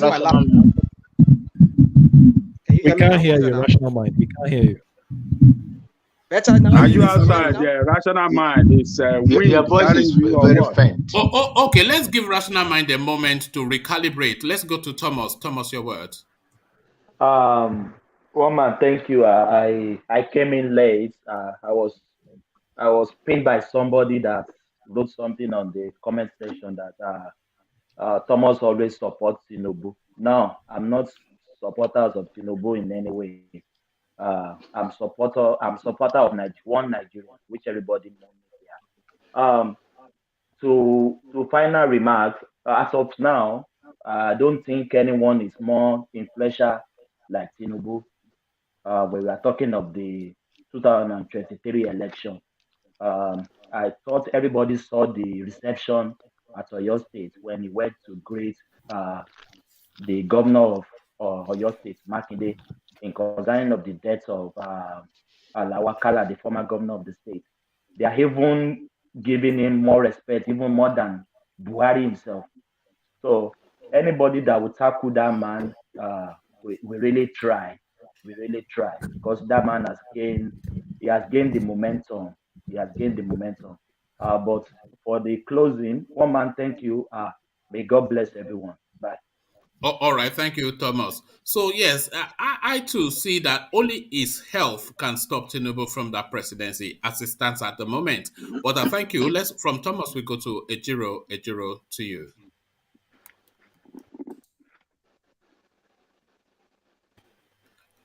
Ejiro, are you there?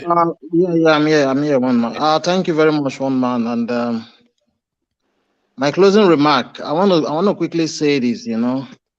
At this stage, because it seems like the Nigerian people, or let me say the youths, that are more than 60% of the population, I don't think they are ready to take on this bar heads of these old men, you know.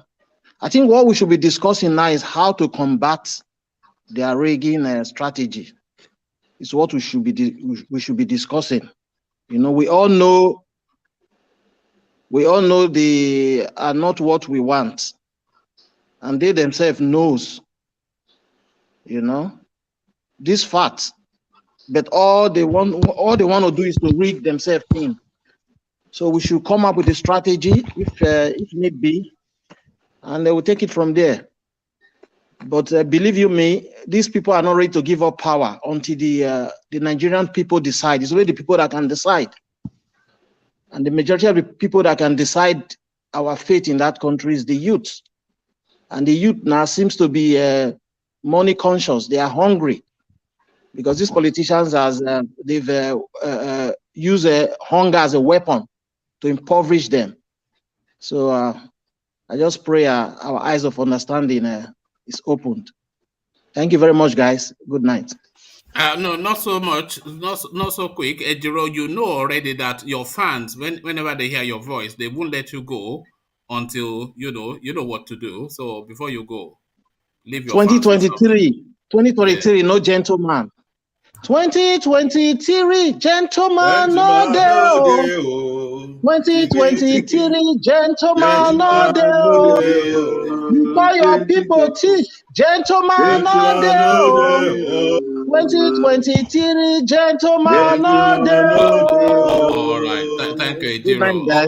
Always a delight. Thank you, Ejiro. So that was Ejiro. So from Ejiro, let's get back to Rational Mind, see if he has Yeah, can you guys hear me now better? Yes. Perfect. Yes. Perfect. Carry on. Yeah, so I have to switch on to my earpiece here. So anyway, in closing, I just want to quickly say this on if you guys believe in the existence of demons and spirits and all of that, you should believe that instead there is, as the scripture says, there will be life again for those who are dead. So that's how I just want to put it there. If anybody wants to check that out, you can look that up. If you're a Christian, look the Bible. Even the Quran also talks about Al-Jannah, a paradise of some sort where people will live. And that's to tell you that, yes, when people die, yes, people can still live, but not now, but when the Al-Jannah eventually comes. But that is debatable too. So anyway, let me just say that. So talking about the politics in Nigeria, I kind of want to agree that right now, Tinubu seems to be taking up the space. He has the money, he has the bags, he has everything, he has the bullion van. He's been going here and there, like he said, making consultations with people who perhaps we think matters in the scheme of things in that country. So we can say yes. I tend to want to agree with one man and Thomas, where I say he's the one who is the reigning man now. Let's use the word. But is he the qualified man for that job? No, that's not his job. Well, that's my own opinion, and I think I speak for some people too, who thinks he is not.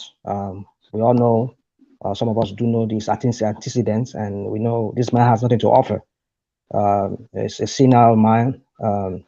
His cognitive is on the decline. Cognitively, is declining. So are we going to have same Buhari treatment that we had for 8 years again, with the same senior man coming there again? I mean, we want somebody at this stage that country is. We need somebody who is vibrant, economically, not just politically, because that's all they do in that country. Politics. They use all our lives to play politics in that country. So we need people that would bring transformation to the lives of people in that country, and not just play politics and enrich themselves. So I just want to leave it at that, and I just want to tell people, urge everybody who's listening to click on that like button and subscribe if you've not. Clicking on that like button would help one man's algorithm, YouTube algorithm rather, to propel it up, and you get notification rather when it comes online, and that way you'll be able to participate, or you also be part of the program. So I want to say good night to everybody and good morning, wherever other people are, good afternoon. Hope to see you guys tomorrow again. Have a good night.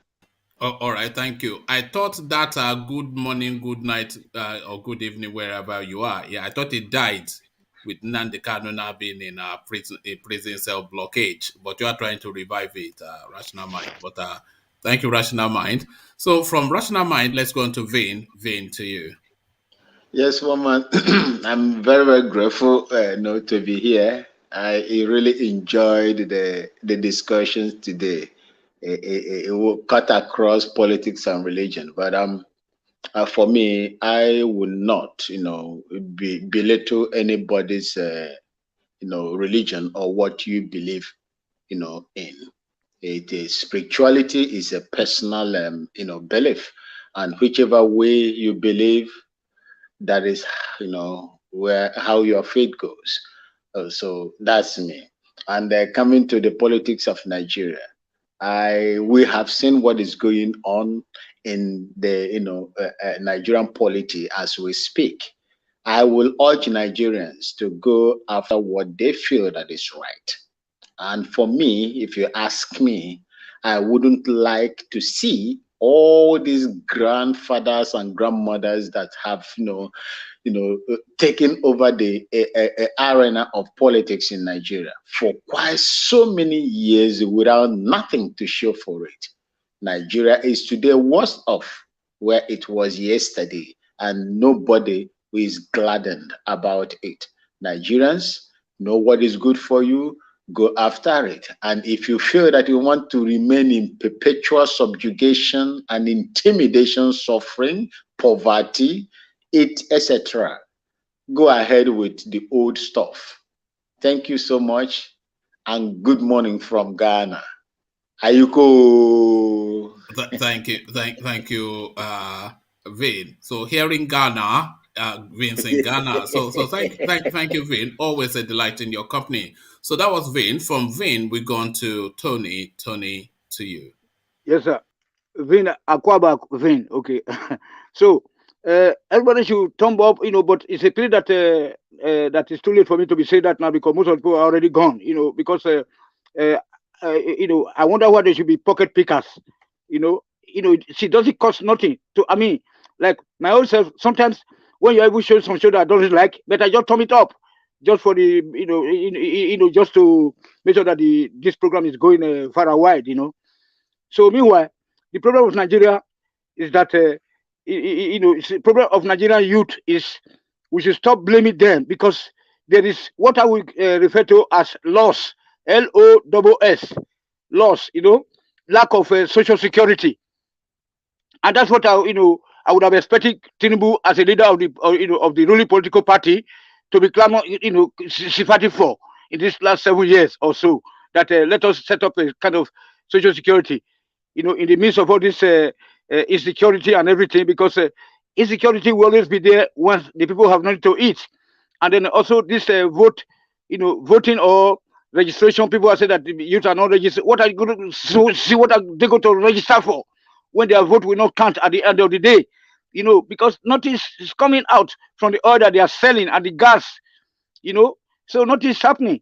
So that, that's for that, so that's why we should stop blaming them. If not, why are we here? We are here, we are blaming the people at home. That is very, very painful. It's very, very look, I'm going to have a sleepless night tonight, because the conversation the whole time is that the youths are being blamed. The youths that are dying in the desert of Libya, people that are just dying for nothing, just looking for a way to survive. Look at the rituals that are taking place in Edo State, in Lagos State, in Oyo State. Let us. I'm just saying, about our part of it. So then, to the religion aspect, please, sir, just for 1 minute. To the religion aspect, the moment I saw Onyofife, Oba of Benin, and the Olu of Wari saying in Jesus' name, that's the end of the country, and also by extension the end of the continent. So our religion should be, it should be restored, where we, where we have community, where we community help each and we see one another to do farming, and then build house, homes. That's what we are talking about. So, and I wish that we can be able to take out this Christianity and Islam from Nigeria and Africa, black race. Then we see, we shall, you see, we are going to move forward. We'll move forward, but without that, there's no way at all if we say that in the name of Jesus Christ, our own kings. So we should start telling people that we reincarnate, so that when we die, we still come back. Then that is why we should be able to fix our roads and provide the other basic amenities, so that when we come back at the end of the day, we also go to benefit from it. Okay, sir. Thank you very much, sir. All right, Tony. Thank you very much. But thank you, Tony. So that's Tony, a voice now that you've become accustomed to. So from the voice that you've become accustomed to the voice that you've always been aware of. So Ola, your words. Yeah, thank you very much. See, what I want to say is this: when you have a major strategy, you must always have a backup. Otherwise, you will lose completely. It is good for us that to say this is what we want to achieve in 2023. Maybe we want a new constitution, we fight for it. Maybe we want Yoruba nation or other nation, and we fight for everything. Now, but if that becomes practically impossible, then we should have a backup. Otherwise, we may have a greater or worse regret than what we have now. This doesn't mean I'm campaigning for anybody, but we just should not just have just a monofocus. We must have multiple so that we can always have a backup. And I want us to know something is this. More often than not, because I keep saying, I see people that say, oh, throw every one of them away. No, in some cases, it becomes impossible and you want to work within what you have within this thing. So more often than not, there is always a mole or a group of mole from the political class that will help change the system, that will listen. It's not only thing that it doesn't happen only in Nigeria alone. It is what that is almost global phenomenon. So to me, as we in as much as we want a very good governance, we are not getting that. It is not as if we cannot identify those people that can give us. It's only that those of us that know how to identify them, we just sit by side and we are not doing anything. And we terrorize, we hypothesize everything, but on the D-Day, we don't come out. At the end of the day, the entities that we don't want back in power, they will just take over. And we go back in the cycle of we want this nation, we want that nation, we want restructuring.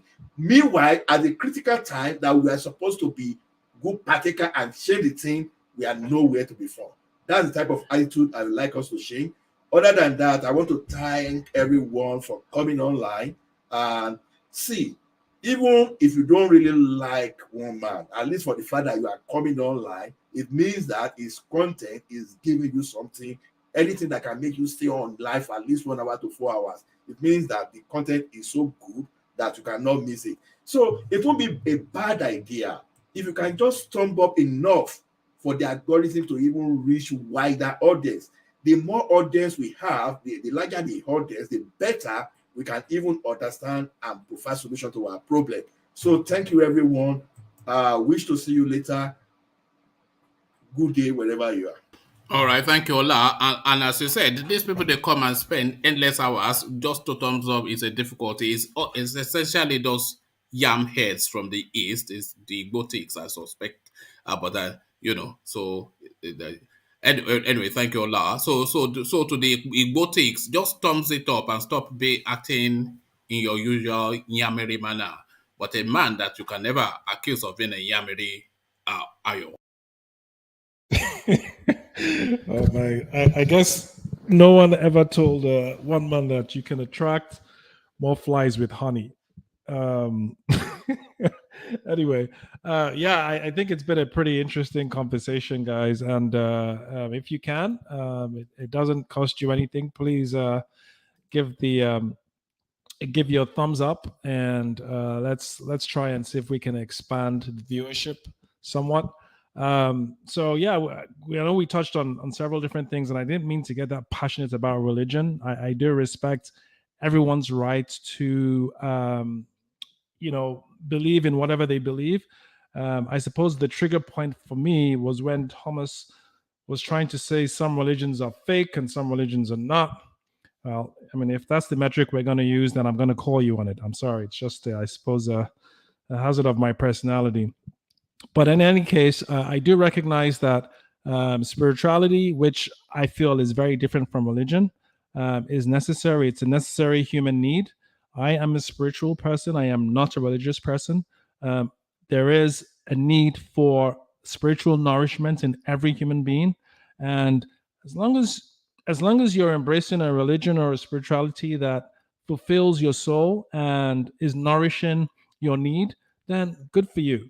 But I just try not to disparage anyone's religion or spirituality because it differs from how I feel, and that was the point I was trying to get across to Thomas. Now, as far as the whole political issue goes, there's no gray area for me there. I think Tinubu would be even worse than Buhari. Now, we know this guy has the capacity to do good. He has always had. He's a gifted politician. No one is taking that from him. Let's give credit where credit is due.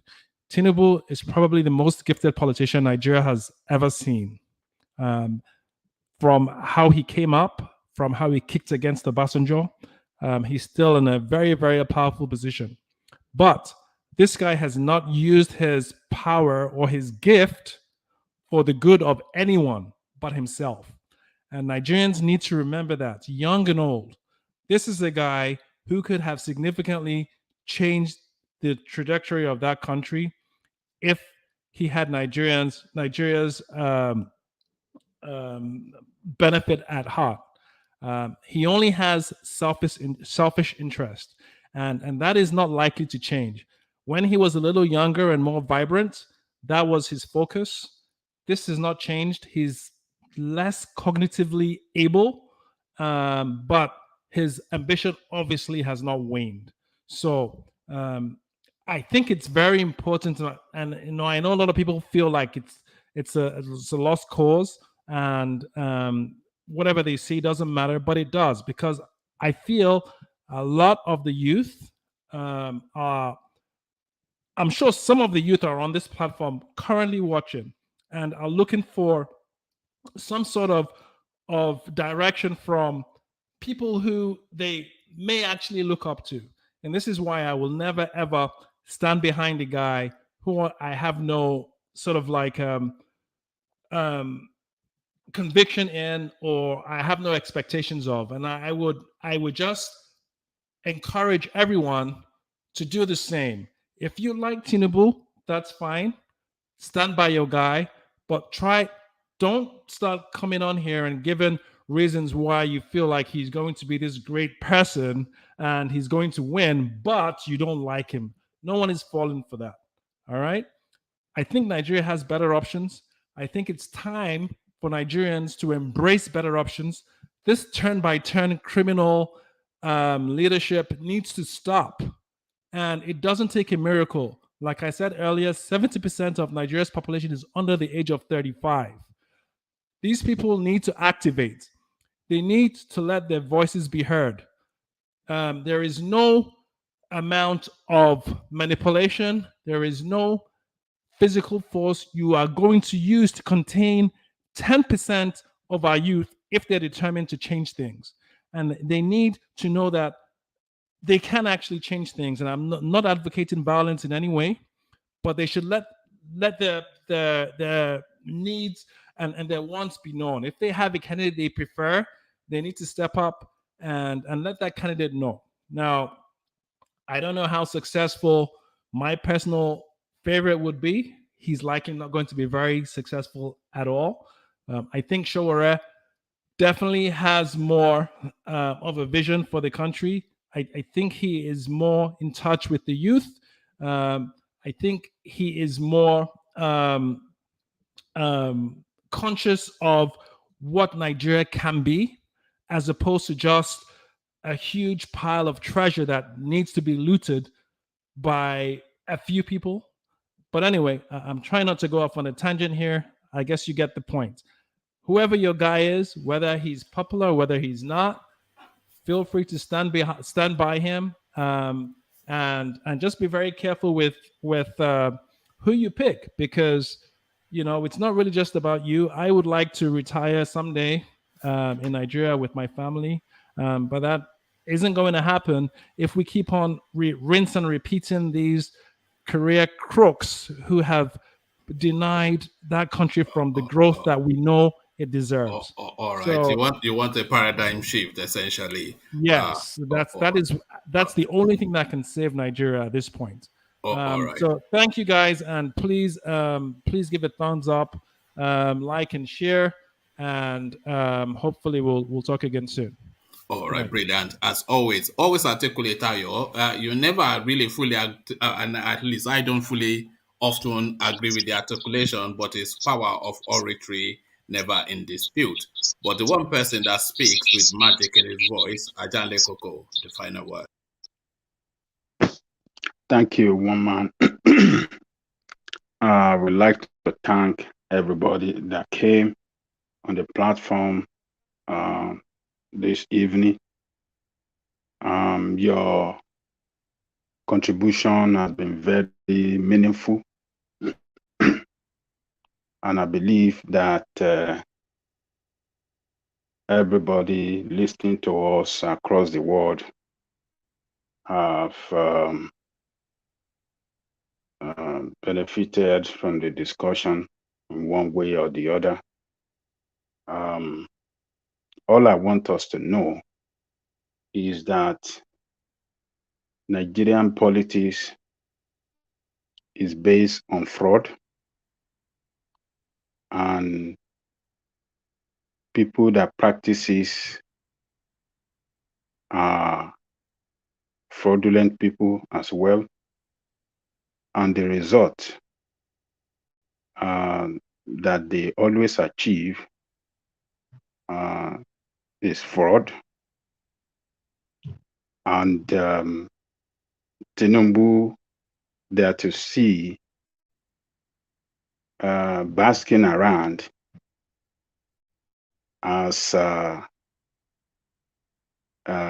political champion, or like he called himself the other day, kingmaker, that want to be a king himself now, is fraud. And until we, the people, recognizes that all that the politicians in that country across the board stand for, irrespective of party they come from, those from the two parties, PDP and APC, until we recognize that fact that they are fraud, we won't have a headway in that country. They have nothing to offer the people of that country, and they can never solve. They created a problem that the country is going through, and they can never solve that problem. That is a fact. But if you are a yam head and you think that these are the people that will solve your problem, we will wait and see. But I, for one, knows very well that they don't have anything to offer.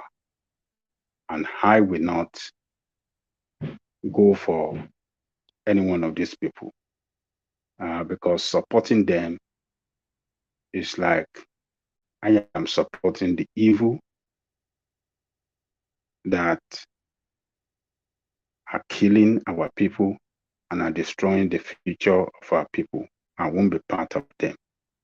I will go for something new. Let's give chance to something new, and let's see what is going to come out of it, and not this destroyer that have destroyed the nation. So other than that, on the side of religion, I don't believe that there is life after death. And Yoruba culture and philosophy of life does not believe in that as well. What our philosophy of life strongly believe in is law of karma. Ẹni bá ń ṣe rere, á máa ríre. Ẹni bá ń ṣèkà, á máa ríkà. Àtòrè àtìkà, ìkan ò ní gbé. But these people that put this idea of heaven and hell in their religious book did that for a reason, to enslave you, to keep you a slave forever, so that you be longing to go to heaven. Nobody has ever come back to tell us this is the way heaven or hell look like. So we don't believe it in Yoruba culture, and I will not go for it. I will go for the truth. I will go for the right, doing the right thing, and I will not harm my fellow human being. And the spirit of good life will come my way all the time. That is my belief. Other than that, I want to urge every one of you that are listening to us across the world, please thumbs up now. You've been with us since the beginning to this time. Just do it. Do it all the time. We want to help the algorithm of this platform on YouTube to go further than this. Do it. Like, share, and subscribe. Hit the notification button so that anytime one man went to more is going on live, you can get notified. Our brothers behind the scene chatting, you are the strength of the platform. I thank you all, and I really cherish what you are doing behind the scene all the time. You are the strength of the platform. Thank you, one man. By the grace of God, we'll be here together, and life will continue. All right. Thank you, Ajanle Koko. So thank you, Ajanle Koko. Ajanle Koko sounds somewhat tired, but then it has been a long session. But that was Ajanle Koko, and he has summed it up. So not much more to add from me, other than to just close it off. So I'll leave it here, carry the conversation with you in the comment section. But here I say, peace.